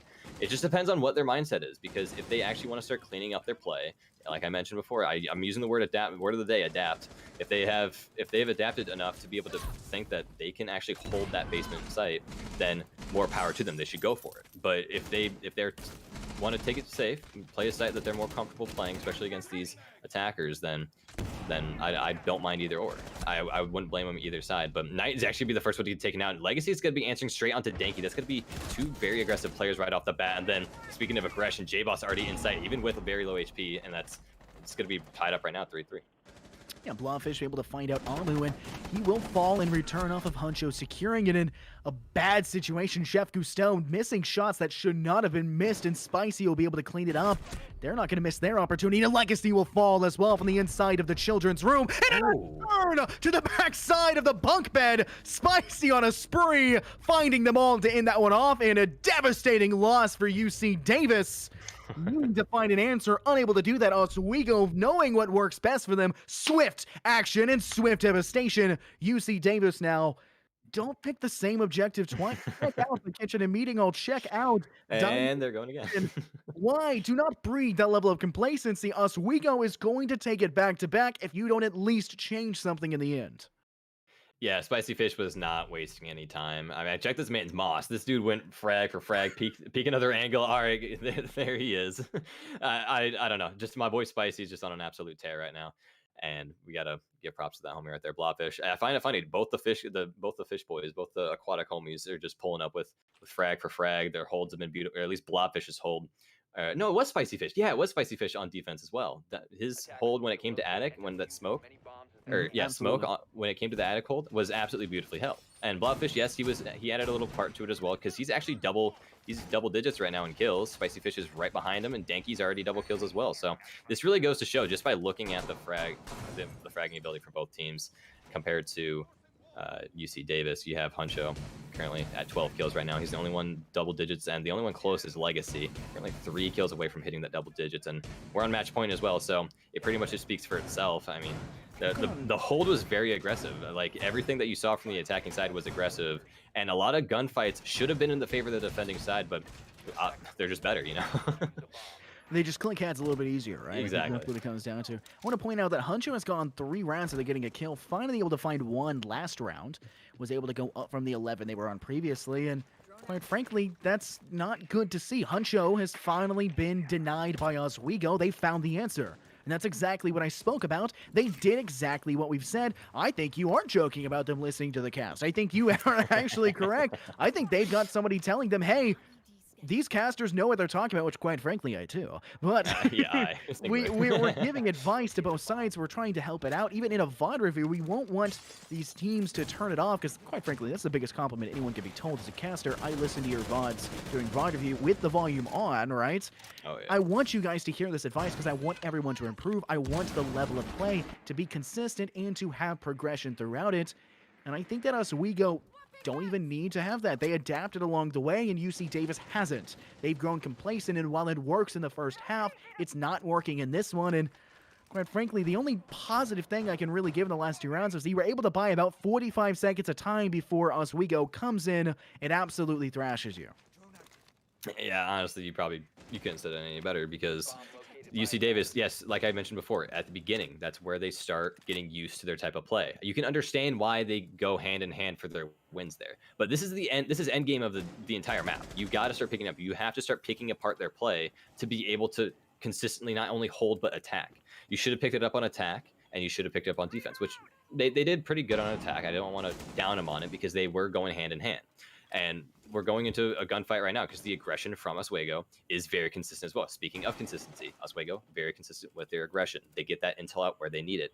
They get the positioning of the defenders locked down. It seems like they're going to be going hard for the anchors. They're not going to mess with any sort of anchors, or not anchors, but roamers. And that being said, they're going to be focusing a push around the attic side, and like I said, the aggression is going to be coming out soon. Once they pick up that first pick, they are good to go. They're ready to pick up kills, and there's the first one, J-Boss into Legacy. Yeah, it looks like they're opting to go up white stairs instead, trying to get a sight lane across to maybe to the children's room, and they've also got a little bit of a presence towards the attic side, maybe towards Trophy a little bit. I think they may have people on that outside balcony kind of opting to go in. No, it's attic all the way, stepping in, Blobfish, Danky finding as well as Chef Gusteau and X-Knight will fall. Danky goes down, but it's not going to matter. Complexity onto Amu, and the last player standing of Huncho needs to find not just 1, but 5. Finds onto Spicy, but J-Boss won't let it matter, ending this one off in favor of Oswego. They'll take round 11 and will secure this game, or this map, I should say, pretty favorably. I believe it is a, 7-4 to end that one off. Indeed it is. Oswego, like I said, they favor the attack, which is an interesting thing to say because Rainbow Six Siege is a defensive-sided game. It is a defender-sided game. There's only Coastline, really, that's attacker-sided. You can maybe argue Cafe can be, but really and truly it's not, right? It's strange to see that Oswego says, hey, we're okay on defense, we thrash on attack. All of them are fraggers. All of them are gunners. Even Complexity, who you see is lagging behind on the scoreboard, is a utility that they used consistently, and you need to normalize utility players as support players. That's what they are. They don't need a scoreboard to go ahead of the game. You need them. They don't need you, honestly. I mean, like, they can one-man army it. You can't get into the objective without them. You know, what are you going to do? Like, just complain. That's what you'll do. Keep them alive. That's what your job as a roam denial is, not to frag out. That's your entry's job. Your job is to keep your hard breachers alive, and I think they did a phenomenal job about that. Complexity, good utility usage all around the map. Oswego, phenomenal job of acting on the situation and really just tearing apart any of those individual players that were a little bit too aggressive or a little bit too out of place on the UC Davis side. But that's going to be map 1. We're going to be heading over to my least favorite map in human existence, Cafe Dostoyevsky. And the next one, we're going to take a quick 5-minute break here in between. My name's been Infernosis, joined here by Carl. We'll see you guys here in just about 5 short minutes.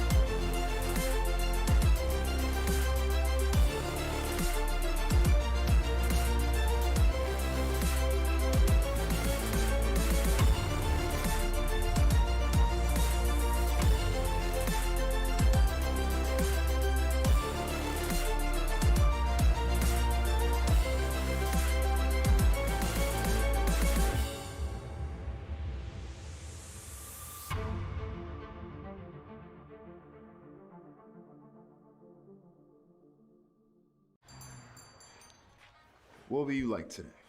Another Cloud 2 classic? I'll stick with the usual. Maybe take a little bit off the sides.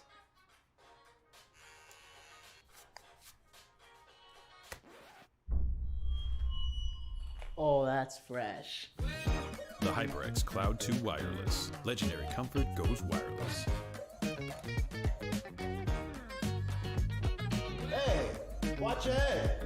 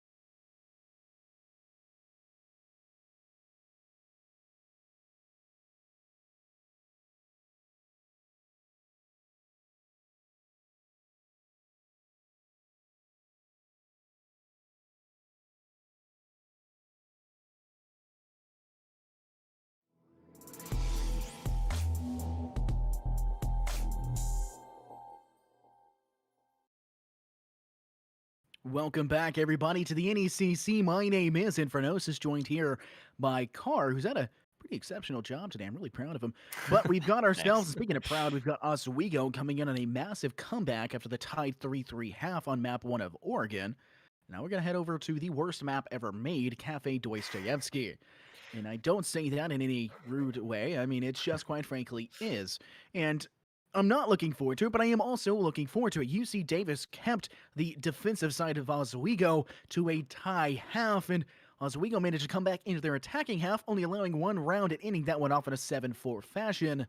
I think we could see another one coming through, but Cafe is a much different pacing and a much different map than Oregon. What's your take here? We have very contrasting opinions. I don't love Cafe. I don't love it, but I dabble with it. I like it. I'm not a huge fan, you're but I do like it. I'm not. I wouldn't say that, but I don't mind Cafe. I can say that much. But Cafe, more of a vertical map, definitely. You do expect a lot of C4 play, more pulse play. You expect people running up and down the floors, a lot of roam potential. So Oswego was the one. Actually, I believe it was UC Davis that brought the gridlock and nomad combo. So if they do stick it with this round or this map, they will be thriving as well, and it's probably going to be kind of a little staple bans. We do see a Thatcher. I don't think we're going to see a Thermite, or not a Thermite. What's it called? Jackal. Sorry. Jackal is. I do expect them to ban the Jackal here rather than Oregon, because this is the roam potential map, and this is where they need to start clearing it floor for floor. And that's where I expect a Jackal ban or a Jackal use. So if they don't ban them, I'm going to be confused, and there comes the confusion. There's the other hard breach ban coming through. There comes the confusion. Here comes the confusion. It hit hard because Maverick and Thatcher, two hard breach operators on a map that the only hard breach area you can really see is inside Cigar and Cigar Wall to White Stairs. Yeah, Cigar to White Stairs, and then there's also Bakery. And then the Maestro Can, that's the intel that I expect, and the last one's probably just going to be a mirror and Malusi, a copy-paste of what they did last game. I'm predicting a Kaid. When you ban out Maverick, you kind of want to ban out Kaid as well. Because like neither side wants to deal with that individually, but... no, it's going to be Malusi, so Kaid's going to be annoying as all get out here. I mean, this is going to be quite a nuisance. We already know that players did prefer to use Kaid on both sides of the board. They both opted to do that. It's going to be interesting to see what they're capable of when that's going to be left on the board and there's no Maverick to directly counter that, and especially not a Thatcher. Nobody's leaving Thatcher out in this meta whatsoever.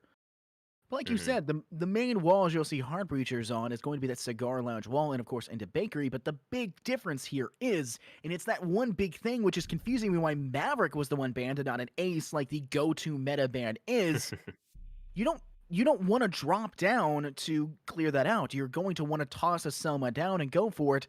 Habanas can get impacted out and kind of be dealt with, so not a lot of people will bring those out, and they're kind of louder and slower.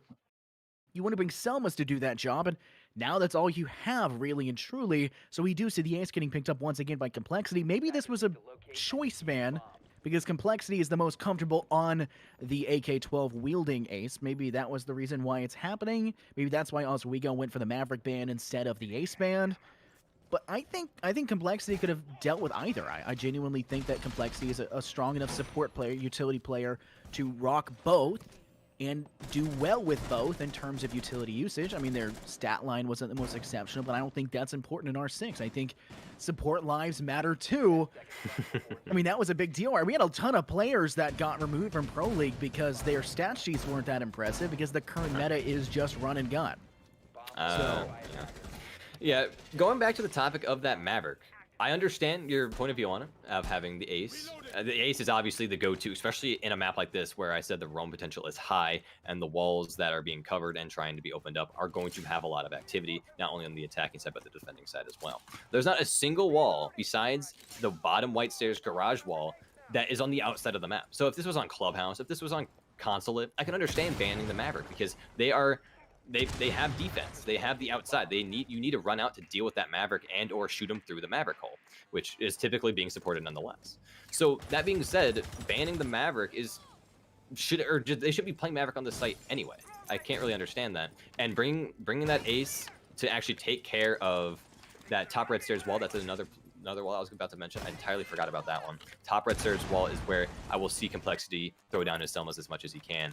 And I don't know. I mean, I guess it's VOD review. It's their strats. I cannot comment on anything and question too much, but that's just my own personal preference in what I've seen so far. I don't think you're incorrect in any fashion. When you want to drop down that hatch, you want safety behind it, and there's a couple players, or should I say operators, that can deny that little bit of a safety net, and I think one of those big ones is a pulse. You have a nitro cell, you have the ability to see through the wall, you have such good utility in regards to player denial of falling through, and it's another one of those things. You see yokai drones, you see echoes be played on the defensive side, because you can take a yokai, jump it through skylight on this 3rd floor, and see if a sledge, your go-to player usually clear out those hatches, is going to be up there, and you can detonate a C4 and kill them from there. I've seen it before. It's probably the most hype out beat besides maybe finals or semifinal moments. It's just that cool of a moment. And it's just something that I love to see in terms of strategy. Danky looking away at a bad time, but Blobfish on the save, saving the life here. But it's not going to matter. Danky falls anyways to X-Knights. And now moved back into a situation to watch that cigar lounge door, looking for an opportunity to find yet another. No nitro cell available to them. Has been ripped and dipped, I believe. The position has been given away. Stepping away a little bit now. Player stepping through as Amu will find Blobfish. X-Knight onto Spicy Fish. The Fish dynamic duo will fall floundering out of this round as J-Boss gets the refrag onto Amu. And a 3v2. UC Davis with a player advantage, but that player inside's not going to last much longer. J-Boss onto Jeff Cousteau, and X-Knight's been down. It's up to Huncho v Complexity, and Huncho's going to find it in the end. UC Davis spectacularly finish off round 1 and deny Oswego on an attacking round. Dude, that Valkyrie got my heart pumping there for a second. That flick that he had on that Ash, whew, that's something to comment on. And then obviously Hunch, what was his name again? It was Hunt. I can't think. It was there you go, Huncho. Yeah, it was Huncho. I don't know why I thought it was something else. I had to double check for you there. But Huncho, yeah, his peak as that Jaeger, he waited back for the angles to actually come towards him, the attackers to come towards him. The timer was counting down. They needed to make a push. They needed to take advantage of the situation of Knight being down in front of the main bar area, and Jaeger peeking around the top white stairs, took care of the Zofia, peeked directly into the AK wielding Ace, and then it was just a clear from there. Almost every single one of the defenders have played it flawlessly, and just now realizing this, last round they brought a Mira, and this time they brought it again, and I'm surprised how consistent they were in actually dealing with that Mira. There isn't really much of an issue. I don't think we really saw much of an interaction between both sides around those Mira windows. So to see them actually just like, I don't want to say that they're well, an interesting situation as Car's internet has apparently ceased to function, and he's stuck in a moment. We'll wait for his internet to come back in. I do like the point he was making, and Car, I think you're back. You want to finish off the last second of that? Yeah, I was talking about the Mira hold with the nitro cell. That yes. I would assume that she was to be using the nitro cell. And I'm speaking of nitro cells. I just looked at the lineup of the defensive side. They have 4 nitro cells ready for the use. I don't think they're going to be no pulse either. Like yeah, they don't even have a pulse. I'd expect a pulse, but they're not going to be giving the attacking side a break, especially vertically. I expect maybe around the preparation window side. I can see a nitro cell getting thrown over that area. So with that Mira being set up and currently using the last Mira as we speak, that setup needs to be set up correctly. They need to actually utilize these windows because they can lock areas down for the entirety of a round if played correctly. If that pressure is being applied and they're not just losing their lives left and right as defenders, then they'll be able to just lock them out and then just peek and pre-fire when they see fit.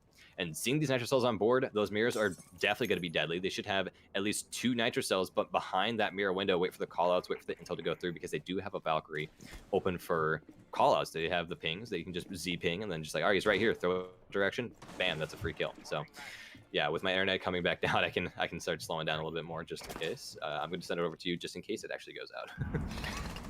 I was sorry. I'm laughing really hard actually at the fact that I saw Spicy Fish, I believe it was.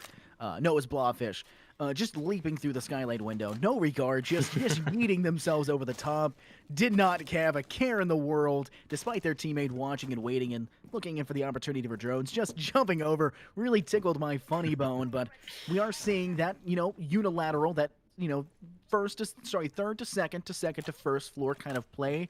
They're trying to play a little bit more safe, but like we've spoken about, the massive amount of nitro cells on the side of the defensive presence could be fairly devastating for them. And while there is no sledge, which is an interesting choice, I think, in this type of situation, there is a lot of breaching charges that can be placed, and of course impacts as well. You've got the lifeline impacts in the hands of J-Boss for that Sophia. I think that there is still a lot of verticality that can be brought into presence, but I don't think it's enough to warrant 4 Nitro Cells on the side of UC Davis, especially not without a pulse to back it up.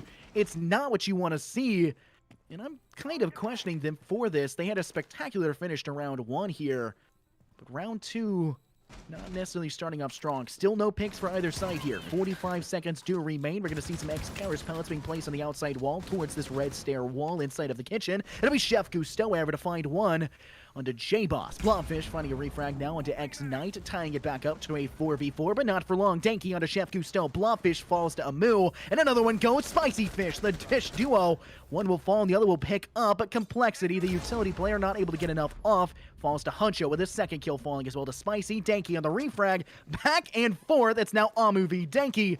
And Amu's looking worse for wear, but there's not much time left. It's going to have to be a step out coming through to pick right back up. Oswego have the advantage, but they turn the wrong way, and Danky finds the kill. Amu not expecting that direction. A guarantor round as Oswego will take round 2. Oh, there's so much to unpack with that. Gosh, they waited till like the last minute to start pushing downstairs. They didn't have a single pick. They had like, what, 40 seconds remaining before they started going down that red staircase. And they still took the time to open up that red hallway hard breach to get into sight. So they took it slow. I like the confidence that they had. They took a breather. They weren't panicking. They were like, okay, I can just get this wall. We have plenty of time. We can work with them. We'll get the frags that we see fit. If they're playing too aggressive, then we will take care of those kills. The support is coming through. We can trade. That's exactly what happened. The trades that went through, it went hand for hand, kill for kill, kill for kill, and then it was left to Amu and Danky obviously did come out on top because the rotate that he did go through with was obviously what they needed to come through. Even though Amu had that, like 10 HP to deal with the entire situation, either way, the play was beautiful and he would have won even with 100 HP. But with that being said, the aggression, and like you said, they don't have a sledge. Without that sledge, the purpose of taking that vertical is to try to lock out the site and try to isolate them in certain areas that they feel a little bit more comfortable than just sitting under a hole in the ceiling, right? So them not bringing that sledge, it can actually be kind of harming to their play because they want to actually add some pressure to the defensive side before actually pushing downstairs, because they want to isolate them into corners. They want to push them into areas that they're uncomfortable playing and then just try to take them out from there with the intel that they use. So without that sledge, they can't do it as much. Yes, they do have breaching charges like you mentioned, so they can freely do that wherever they want. They currently have 3 sets on 3 different operators of breaching charges, so yeah, I feel like that they probably will utilize them as much as they can, so I don't really have an issue with it, but I do suggest the sledge because I feel personally is a little bit more consistent with it. Yeah, consistency is key. And I think it's, man, I'm really confused by the lack of a sledge pick. I also am a little bit confused. I like the decision of bringing a Fuse into play. I think the Russian duet of Kapkan and Fuse are phenomenal on this map. I genuinely think Cafe is one of the few maps where a Kapkan can thoroughly thrash with a large amount of presence, not just in terms of the 9x19 being such a good weapon, but Nitro Cell in pocket, and of course, the utility of being so many doors, being able to spread those out, can have a lot of versatility that will be pretty devastating towards the attacking side, but it's the same thing with the Fuse. When those hockey pucks be launched into the objective, it do be getting kind of hard to get out though, and I think that it could be comboed with a Lion. I think that if they had brought a Lion into play, it would have been even more devastating for them to go through with it. While the Lion has suffered plenty of nerfs throughout their career, and almost as many as we have seen the Scorpion Evo receive for Ella, but nonetheless, I think a combination of those two would have been a little bit more fruitful for Oswego, but I think they do have what it takes. They won it without needing the Fuse previously, and now they're confident enough to bring this one out here and really catch UC Davis off guard. Yeah, like you mentioned, with that Lion and Fuse combo, that would actually be a force to be reckoned with, because, yeah, ping that Lion scan, and then you'll have a better understanding of who's in what site and who is actually trying to hold specific areas of that site. I do like that idea. I never really thought of that before, so... Lock them in place. Yeah, right? Yeah, don't want to move, and even if they do move, if they do move, you shoot them. Yeah, but yeah, the no! One, that's depressing right there. But like I was gonna mention in the past, I like the awareness coming from the right here. The vertical is actually coming out really consistent, proving me wrong right here. They don't need a sledge.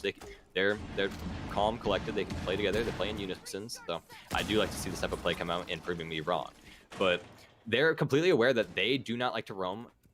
they have drones going through, yes, but like you saw, Blobfish wasted no time just to run straight back down onto site, and Danky's going to be taken down as a result. Chef is going to be the person to take down the first attacker, and Danky hopefully plays down those air jabs before coming to these last 30 seconds of the round. Yeah, time is not looking hot. You do lose Danky, that is your Nomad, but they should have already placed the air jabs at this point in time. Not a huge devastating loss for them, but they need to start acting about to go inside. The hockey pucks have been removed, and now you've also removed the player himself. Spicy Fish's legacy will connect on the backside of the kitchen cooking room. And a second one will fall. J-Boss with the MP7 to the head from Chef Gusteau. Huncho with the 416C, and X9 to finish it off as well. It worked to find one. It didn't work to find any more. Not exactly what they needed, and I personally think at Oswego, they changed up what they did entirely. It's just UC Davis's original strategy worked better for that attack than it did for the first one. I think that if Oswego had also been complacent in their strategy, it would have worked again. But, you know, lo and behold, it's not entirely what happens. It does fall in the other direction, and quite frankly, we're going to see how much further it falls. The next objective we're going back to now, the third floor, this bar and cocktail lounge. Oswego failed this previously to not have a very good chance going into it. A couple refrags. It did come to the 1v1, got a little bit close, but when you're putting complexity against Huncho, well, my money's on Huncho 9 times out of 10 because complexity is a phenomenal utility player. It's just not that go-to fragger you're looking for. Yeah, and I feel like personally attacked right now. UC Davis just is like smacking me in the face because at the beginning of this entire thing, before we went into the ban phase, I said that Cafe is a vertical map. It's a roam heavy map, but they're playing defense almost directly. Yeah, they're anchoring the entire time. So I'm just like, come on, guys, you gotta like call me out like that. You gotta like just. You're getting Caster Curse. I was getting Caster last map. You're getting Caster Curse. Yeah, it's painful, right? But yeah, either way, they've been playing pretty consistent with as well. When it came to the top floor, the attackers cleared third floor, second floor with ease. Blobfish really wasted no time on that whatsoever and didn't really find anyone because they all played anchor. So it's been working out because they would bring it down to the last second situation, but the vertical play already went through, applying that pressure, and that was not really a good situation for the defenders. Danky, it was brought down to Danky and Amu, and with those two remaining defenders and Amu already with the damage alone, it should have been in the favor of the defending side because the timer coming down, they didn't have a single pick yet. The defender should have won. And then we come down to the other one, the defenders actually did win that one because of the hold that they had. So the consistency I see right now is more on the favor of Davis, less wins, but just more how they're holding site because they're focusing on the anchors and the attackers are wasting much more time because they're like, something's wrong here. Why are there no anchors here? There has to be someone somewhere. We have to find them before we make an initial push, and that's not what they're doing whatsoever.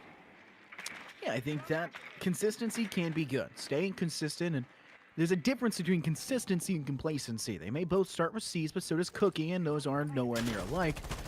You gotta stay consistent. You have to consistently frag. You have to consistently find those picks. You have to consistently play at a high level, but you can't be complacent when you do it. UC Davis consistently playing their defensive strategy to a T on that, kitchen hold on that first floor. Oswego, who was trying to change it up, which won them the time before, didn't win him that this time, and they'll only gain one round advantage, or sorry, now disadvantage. They'll only gain one round inside of that kitchen, which could have swiftly become two if it had gotten a little bit out of hand, but no, we're going to go all the way back up to the third floor. We're not going to see that library room hold. We're not going to see fireplace. We're not going to see any opportunity on that second floor. Instead, back up to the third, and I think this is a good decision. I think third is just your go-to. You're not expected to win on the second floor. You're not expected to win every time you go to the kitchen, but you are pretty expected to win on this third floor. And I think that Oswego, who's already struggled already, are going to need to find an answer. Already 2 minutes of time bought, and they're just now breaking inside a cigar lounge to step inside. Not where you want to be, but that bar has been opened up entirely. Player caught behind, firing, shockingly missing every bullet. On the side of UC Davis, two players kind of low. Legacy sitting at about 79 HP. Chef Gusteau sitting at about 3. But it'll be Amu for the side of UC Davis who will fall first. Blobfish connecting with a shot. A spray coming through as Chef finds a kill into J-Boss. Tries to find another, but Canis Blobfish a refrag. But X-Knight from behind the bar finds a kill into Complexity. A 3v3 situation. Huncho brings it back to a 3v2 by finding Spicy. And it'll be X-Knight from behind the bar again to find another. 3 players left for UC Davis, and it's not looking hot. Huncho once again finishing it off the third floor in style as Blobfish will fall, and UC Davis finding another win on the third floor. Oswego, man, they gotta start cleaning it up. They gotta start cleaning up their play. Like I said, they're taking way too much time to figure out what they need to do. And clearly the pressure that the defensive side is applying just through anchors is what they need. Blobfish was trying to take more of a vertical play, their area, see if you could grab a pick. But the position that they had wouldn't they had to bring it down to that last second push. And clearly, with the improvised plays coming from the attacking side, that's not going to work out very well for them. So them just running in, expecting to win gunfights just by peeking, there's going to be that Valkyrie like you saw behind Bar, holding that angle. And if she did not miss any of those shots, then that would have been I'm pretty sure it was an ace. Who was it? I'm pretty sure it was an ace. Down and out of the game already. And that would have been a player down. And then that Valkyrie can play safe, hold back, and wait for another peek to just come into whatever angle she's holding. So the entire idea of them playing very slowly and not taking that time to get on site is going to be devastating for their attacking side. And hopefully once we do reach that half and we switch sides, they will start cleaning up on defense, because obviously it's a very different play style. You got to hold the site, not attack it. So hopefully we do see a cleanup there, and hopefully the Chef and UC Davis, all the boys over there, can play as consistently as they do on attack as they do on defense. We are seeing Fireplace and Reading Room being held right here. Interesting decision to go for the tertiary. Obviously, they can't head back to the kitchen, right? They can't. They have to pick up this one. They have to go for it. And I don't think that's a terrible decision, but I'm interested to see how they're holding this one out. Obviously, footholds are usually made between the wall of Reading and Fireplace to maybe kind of guarantee an outlet of look and be able to see through and catch any players that step inside from Train and go try to step through the Fireplace itself to get a chance to even put the lunchbox down even on the table in that room. It is a dining room, really and truly. But the lunchbox will have to be planted, and that's usually your go-to room. But I've seen a couple teams that specialize in swift action that just bust open the walls, usually a castle barricade that's inside of that Reading Room wall, onto the, I believe, northern side, directly below Danky right here and a little bit to his east. You do have that doorway, usually castle barricaded, but I've seen teams just drop it, sledge it out, or breaching charge it out, and immediately plant inside pocket behind one of the actual bookshelves that are there, that main default plant inside. And I've seen teams win off of that. I think there's one team I'm expecting to do that here. It's going to be Oswego, but they're not opting to do the same level of aggressiveness that they brought to Oregon. Maybe they're feeling the pressure of being 2 rounds behind, and they're starting to act like their age, I guess you could say, and trying to play a little bit more smart and tactically to try and guarantee something. But first pick to go, J-Boss will secure it with a pistol in hand. Chef Cousteau will fall, and now that Bandit is out, so no Bandit trick will be able to come to fruition from this defensive side. Yeah, if there's a time for them to actually start listening to the casters, it should be now, and it seems like they actually did start to pick it up a little bit more. The Chef played a little bit too aggressive on whatever angle he was holding, and Honcho getting flashed from a very long distance away, and that's going to be a free kill as well. Danky playing as aggressive as always. Oh, and transition straight into Blobfish, and that is an absolute killer, and another one's lining up for another kill, and he almost does enough damage to actually take him out. Oh, it's going to be a back and forth situation, but Complexity sadly is going to be ending his tear. He's going to be tying it back up to a 3v3 situation. Difficult spot to be in. Obviously, a great job by Honcho to try and bring them back into it, but J-Boss will not be outdone, able to find a kill and head on back out. Amu will have fallen, and it's a swift 2v3, and control of this third floor has been entirely gained by the Oswego side. Now they need to decide when to drop and how to drop. One player seems to be near the train side, one player in Reading Road to the X-Knight, who will connect with a nitro cell down from below into J-Boss, but Spicy Fish has the information, the location of the player of X-Knight because of this, and they'll peek around, but he's turned the wrong way, and X-Knight will capitalize on that play, guaranteeing the kill, and now the shot from the inside of Train will go the other direction as Legacy will finish off his legacy in this round. Complexity falling, and Oswego, who managed to surmount a little bit of a comeback after Honcho really coming in swinging quite literally, unable to capitalize and finish that one off in their direction. UC Davis, spectacular back-to-back round finishes here. They've taken 3 rounds here back-to-back uncontested, and they're going to go back to the one they've already won previously, kitchen service and kitchen cooking. Yeah, and like you said, Honcho, my boy, Jaeger, oh my gosh. Like, that was the decider of that entire round because he picked up those 2 very aggressive kills. One of them was even Danky. Danky's been playing very aggressive, and I'd expect him to pick up at least 1 kill during that entire clutch situation because that would have brought it down to what, like a 2v4 situation if he didn't get those 2 kills. So that being said, if he didn't get those 2 kills, it would have left it, it was left in the favor of well, it wasn't really a favor at all. They were matched up. It was a 2v2 situation. And then clearly, the defensive side came out on top. Like you said, they're flawless so far. UC Davis on top of Oswego this round. And instead of it was like last match, Oregon clearly is their map compared to Cafe. The stick, I love seeing the unorthodox plays to keep everyone on site. We're going to be doing the exact same thing again with the kitchen, because if they do repeat the exact same play and Oswego still cannot counter it, that just goes to show that this is their map. This shows that UC Davis, this is their map. This is where they frag out on. This is where they can adapt to most plays. And if Oswego, what? This wasn't their map choice. Yeah, That's exactly. The weird thing. That's the weird thing, and they're still coming out on top. Oswego cannot figure out their full anchor play. I mean, the vertical's coming through, but they can't win those gunfights on site besides one other time with a Nomad. And the play was really well done by Danke, but either way, they should have lost that run nonetheless. Absolutely. Oswego, I said this so much during Oregon, I don't like to repeat myself usually, at least. I do like to hear my own voice, but Fair enough. Oswego need to find a solution to the problem that UC Davis has brought up, which is they need to adapt. They need to reliably change what they're doing, and nothing that they've tried, what I've noticed, 2 or 3 different strategies all around. None of them have really worked. Oswego had a strat that worked once. They changed it, and it's not worked since then. They even tried it the round after that, and it just hasn't been working for them. UC Davis has had their number. I think we're going to head to a map 3, quite frankly, because UC Davis, while this is a pretty substantially defensive-sided map, UC Davis is competent enough to take 1 or 2 rounds on the defensive side, and that's all they're going to need if they can secure this one here. It'll be pretty close, and they're already off to a good start. Huncho Panda onto the top of Blawfish, a nice headshot kill with a 416C. Will guarantee a 1-man disadvantage, and that's a devastating one to lose. You no longer have the electric intel that you can gather from Blawfish, and that IQ player not out for the count. Yeah, the aggression definitely bit Blobfish in the behind there, because Hunch hitting, that's actually going to be the kill to give him that double-digit stat line. J-Boss is going to follow up with another one onto Chef. Well, yeah, that's going to be a trade, rather. Chef is going to be the trade into Blobfish, the other German operator. But Hunch is still alive and ready to frag out. If they leave him alive, then that is going to be an interesting hold. Not hold, but push into that red hallway and into kitchen itself.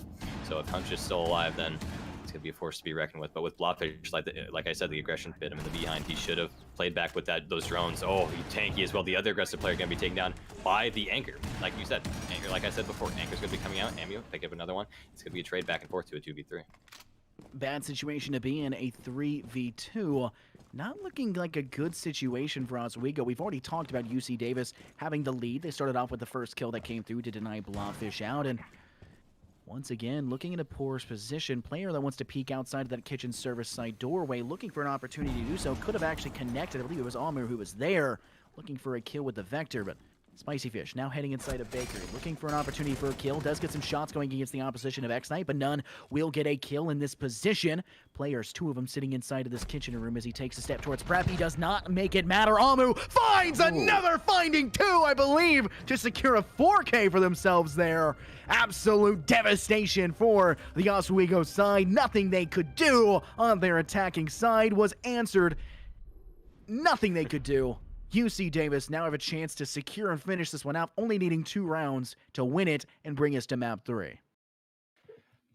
Do I need to say anything else? The only thing I really need to say there is that your boy Hunch, that roam potential, came off, got the first kill, fell back when he needed to, beautifully played. He knew when he needed to apply that pressure, when he needed to play aggressive, and then Amu played aggressive as the anchor on Mira. Didn't even utilize the mirrors. Just peeked, got kills, and came out on top. That Vector is a force to be reckoned with. And I don't think we really saw anything else from it besides just them peeking that angle. J-Boss just sat back. Or it wasn't J-Boss, it was Ammo. Sorry, I forgot we had to switch sides here. Just had to sit back, peek the angles when it came to the red hallway, picked up 2 as a result, and then sat back, went over to the other side of the kitchen, sat behind the bar and just waited for them to come to him. The seconds were counting down. They needed to make a push. They needed to take those picks off.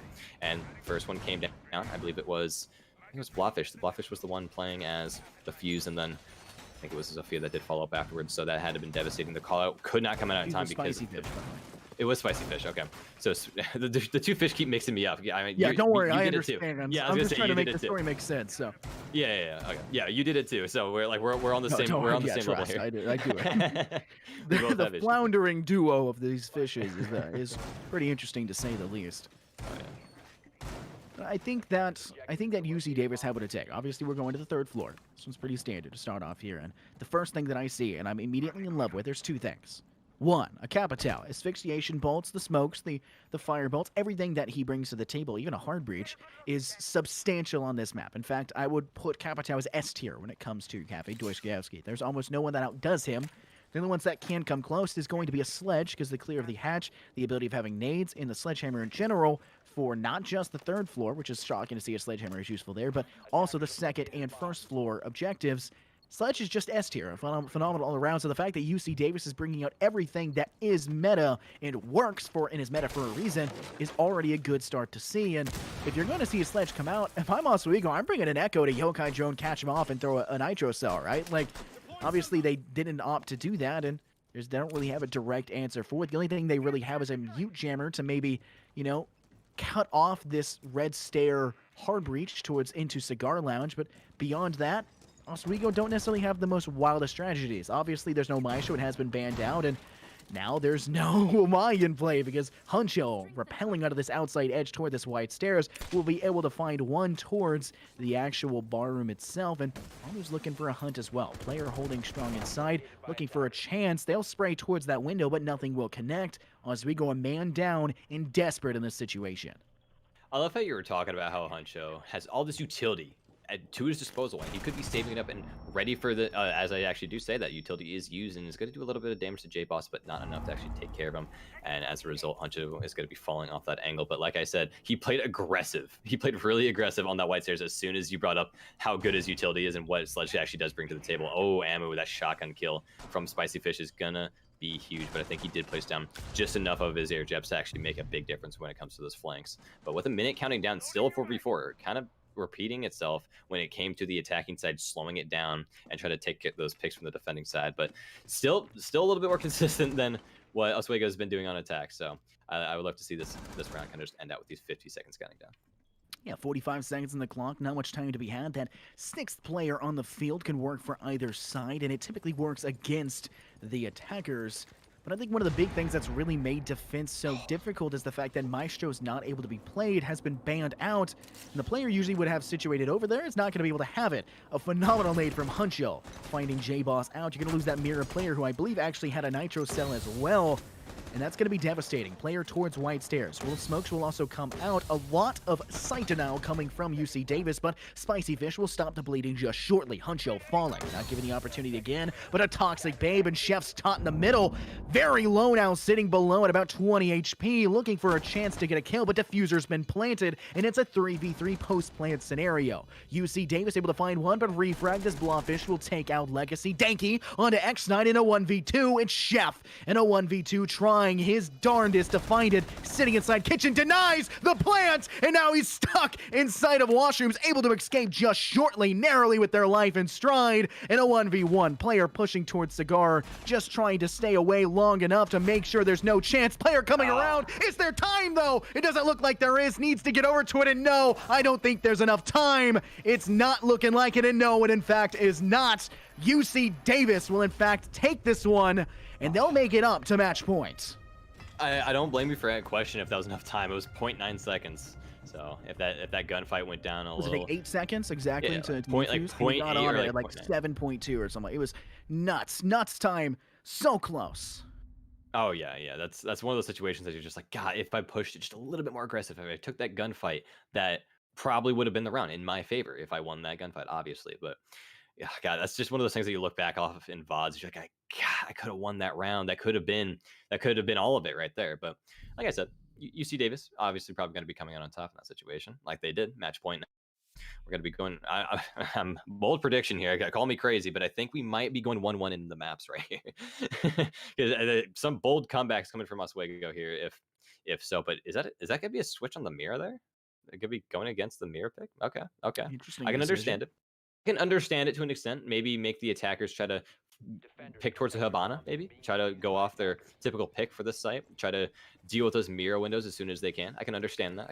Try to bring the utility and like kind of just go off the path of what they're actually bringing, like J-Boss. He's going to be bringing those ADSs, and I don't think they're aware that I think they were probably guessed that they're going to bring an ADS. I mean, yes, they do have the Womai on the board, but those ADSs are pretty much needed. You can't really just go just Wamai because of how, I don't want to say how inconsistent it is, but just it doesn't do the job like an ADS does. I think one of the big reasons for bringing out J-Boss onto, we already know is a phenomenal fragger. I think one of the reasons why you're bringing J-Boss out onto the Jaeger with the 416C is exactly that, the 416C. You don't have the Alda, you don't have Maestro available to you to really set the pacemaker on this third floor. Instead, opt for the 416C, another one of the best weapons on the defensive side, arguably top 3. A lot of people will argue it's third, second, first, you know, in comparison to the K1A, in comparison to the Alda. A lot of guns in pocket. I know Fellow the Caster, who casted the last game, loves the Alda. I know for a fact he's in love with that, and I do agree. The Alda is a phenomenal weapon. It was a very smart decision for the Maestro to be banned, but it was banned by Oswego, and it's really bit them in the rear. I mean, to be honest, it hasn't really worked out in their favor, and it's kind of hurt that when it comes to this third floor, they would have survived if they had that presence inside of that what's it called, Cocktail Bar 2, CB2. But we do see one pick already going off the top. We'll see Amu will fall, which guarantees Oswego a little bit of a breathing room, as they don't have to worry about that roam denial, and they can have a little bit more of a roaming presence if they so wanted. But this third floor and Oswego in general don't really look like they're going to go for it. Yeah, Hunter is going to be peeking the exact same angle he did last time, but he's not going to be lucky trying to find that frag. And last time, I actually do want to mention, because it did remind me of what Hunter did in that previous angle, well, same angle previous round. I find it funny because when he went up to that angle, he was fully aware that there was a shotgun directly below the white stairs window. He went up, he baited it. Oh, Spicy Fish, speaking of the shotgun going down, Huncho's actually going to be taking advantage of the situation and taking care of Spicy Fish. That's going to be a lot of utility already down. That Toxic Babe off the board, and Blobfish and whoever else is below that laundry hatch is going to be ready for that push down window.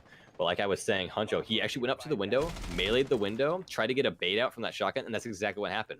He peeked it with authority, and then he tried to find that kill onto Huncho, but he obviously wasn't successful because it was a bait. He tried to knife it out, and then he was going to pre-fire it afterwards, but he fell down prone afterwards. And after all that type of mind tricks that were coming out of that situation, the shotgun did fall anyway. But currently on this run right now, minute counting down. It seems like history's repeating itself once again. Well, I was going to say 4v4, but now it's a 3v4. J-Boss is going to be dropped really early, and a nitro cell wasted already, so it's not looking too hot. But now, as I say that, going back into the favor of the defenders, there's still a down man, could be revived, but in this current situation, it is a man drone.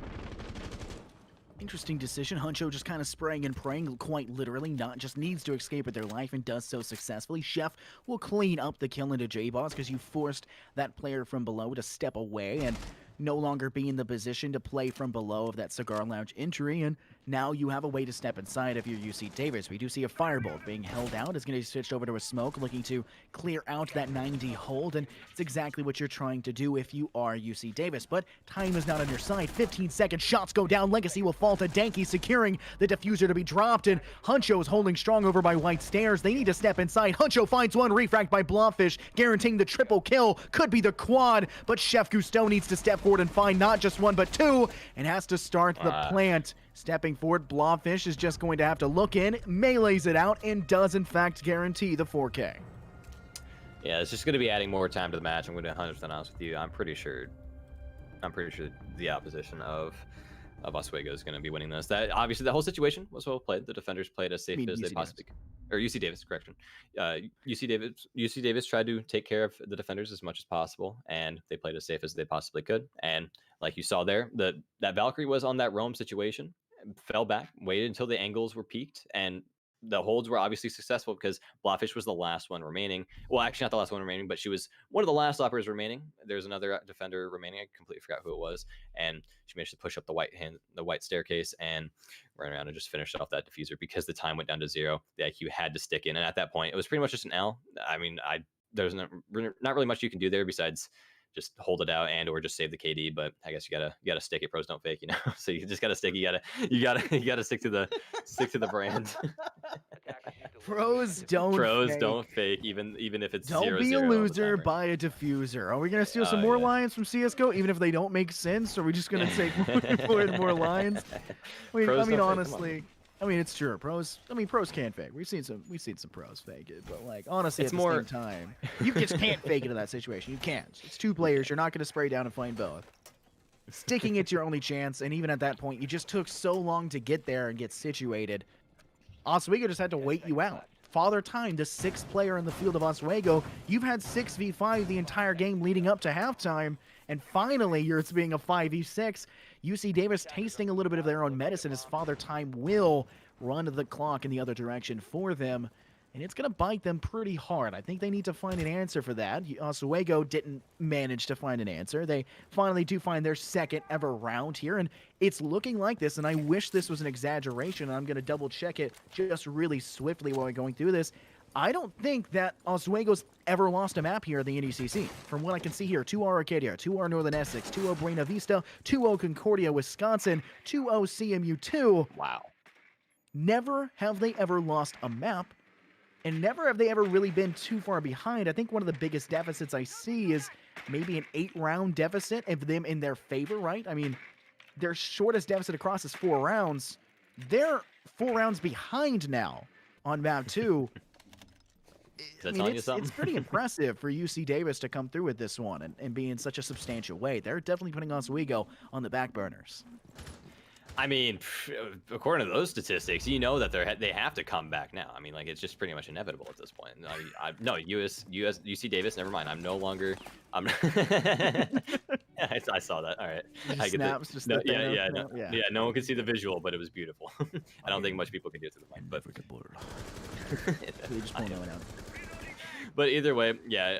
Jokingly, I was gonna say UC Davis is pretty much going to be losing this. Oswego's going to be coming back. The 4 rounds are going to be going straight to OT. And as I say that, Huncho not going to be letting up whatsoever. Going to be pushing with authority. Knight is going to be taking a lot of damage with that diffuser in hand. He needs to play as possible. J-Boss is the only one to fall this round so far. Blobfish finally going to be hitting that double digits. I just realized, but in return taking a lot of damage. So with this team play, they need to start playing in Houston if they want to. On top, Danky going to be picking up 2 kills, Amu and Chef. And then Sally's going to be returned. Blobfish is going to be the one to actually get returned. And Huncho on an absolute tear as well. Only 16 kills. And if he gets 4 more, if they actually start winning rounds and Oswego still starts to come back, he could actually reach 20. Absolutely, and I think that it's not shocking. Huncho went off on map 1, continuing to do so here on map 2, and probably will also on map 3. Missed opportunity for Huncho to guarantee themselves another kill. Danky picking up the triple kill, sitting inside of Reading Room, catching the player of X-Knight off guard, and getting flanked, however. It's going to be Legacy to pick up the first one of his for this round, and we do have Huncho, who's on a double kill. We had Danky, who was on a triple kill, and Huncho could get the triple kill here in this round as well to tie up Danky, and I think he's going to have to. Legacy hasn't had the most spectacular match, only 3 kills to their name, really been kind of that assisting player and utility, and we've been talking about the entire time, mostly for Oswego and Complexity, but UC Davis really firing back and showing that they can fire on all cylinders as well. 10 seconds now on the clock. Time is running short. Asphyxiation bolts will be tossed out, an 8 connecting. Complexity looking very worse for wear, but it's not going to matter. Still alive, finding Legacy, and they need to step in and be refragged, but he can't get in time. No chance! Huncho finds the 3K, but can't find any more, and Oswego will win another defensive round. Was the Sledge entirely aware of what the timer was? It was 20 seconds remaining, and I guess I can understand opening up that vertical to apply that last second pressure, but he needed to get down there as soon as he could, because with those seconds counting down, yes, he did pick up that Kaid, and he should have been there to actually pick up that smoke as well, but the smoke obviously had to play as defensive as possible. Sit back, just lay down prone, wait for him to come to you, and just wait for try to extend that timer for him to actually get into a gunfight with you as long as you can. And that's exactly what he did. Beautifully played. And Oswego coming back. Now 3 more rounds behind, so I don't think we'll have any issue whatsoever going into overtime now. So I'm just going to make an assumption already. So with that overtime counting down, I believe that... You're really just wanting this. You want this overtime. You're really fighting for it here. I'm gonna be 100% honest with you. I am starving. I kind of don't want the overtime. I want to go get something to eat.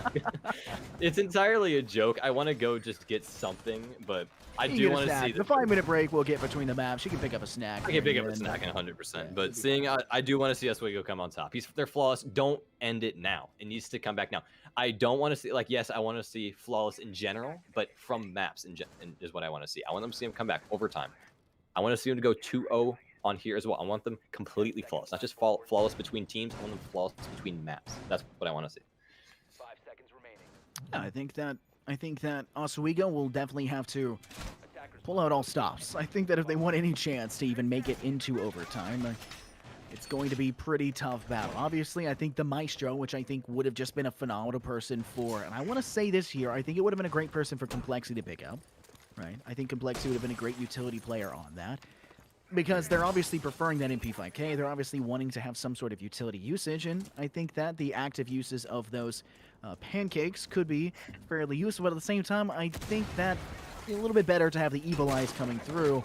It would have been a little bit nicer, a little less niche, I would say, instead of opting for that, but a pretty standard push. You do have one of those hatches. The hatches over towards the red stairs will be breached out with a normal round and then turned around immediately. The next one sledged out above the actual awning side of that bar room, and a lot of versatility. You don't even really need Huncho at that point to go up there with the sledge. Maybe just trying to get a couple extra points for himself up on top of the roof to maybe, I don't know, help his scoreline. I don't think he really needs any help here. Dropping 17 kills pretty substantially puts you at the top.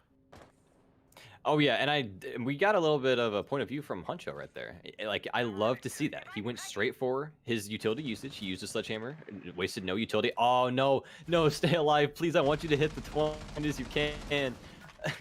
Okay, he's still going to be up, but either way, Chef's going to be taking a lot of damage as well, and the aggression coming from the attacking side is expected because they need to help Huncho as soon as they can. That top fragger is exactly what they need, and Blobfish going to be holding back that angle. Is going to be taken care of. Knight, that killing the Blobfish is exactly what they need. The Nitro Cell probably was not needed, and that's probably why the reason they were killed, but Legacy is going to be taken down by Denki. Knight's going to be taken down by J-Boss as well. Really flawless so far, but sadly, Knight's going to fall to Denki once again. And Diffuser down. It's going to be hold. All the defenders are probably going to be coming up there to support Denki, probably in the next few seconds.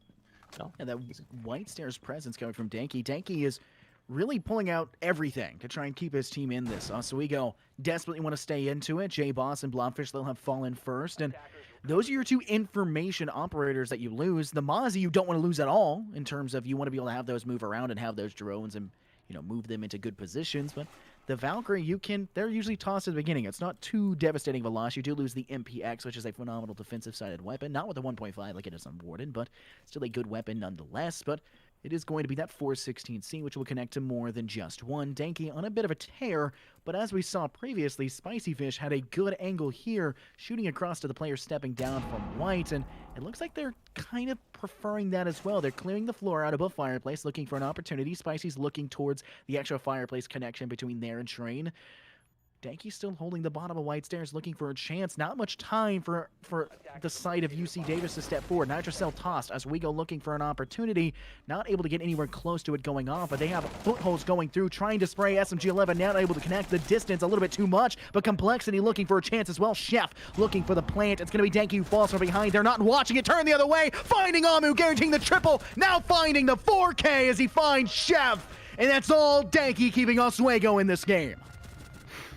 Can my caster curse kick in? Oh, please. So they could, God, like the one time I get a caster blessing is when I say, oh yeah, they're going to overtime. That's the only time. Come on. Okay, I obviously bold assumption at that point, but they're consistently winning. They have adapted. They know how they're playing. Defense is clearly their side on this map, so that I can have an understanding of why they are actually picking this map. So that going through. Obviously, the push had to come from the train area. They had I don't think they had really any intel whatsoever to actually deal with that White Stairs push. So the idea to go for the Red Stairs alternative, go down there, push through mining into train and try to get a plant down. But sadly, the mute, whoever was playing the mute, was completely aware of the situation. I don't think it was Denki, but he did just switch off the mute onto the bandit. But either way, I think Denki was the Jaeger. Yeah, he was the Jaeger. That's my bad. But whoever was the mute, he was holding a prone angle because he was entirely aware. The timing was perfect for the defending side because he peeked straight into that little fireplace area and he realized, oh, look, there's someone there ready for a push. That's probably going to be the last two remaining. That's probably going to be the diffuser as well, and their plan is to defuse as soon as they can because they had like 6 whole seconds to get onto site, plant it, and obviously they had to stick it. So that flank from upstairs was clearly the good play, and whoever did the flank, I'm pretty sure it was Denki, was really the awareness. Yeah, the awareness of that situation for him. The call out came from mining. They're pushing him from train into fireplace. He went straight for the White Stairs, went straight upstairs to the hatch, dropped, picked up 2 kills as a result. That's what I like to see Denki. He's currently at 12 kills, and he deserves every single one of those kills because his consistency, his awareness, the team's callouts are computing in his head, and it's not just going in one year, coming out the next. It's coming in. He's locking it into his head and then using it and trying to utilize it for the end game. You can get as much information as humanly possible, but if you fail to act on it, then really you just failed, right? Exactly. You can only be told exactly everything and then fail to act upon it. I mean, it's one of my go-to lines when I'm playing Valorant or CSGO. It's like, I can only tell you exactly where they are. I can't play the game for you. I'm pretty toxic when it comes to those games. I apologize, but it's just the way I am. R6, I'm a really nice guy. I don't know what it is. It just like flips for me.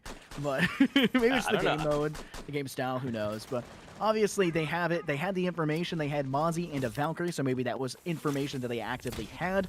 I don't know how many drones they actually had hacked and had gathered to that point. I don't think they actually had any, if I'm going to be honest with you, but I do think that there still was substantial information that was had, and they definitely acted upon it. Denki on a phenomenal flank, dropping down, catching the player Valmuz off guard with a phenomenal shot into the rear. Honcho did fall elsewhere, but it was Chef Gusteau to finish that one off, as it was yet another shot coming from Denki, and that one was pretty swiftly cleaned up, and it didn't look like Oswego had the chance because of the distance that was there, but still managing to find it, and they're trying to find another one back-to-back, and they're going to have to still at match point, and they're still trying to take control of these cocktail bars. I think he's outside of cocktail 3, looking for an opportunity to peek across over to the actual bar itself. Maybe to look to the backside of Freezer. Nothing coming up. This 90 hold is going to be the point that's going to be the most difficult for them to step forward into. Yeah, and okay, I was gonna say the progression that UC Davis is making this round. Oh my gosh, Chef is also going to be picking up a kill. Okay, we're good. We got a trade-off. But I was about to mention the progression that they're making is really well done. They're already picking up on the site. They have a minute remaining. The frags are looking pretty promising. As I say that, Amu, Denki, taking down Amu as well. Denki going on an absolute tear as well. He's not going to be letting up. He's going to be holding off those angles, ready to take care of it. But the progression was there. Now it's not. They completely halted in place, but they do have 50 seconds to work with. And that counting down, I believe the action is about to start breaking out as well. Pre-fires are coming out from Chef, so yeah, that coming down 40 seconds, 4v3 situation in the favor of the defending side.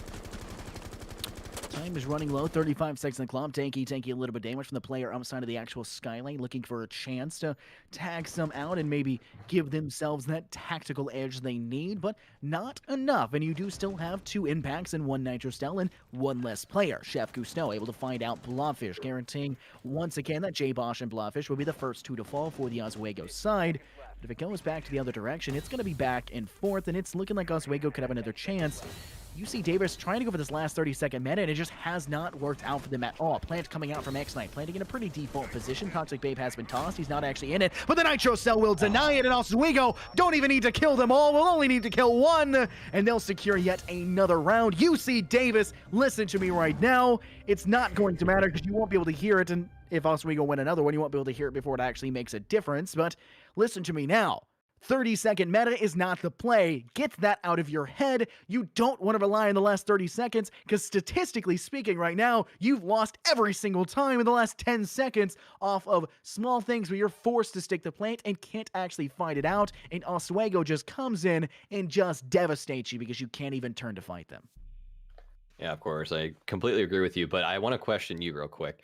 Complexity. Now I know exactly what you're talking about now. Did you see what Complexity did on that last 30-second situation? I did not. What did he do? He was sitting back behind Pixel, and he did not the aggression that what you're talking about. He doesn't really do well in frags, but he knows what to do in certain situations. His awareness, his game sense is all there. He knows what he needs to be doing in certain situations. He knows that the timer was counting down. He trusts his teammates to get those frags because clearly they've been fragging out. Correct. Blobfish is up there. Denki's up there. J-Boss and Spicy still add on as well. Complexity is obviously at the bottom because he is sitting back. He is that utility, like you mentioned before. He is that anchor. He does what he needs to do. He doesn't worry about kills. He doesn't worry about greed. He sits back and waits for those last second situations. And what he was doing there, sitting behind Pixel, he didn't get greedy whatsoever, staying consistent with his attitude. He sat back behind that shield, and you know what I mean? He stole the attention of 2 separate operators for that whole remainder of the 30 seconds. There was people peeking into Cigar, and they were both watching. At least one of them. I think one was watching for like a good 2 seconds, and then the other one continued to watch it. I'm pretty sure it was the Ace. The Ace was just sitting there watching the shield angle, and then the other one fell off and tried to help out. Actually, no, Ace was the one that was playing the diffuser. I'm not entirely sure who was watching that angle, and maybe even the Captail Legacy or whoever. But either way, the whole situation was beautifully played by Complexity. Sat back, didn't need to peek anything, and then the attackers, obviously, their priorities were twisted a lot, and that Ace was not too happy about it, I guarantee it.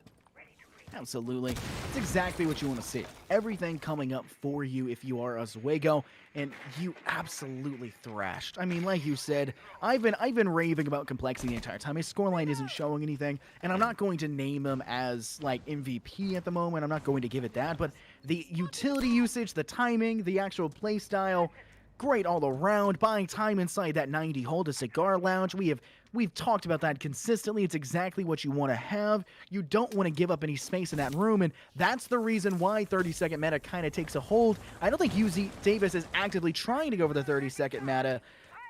I think he's just unfortunately falling into it because of the situation at hand, because Oswego's doing such a good job of denying, and Oswego's surmounting a comeback. Time now at 1 minute and 45 seconds.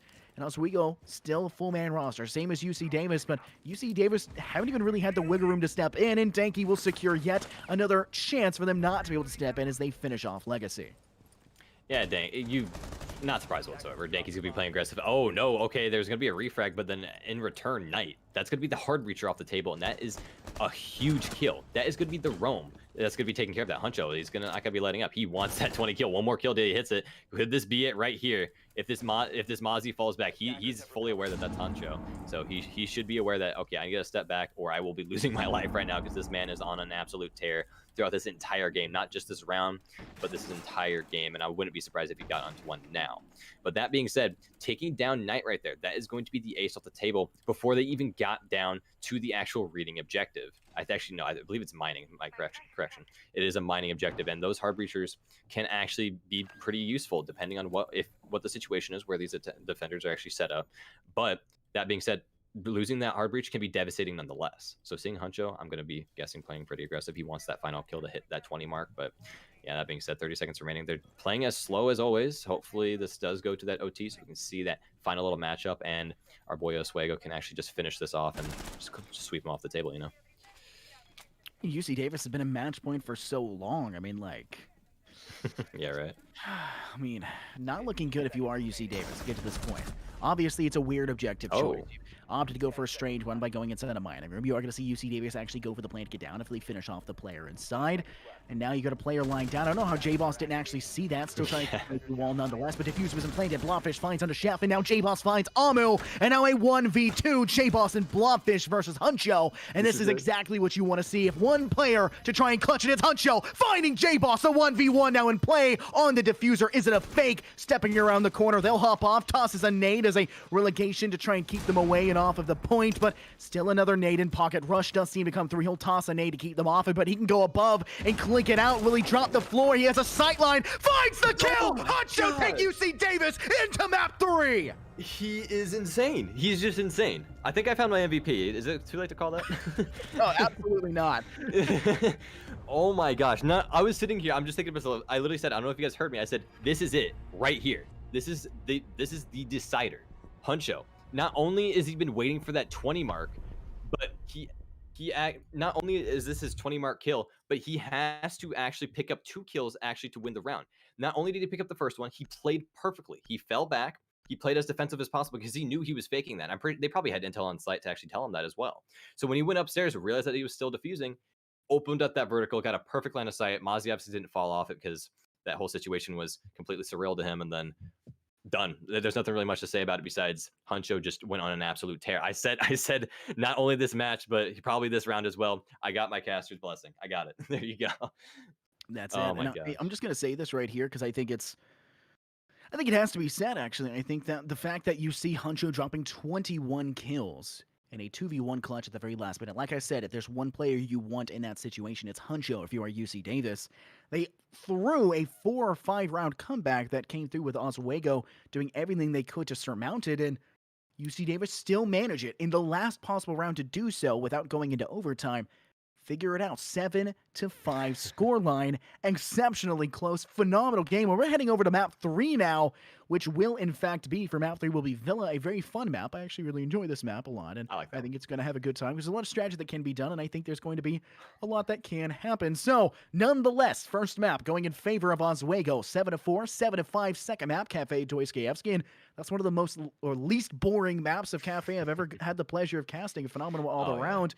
Huncho having to drop 21. Danky not dropping enough kills to give himself the opportunity. Did drop 15, but not enough to guarantee the win. So my name's been Infernosis, joined here by Carr. We'll see you guys just in 5 short minutes as we meet up on Villa for map 3.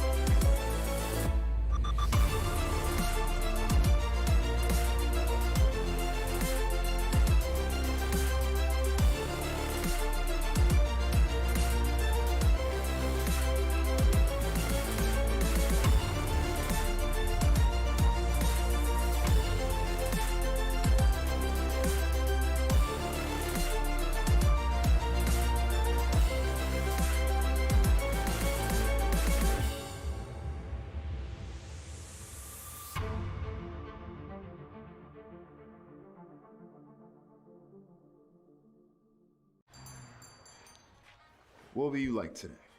Another Cloud 2 classic? I'll stick with the usual. Maybe take a little bit off the sides.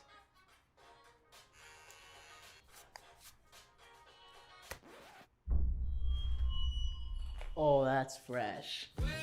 The HyperX Cloud 2 Wireless. Legendary comfort goes wireless. Hey, watch your head.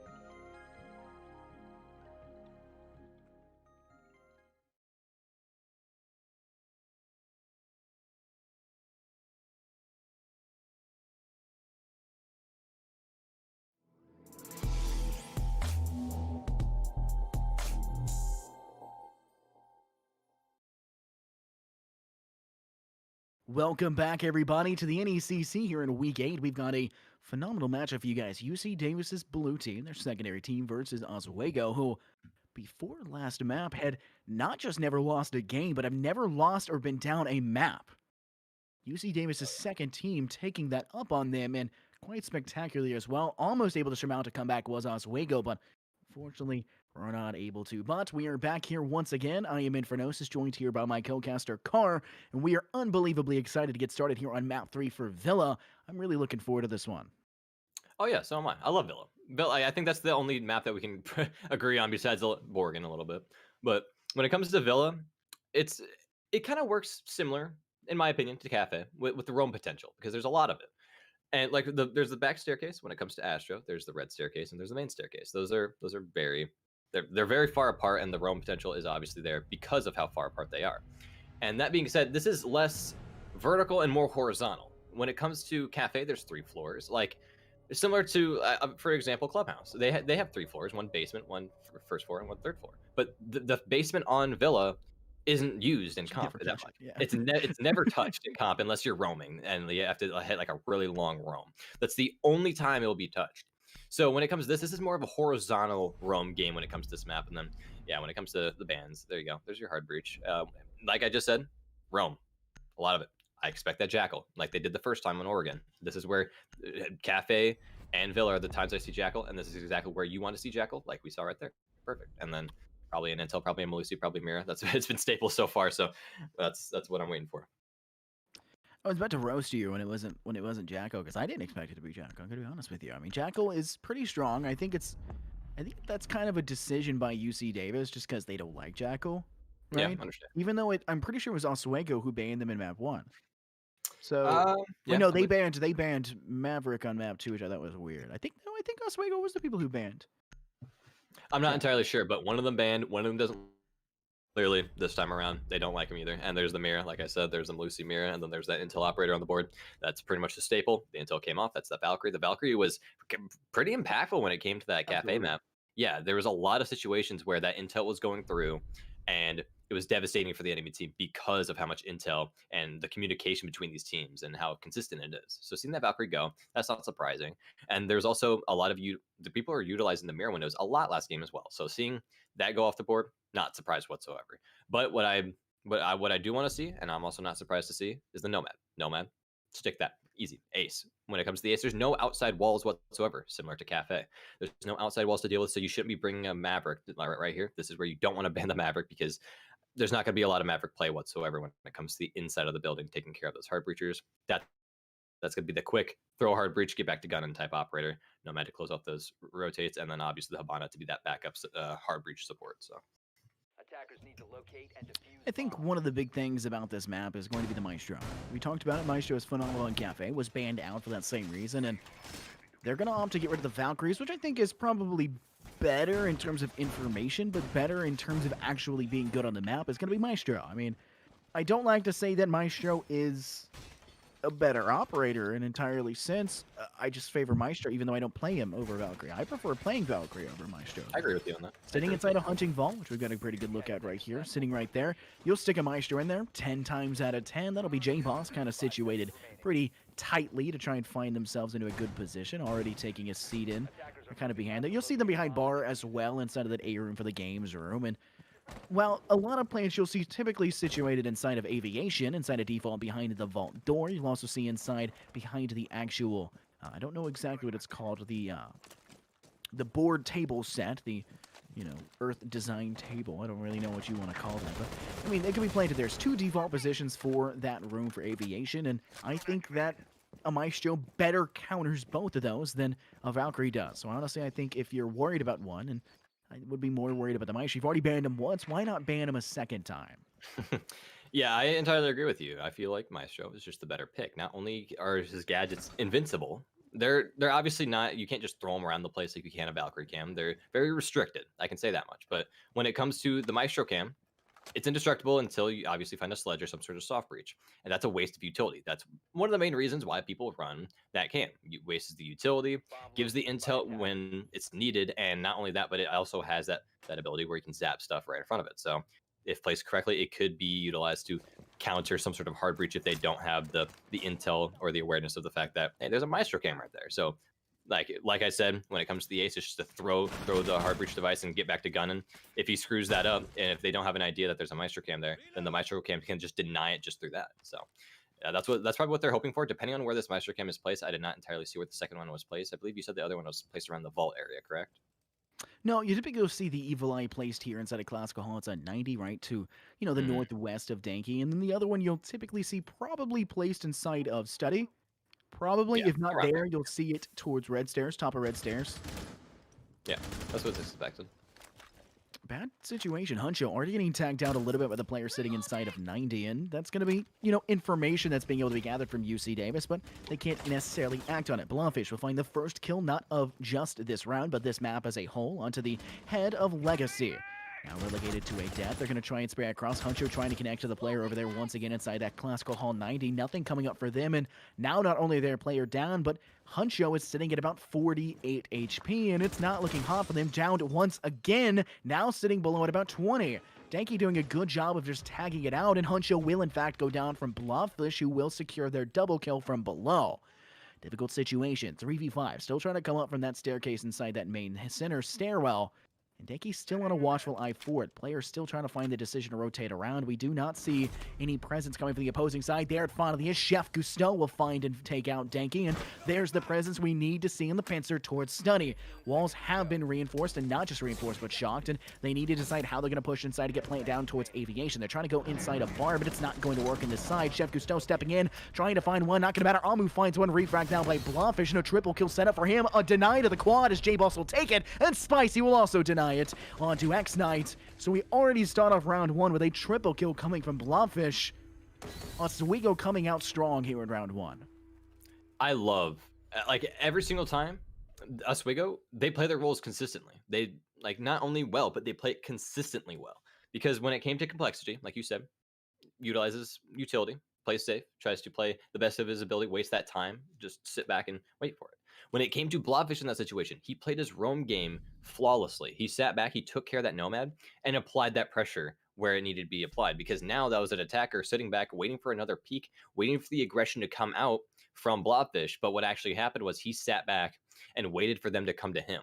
And once that happened, he picked up another kill, resulting in 2 kills at the attacker inside, and they needed to make a push inside as soon as they could, because obviously the counter was counting down. The defenders took more kills than they needed.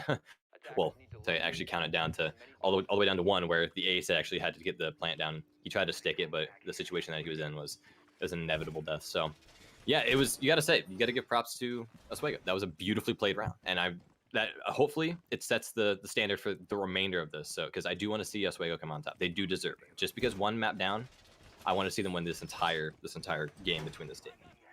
Now, I want to point out that I think one of the big things and really categorize their ability to win rounds in the first place was their ability to deny Huncho Panda from getting very many kills.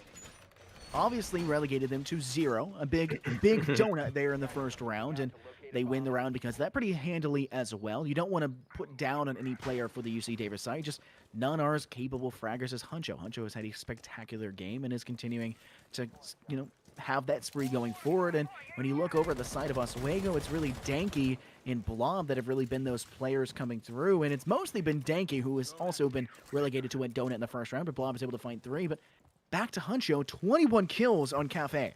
Dropped a 21 bomb on Cafe.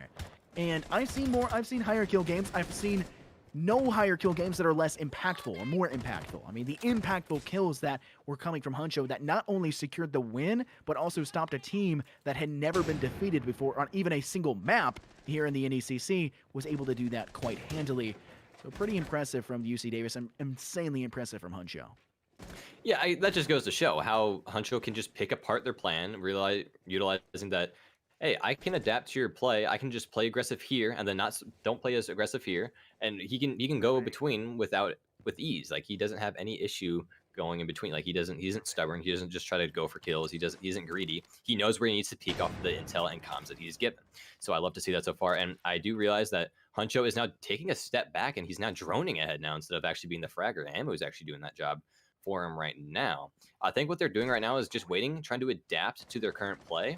And once they once they start adapting and then getting into how they play, how they play on this map, the aggression that they actually do show, then Huncho will probably start picking it up and then start picking apart their defensive side as much as he possibly can. Hopefully he can pick apart the pickled peppers, right? You know, coming through into that one. Amu will secure the first kill in the round. Immediately, though, J-Boss will find one onto X-Knight, and J-Boss finds a second, securing the kill into Amu, who had gotten the first previously onto Spicy Fish. So the revenge has been gathered, and Legacy as well will be Nitro Celled from below. I believe that actually came from the pockets of Danky, so now you've got the information of Blobfish. They have the information. Maybe they don't know the player is down, but that body's not moving. Nitro Cell ripped. It's going to be damped. It actually doesn't connect. If they dropped it on a Legacy who was being revived and is back up, it would have not just gotten one, but two. So failure to act, or the complacency to act, may bite Oswego in the rear, but continuing forward to 3v4, stepping now, having full control of this second floor. They need to drop down and actually get some frags into the objective. It's interesting to see that the tertiary objective, I know we haven't really talked about that too much, this tertiary objective of kitchen and dining is another one that's weird to see pretty early on. Chef Gusteau cooking up his own recipe of Danky on the floor. A 3v3, don't laugh at my puns, a 3v3 situation. Now in play as they're going to drop inside of Laundry. Legacy looking for an opportunity for a kill. We'll have to melee out the barbed wire. Blobfish falling now to Chef Gusteau. Yet another Chef specialty coming through, but a shot coming through as well. J-Boss finding his triple, and a player of Chef has been down. Huncho comes in, finds Complexity, has to stick the plant, and J-Boss knows it, finds the kill, but Complexity stole the ace, but a 4K will be found for J-Boss. I mean, hey man, I don't care what you tell me. Complexity deserved that kill anyway. It's ace stolen or not, Complexity deserves something on the leaderboard. Like I'm not trying to downplay the fact that he is not really on the side of the fragging, but either way, he does deserve it. And it's been the story the entire time. We know that Complexity isn't the fragging you guys player, understand why I'm saying this at this point. Yeah, but history repeated itself again. They brought it down to that 0-0 timer where I believe it was the ace once again, had to get that plant down, but had to stick it, could not move whatsoever, and the kill obviously went to the favor of the defending side. Oswego, pretty consistent so far. I don't think they have really lost too much when it came to the man advantage. I think they've been pretty consistent on staying on top and peeking angles when they see fit, falling back. They definitely had a good little timeout, like that 5-minute break that we took. That's exactly what they needed. They needed a discussion, realize that this is how they're playing, take a step back. Huncho, I don't know if you remember me stating this, but Huncho was actually droning for Amu that time. Like you'd expect Huncho to go in because he was on an absolute tear last game. So you expect him to be like, all right, let's just transfer it over to this game, you know? But no, he was sitting back droning, supporting, and helping Amu move forward and try to get some out of whatever utility off. So that's what I love to see. This man is just, he's everything, all in one. He's all around, you know? The absolute picture-perfect player. Obviously, supporting Amu was a pretty big boost to your side to have that extra little bit of help. And I think that when you rely on something like that, which was your Amu was the Habana of the round previously, and you know, it's probably what you want to do. You want to have your entry maybe spot out so that the hard reacher can really act upon it, and maybe you want to keep Huncho alive just a little bit longer. It ended up not really working out in the end, however. UC Davis do take yet another loss, and Oswego starting off very strong in their defense, 2 rounds back-to-back. And the last time we saw this, I believe, in terms of 2 rounds on the defensive side back-to-back was all the way on map 1. I don't know. It was pretty back and forth when it came to the hold on. No, wait, no, their second half of the defensive. I'm dumb. No, we saw them do 4 rounds back-to-back on map 2 on Cafe, but on map 1, it was kind of the 2 rounds, and then it would go the other way for UC Davis. And then it was like 3 rounds, and then, you know, UC Davis. It was kind of split somewhat evenly across. I want to see that again here. I want to see UC Davis kind of go back and forth. I think that's where the fun is happening. I think that's where the action can happen when it's back and forth, a close game, and it's tight. That's where you're going to have a more enjoyable experience, not just as a viewer, but if you're a player as well. You want to improve. Both of these teams have phenomenal standings in it. It's a make-it-or-break-it game, but honestly, I don't think either side's going to struggle to make it into the playoffs. Yeah, I entirely agree with you. These teams are both played beautifully, actually. I don't really know how to really describe it besides just they've been consistent. There's obviously some spots where like I'll take some notes, but there hasn't been too much of an issue. They bring it down, like you said, actually. They've been pretty even. They went hand for hand, round for round, kill for kill. I mean, there's times where, yes, they will come out on top at some rounds where it'll be flawless, like you saw. I believe it was Oswego going flawless for flawless when it came to the Cafe map. And yeah, there's times where there's going to be some issues. No one's perfect. That's just expected, right?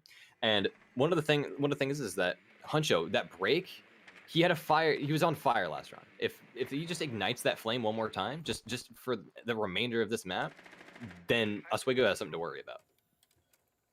Absolutely. I would be worried if I am UC Davis, however. Obviously, no kills have dropped. 2 minutes has been bought off the clock, so Oswego starting off fairly strong. And you do have somewhat of a control of Astronomy. You know there's a player back there. You have Bathroom. You have Master Bedroom. You have Master Bathroom as well. You have that window outside of Astronomy repelling on that northern side.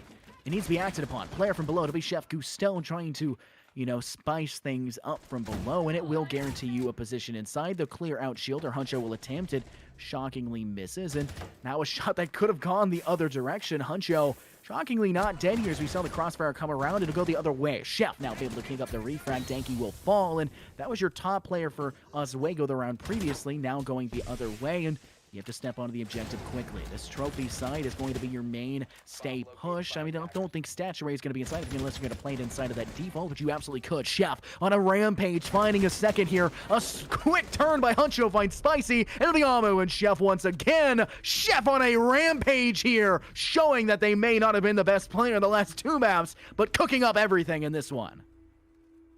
It was Chef going off, but we saw a little bit of old Honcho there as well, because he started peeking. The aggression came out as well. They realized, you mentioned before, the 30-second situations are not ideal, and they need to take a step back away from the time that they have.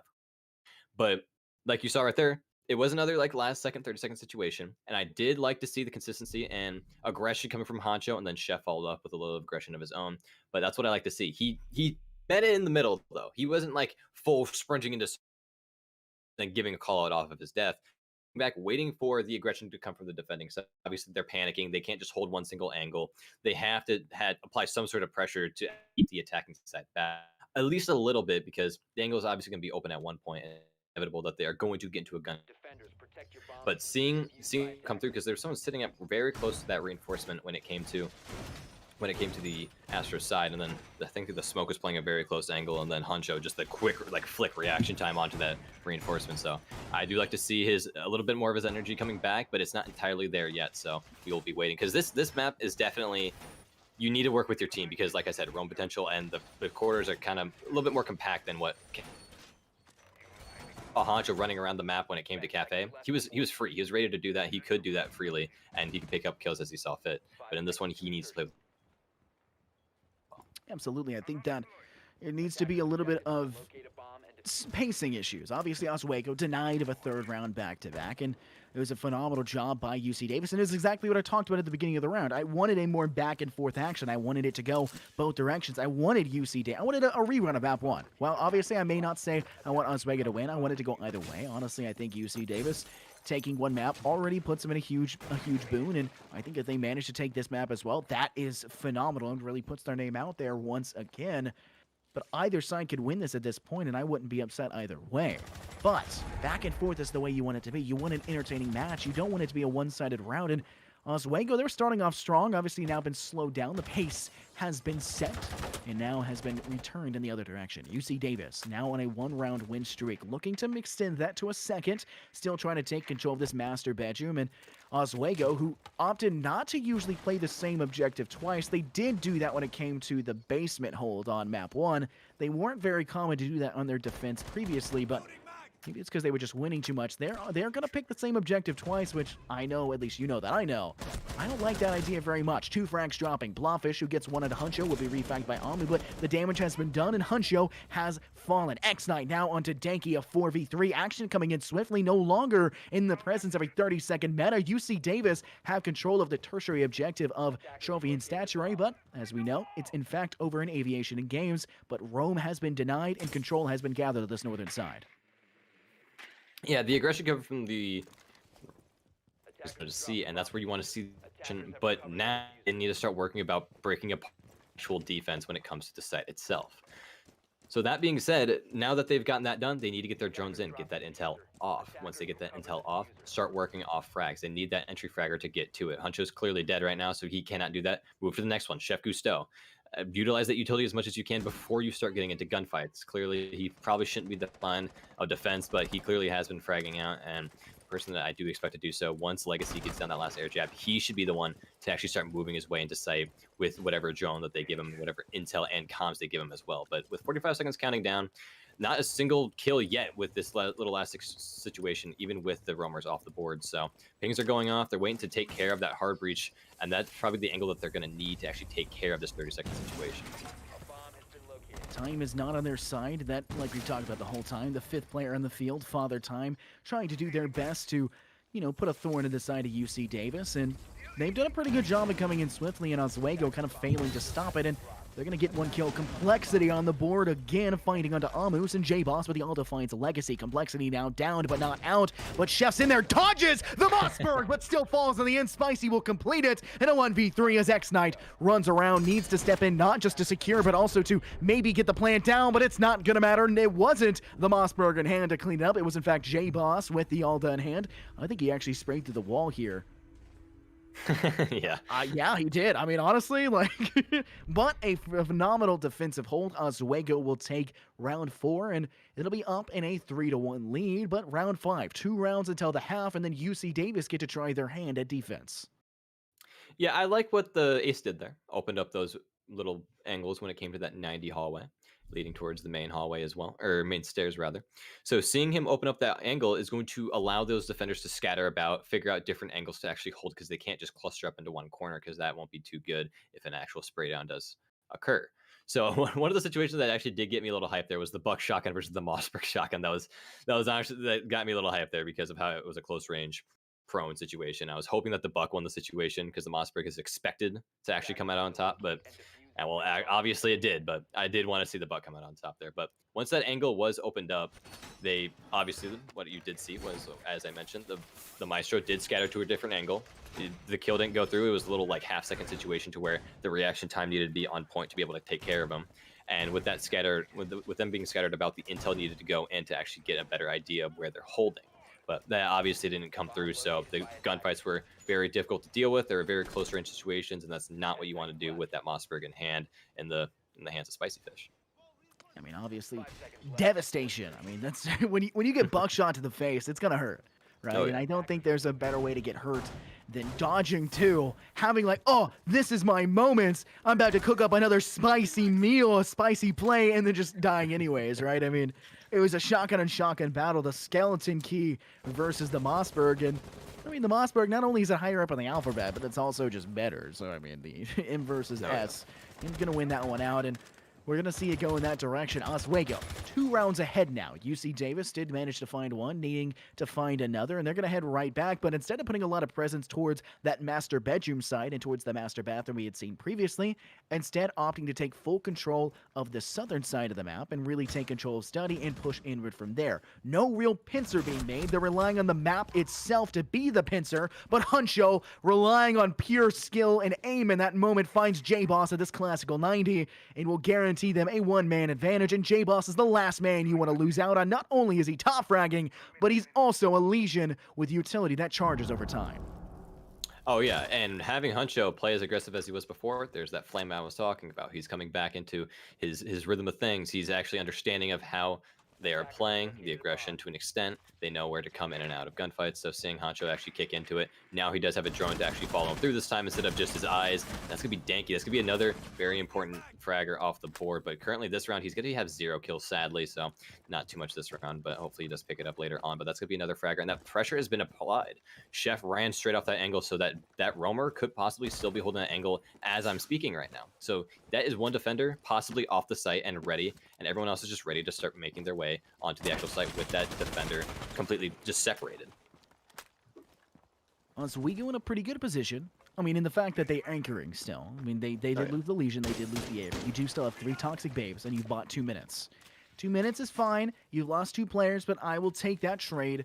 Unfortunately, you needed to at least find 1 kill to make it a little bit more fair, but you have been unable to do that. Instead, Huncho has taken a lot of damage, and you've lost yet another. A 5v2 as Amu will find Complexity. It's a pretty complex situation now for Oswego as they have to defend this one out. Spicy Fish with the SMG-11 trying to stay in. Blobfish finding 2 with the MP7, Huncho and Legacy, and finally the Toxic Babes will be ripped out, tossed, and detonated. X-Knight taking a little bit of damage. Spicy now tossing on yet another, but the plate is going down in the doorway. It's not going to be stopped in time. X-Knight will not even be effective with a Toxic Babe until the last moment, and Blobfish will overextend. Spicy now with the SMG-11 into Amu, but X-Knight will find it in the end. UC Davis taking round 5, now still back to the 1-round deficit, and we're going to see if this is yet another tie game at the halftime if UC Davis can bring it back. Oh yeah, and like I mentioned before, that bandit was still looking for that buck that was traveling around the staircase, like either red or main staircase. He was just wandering around, waiting for that audio call to come out, waiting for some sort of intel. But what Buck did, the chef Gusto, the homie, ran out and ran straight to Master because that was going to be their focus push after taking care of those roamers. Because in that situation, the idea of those defenders, the idea of the push is going to be coming from the opposite side of the map, from the inside. So if they're going to be splitting up that push and actually, as soon as they get to that master window, try to push as quickly as they can with the intel that they have. That being said, that entire push is going to be split up to an extent because their idea is it's going to be coming from inside, but it actually does come from the outside, coming into master, pushed in, got the diffuser off. My boy Knight actually managed to get outside the window before anything else happened, and sadly, I believe it was Spicy Fish that he could not actually see anything while inside the smoke babe, and in that situation, you cannot win that gunfight, even with a shotgun. The Mossberg, yes, it's a god tier weapon, don't get me wrong, but you're not going to be winning a gunfight when you're standing inside of a smoke canister. Are you denying the Mossberg? Oh, I love it. I talk about the SAS shotguns all the time. Yeah, I mean, you probably because we haven't cast for a while. I literally mention it in almost every single one of my Borgen matches. I'm not even kidding. I mean, to be fair, yeah, but I want to point this out here. Don't hate on my Mossberg, all right? Listen, I don't rock it either. I don't know why I'm defending it. I really don't know. I don't even rock the Mossberg when I play both, all right? I do bring the SMG-11, but I usually do bring the MP5. Like, I'm not worried about it. Or the FMG, right? Because I actually like the FMG-9, even though it is a terrible weapon. But starting off strong, Oswego often go back to the kitchen and dining objective. They do once again have a 4 Nitro Cell pocket build with the Pulse as a little bit of a supporting player, as information needs to be, gathered or garnered, I guess you could say. And I think that's going to be something. And if you want to talk about someone garnering something, it's going to be Chef. They didn't have as much of a high presence in the maps previously, but now really showing up, not just top fragging, but top fragging in the map. 8 kills, 1 assist, and 3 deaths. Spectacular showing so far. Amu's still looking in with the IQ. Does see that the Pulse actually spots that out here. Doesn't take the shot, however, which is a little upsetting. I think, well, because he lost him in that situation. He was shooting, and oh yeah, that is not good. Blobfish just completely taking care of the counter to his pulse gadget. When he was holding up the pulse gadget, of course he could scan it, but then he put it away, losing sight of it. Bullets started coming through. He couldn't just pull out the gadget again to actually see where he's shooting from. He couldn't do that. It would just be a guessing game at that point. So, that's gonna be Nitro Cells coming out. Oh, perfect timing once again, question mark? Yes, it did. Oh my god. This consistency. This is why you bring the Pulse. You can actually point it out, throw these Nitro Cells in perfect spots, but the only reason why it's a lot more consistent on this side is because the roof that you have to worry about, or the ceiling you have to worry about, is directly in sight compared to somewhere like Cafe, where the site is the floor that you have to worry about, and you can't really have every single defender downstairs in that situation. But yeah, that you cannot go against that. With the attackers that you currently have, you just have to win gunfights and try to get the best setup and the best until you can get to try to win the defensive players, because they're probably going to be playing slow at this point. I mean, I'd be surprised if they didn't. Never mind, prove me wrong right here. That's the advantage. Danky over here playing as aggressive as he possibly can. Huncho will find a consolation prize in a complexity, removing that player from the, stat line of the opposition. But at this phase, you do still have a Nitro Cell in the hand of Spicy, and you don't want to lose Blobfish, who still has the utility of a wall breach. But it'll be Danky to find X-Knight. Spicy with the Mossberg, just to top one up Caro here to find Legacy, and Huncho will be found out by the UMP-wielding Blobfish. And if there's one person in that round that you're looking at to really be that pivotal player that gave the entire team the advantage into that one, it's Blobfish. The first Nitro Cell that even I went, oh, and shocked about. Like, it was such a nice throw, able to clear out just enough to toss it through. This game is so nitpicky about trying to go in through little small holes of tossing the Nitro Cells, right? It can be difficult. It'll clip to the wall, get stuck there, and it's so aggravating to see that, and nails it perfectly. Absolute pristine Clearly wasn't an issue. Clearly was not an issue, correct? And I think that was a huge thing for their side. Also, the Nitro Cell, which I was about to say that's poorly tossed, but the player walked right back into it and then gets right on top, just stands on it, just not even aware, just stands on it, is like, I'm waiting for my moment. And sure enough, Rocket Man takes off, and he'll be launched a few feet into the air and ultimately lose all of his HP. But Oswego, they're going to secure themselves a 2-round advantage at the halftime switch, and Now we've got a 2-4 scoreline. UC Davis now on the defensive side, which is the favored side for this map. But Oswego, they don't care about the favored side. They lost when they had the advantage of the second half favored side, and they won when they had the second favored side on map 1 as well. They don't really care. They're just trying to play. Oh yeah, of course.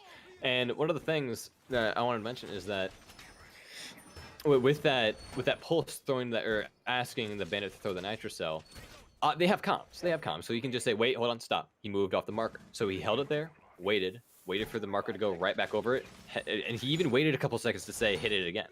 It's either that or there's a little bit of a hesitation coming from the bandit when he said hit it again. Either way, what I saw from my point of view, he waited until he said hit it again. So when he was sitting there, he's like waiting. Okay, hold on, let's see if he moves anymore, because second, and then he could pop at the wrong time. But either way, he stuck there, he held the angle, and then he said, all right, pop it now. Boom, took care of him. That's 2 people purely off nitro cells.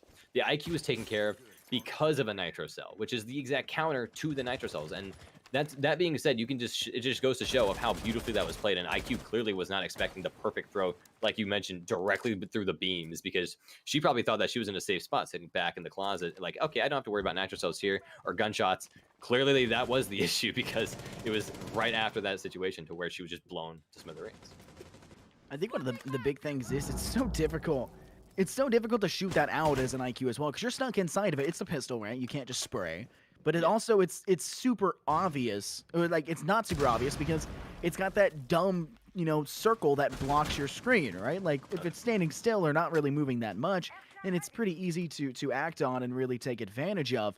Not so much when it's coming at you in a direct angle and a nice arc and a phenomenal arc, and absolute devastation is the name of the game. It's exactly what's going to happen. But time has been bought. Danky will take Chef Gusteau out. We'll have to see what The Rock is cooking in the next round, because he's cooking up a fat L in this one. A 4v5 now underway, as Oswego have given themselves a one-man advantage and are continuing to try and act on this push. One man coming up these main stairs to the red stairs here. That's going to be Danky, who's already had a little bit of an advantage coming into this one. And the rest of the team for Oswego still trying to figure out where they want to entry. Some of them opting to come towards study side on veranda, but looks to be a lot of them coming up red stairs instead. Oh yeah, and with the aggression, they actually need to start getting that intel as soon as they can. Right now, they have every single one of their attackers left. The only down person right now is a defender, being Chef, and that is their top fragger, the man that's been popping off this entire time. So taking him off the board is going to be huge. So if they get the intel, they need to utilize the fact that they just took down a heavy fragger off the board, figure out this 90-degree angle. Hopefully this Jaeger doesn't play too aggressive, but it is Huncho, so it's a force to be reckoned with. As Amus is going to be taking down Blobfish, that's going to be huge as well, but it's going to be a trade in favor of the attacking side, but now Danky's going to be down there. Huge. Absolute tons of kills dropping as J-Boss finds not just one but two, stepping in quite single-handedly and finding Huncho. Finds out Spicy Fish player sitting close to the left is spraying, gets air jabbed away. They don't actually peek that, which is an interesting decision, and Complexity was placing the actual diffuser, hops off of it now. Is looking for a new place to go. Spraying through wall, trying to connect one player inside of Hunting Vault. It'll be J-Boss to clean up and find the triple kill, guaranteeing Oswego another chance to win. They're going to take up another round advantage, and it looks like the defensive side was going to have a bit of a helper there, as UC Davis was able to have the advantage of anchoring, and they also had the maestro of X-Knight, who did a phenomenal job of staying alive and getting himself a kill, not able to find the second spray through, and that really was kind of the nail in the coffin for the UC Davis side. Yeah, the risky play by juggling that diffuser, not only from the corner, he decided to stick it for a little bit longer, but ultimately didn't, and just fell off into the vault area and decided to just pre-fire his way to victory. But it was very risky, because if that air jab was not set in place, that could have been the death from Huncho. So it would have been a death from Huncho, and that would have been bad, because not only are they separated, the attacker with the diffuser sitting down, currently an aviator, I'm pretty sure the other one was in game, so separating that diffuser from well, one's going to be dead in that situation, the last remaining one is going to be separated from the diffuser. That's not going to be good whatsoever. That situation you cannot deal with, and you just need to be able to win that gunfight through like a rotation through 90 hallway or something like that. That's going to be the absolute worst case scenario. So the fact that he decided to make that decision to just not stick the diffuser, I mean, I guess sticking it as well probably would have resulted in a death as well, but at least you had that diffuser down, and he probably had a line of sight to actually be able to hold the diffuser, and at the point it was just a gunfight to beat out the diffuser timer, and I don't really know. It could go 50-50, but in my opinion, he should have stuck it. I think Yeah, I mean, obviously, it still works out for Oswego. I think he could have snug it, and it could have been an interesting situation, but the audio cue for that to go up would have given away the position anyways. When the air jab comes up, it's kind of like that lucky situation. I think he was going to cross anyways, but the air jab kind of just guaranteed the ability to cross, and that really just set them up for a little bit better of a firefight. I think they also could have just fought him when the air jab went off, right? You don't know the exact location, but I trust in these players' abilities to really just say, hey, we can shoot them. We don't need to know their exact position after getting air jabbed. We know they're air jabbed. They're going to be on the floor. Just aim there. Take them out. We've got the reflexes to do it. Didn't do that. Instead, played smart. Played their own little game. It works out, so I'm not going to worry too much about it. But I am worried about UC Davis. 2 rounds have been gathered. Oswego on a tear right now. Coming through quite swiftly, and they're not stopping this aggression. This is map 1 reminiscence here. They're just playing aggressive, giving no chance for UC Davis to really counteract or act on it. Obviously, Villa kind of feeling like the same thing with Oregon. It's just really not looking like UC Davis is comfortable against the strategies that Oswego is bringing to the table. Yeah, it's just one of those issues where they just don't really know how to adapt to it. The attacking side was pretty effective when it came to Oswego, when it came to Oregon. I'm pretty sure it was. Please correct me if I'm wrong. But their attack when it came to Oswego was pretty flawless. And J-Boss, the angle could be perfectly set up for either a kill in the direction of the attackers or the defenders. If that barricade is broken, then that will be a bloodbath. And this is clearly in the favor of the attacking side. A lot of damage has been dealt to Huncho right there. And even more aggression right there. Once those roamers were taken care of, once that map control as well, the air jab was set up on Astro Stairs as you saw earlier. So they're free to roam this little area. And I'm pretty sure an air jab was set down. Well, not yet. It needs to be set down on Red Stairs before they start making an initial push. But with the minute counting down, they need to start clearing. Now, actually, no, there's no roamers whatsoever. They're all anchors. Once again, they're going back to their old strategy of just sitting back and waiting for them to come to them. So this is going to be an interesting gunfight. Minute counting down, not a single death yet. The only damage is on Huncho, so we're just going to have to wait it out. Time is going to be on the side, once again, always of the defensive side, so UC Davis have the advantage, but it is still tied in a 5v5. No one has fallen. Not a good situation if you're Oswego, because you do have a disadvantage, but you do have the ability to open up that vault wall, and Danky has now secured a kill onto Chef. Now you have a one-man advantage. As an attacking side, this can be pretty pivotal, but it'll be tied back up by Legacy onto J-Boss. Player inside vault, shot from the backside. Danky finds him, but Spicy Fish falls to Amos, but Blobfish finds Amos on the refrag. 2v3. Player of Legacy from within games is trying to get a shot across. Player is down from behind of that old default position, but Plant is going down from behind the vault, and the player of Danky is not letting it happen anyways. A 1v3. Huncho on the flank looking for an opportunity, but I believe it's being watched here. J-Boss and not J-Boss, sorry, Danky on a hold will find it, and Huncho will fall as Oswego take round 8, and they have once again broadened that lead, and it's looking like Oswego is going to take it in the end. Not only was the support and the use of utility from Danky flawless, his hold and his support was just on top of everyone else. He sat back in that study doorway, took care of an unknowing Maestro. Maestro was down. That's obviously the Alda off out of the picture, and that's already huge within itself. We're already on match point, and not only was the Maestro dropped, he was holding an angle to peak because the Nitrocell was expected coming from a plant like that. So, because it's a full metal door that you can't shoot through, so you need some sort of gadget that can take care of the angle that you cannot hold or peek without dying. So throwing out that Nitrocell clearly was not successful because Danky was there to take care of it. The call out went out for the rotate to go around from the other side. The support was trusted. Danky supported the support from, or trusted the support coming from behind him of any sort of defender coming into Aviator. The call out was to come out. So him holding that study side was the best case scenario, and clearly was, because I'm pretty sure that was a 4K in the end, wasn't it? I believe so, actually. No, it could have been a 3K. It might have just been a 3K, but I think he picked up a kill before the whole situation. Yeah, it was a very phenomenal job coming from Danky to secure that. In fact, actually, no, I can guarantee it, in fact, was a 4K coming for them, because at the beginning of round 8, Danky was at a 336 stat line, and now sitting at that 736. So a 4 kills guaranteed for Danky in that round. Beautiful, beautiful. Well, I'm looking at the stats right now. Blobfish currently at the double digits now. J-Boss right behind him, or not right behind him, but right with him.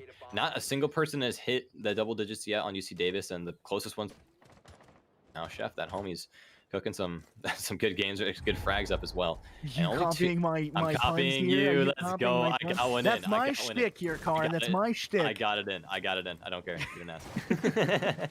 But currently 2 kills below, so he's going to be able to actually follow up with a couple kills of his own. Hopefully he can, at least, to be able to come back and make this game a little bit more interesting, so Oswego doesn't just take the win for themselves, and hopefully history repeats itself.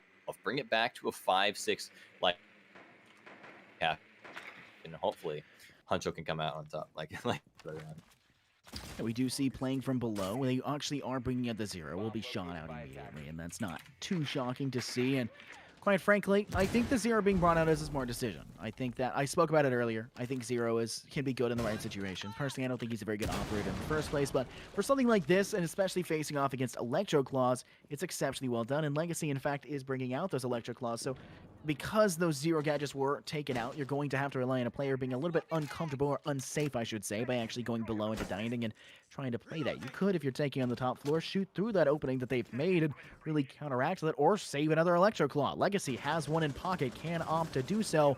It will allow for one Selma to go off from the ace, but the second one will not. So sight lines will be gained, but the ability to step through will not be. Still, a minute and 30 seconds on the clock. Trying to gain control of Astronomy. Denki spraying through the wall, but no player actually situated inside. It's instead someone holding that doorway right here. Could be. If he stands up, Denki just seconds away finds the kill, and Amu will fall, and we had that one coming from a mile away. For sure, even viewers probably holding their breath in that situation. Huncho actually going to be able to get a frag in return. Seems like another one's going to be coming up soon. Denki's ready for the frag situation. Flashbang going out, but it doesn't matter. Blobfish is going to be coming up from behind. Minute counting down. Spicy Fish is going to add it onto the action to a 2v4 situation.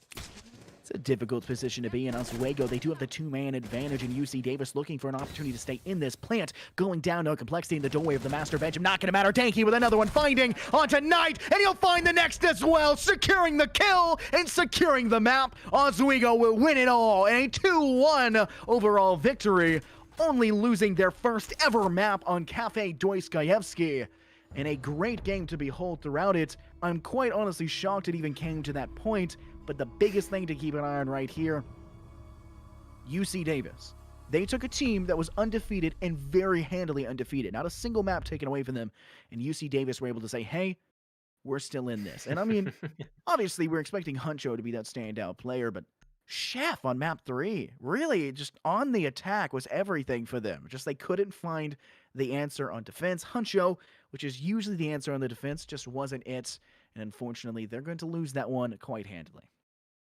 Yeah, it's the one team that can't do what Oswego can do.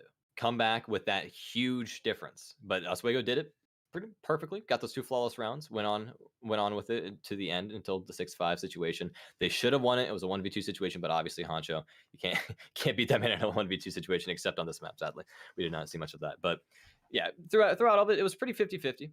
I can't say that one team played worse than the other one. Obviously, the winner is going to be Oswego. So Oswego obviously overall did better, but the plays that came out, it was pretty much overall the gunfights. Gunfights were the ones that need to be won, and you can't really do anything about that besides just get your aim down, practice, and you got to figure out it's a timing as well. Just depends on when people are peeking angles, when the other side's peeking angles as well. So it's all variables, it's all timing. So I just want to say that the plays that I saw, and then the plays that came through, I didn't really have an issue with.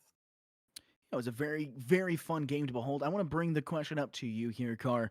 We have to name an MVP for this game. Who are you naming and why? Oh, gosh.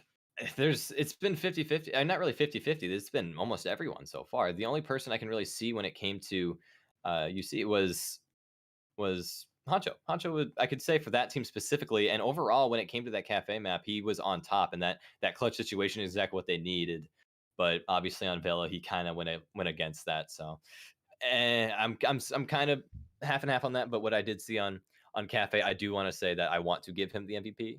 And then when it came to Oswego, if anything, Spicy Fish, Blobfish, we had everyone playing out of their minds. So I don't want to say that they were all pretty even too. So there's no one that was like really on top of the other one. But I can definitely say that Honcho overall was on top of everyone. 20 kills or 21 kills in one singular game on Cafe. That's all I can really say about it. Yeah, I'm going to have to agree with you on that one. I think that despite them losing it out of the end and the last one being pretty one-sided, but a 7-2 victory against them, or sorry, defeat against them, I still think that it's a pleasure to behold that. We obviously have one of the greatest clips now of NECC. I think it was a great moment for that map. I think it was probably one of the most hype we have here, especially for the season in general. But I'm really looking forward to what we have. Huncho, Panda, my vote for MVP, if I'm going to have to put in a player for the Oswego side, even though all of them played spectacular, I'll give it a complexity just for the memes at this point, just because the utility was phenomenal, the play style was phenomenal, and it worked out. But Ultimately, Oswego will win Map 1 on Oregon 7-4, lose to UC Davis 2 on Cafe Dostoyevsky 7-5, with Huncho taking it in 21 kills in stride and a clutch to win it all, and will ultimately Oswego win on Villa 7-2 as well. My name's been Infernosis, joined here by Carr, and we will see you guys next week for some more R6 action.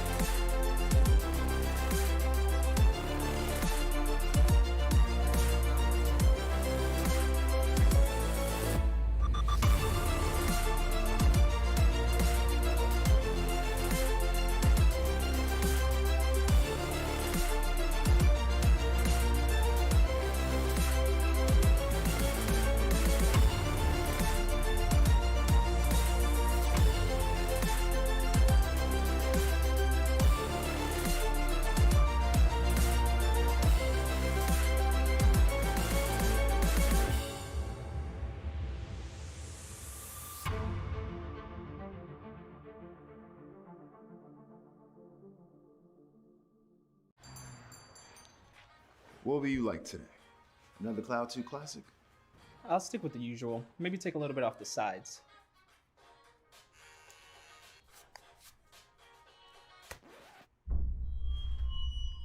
Oh, that's fresh. The HyperX Cloud 2 Wireless. Legendary comfort goes wireless. Hey, watch your head.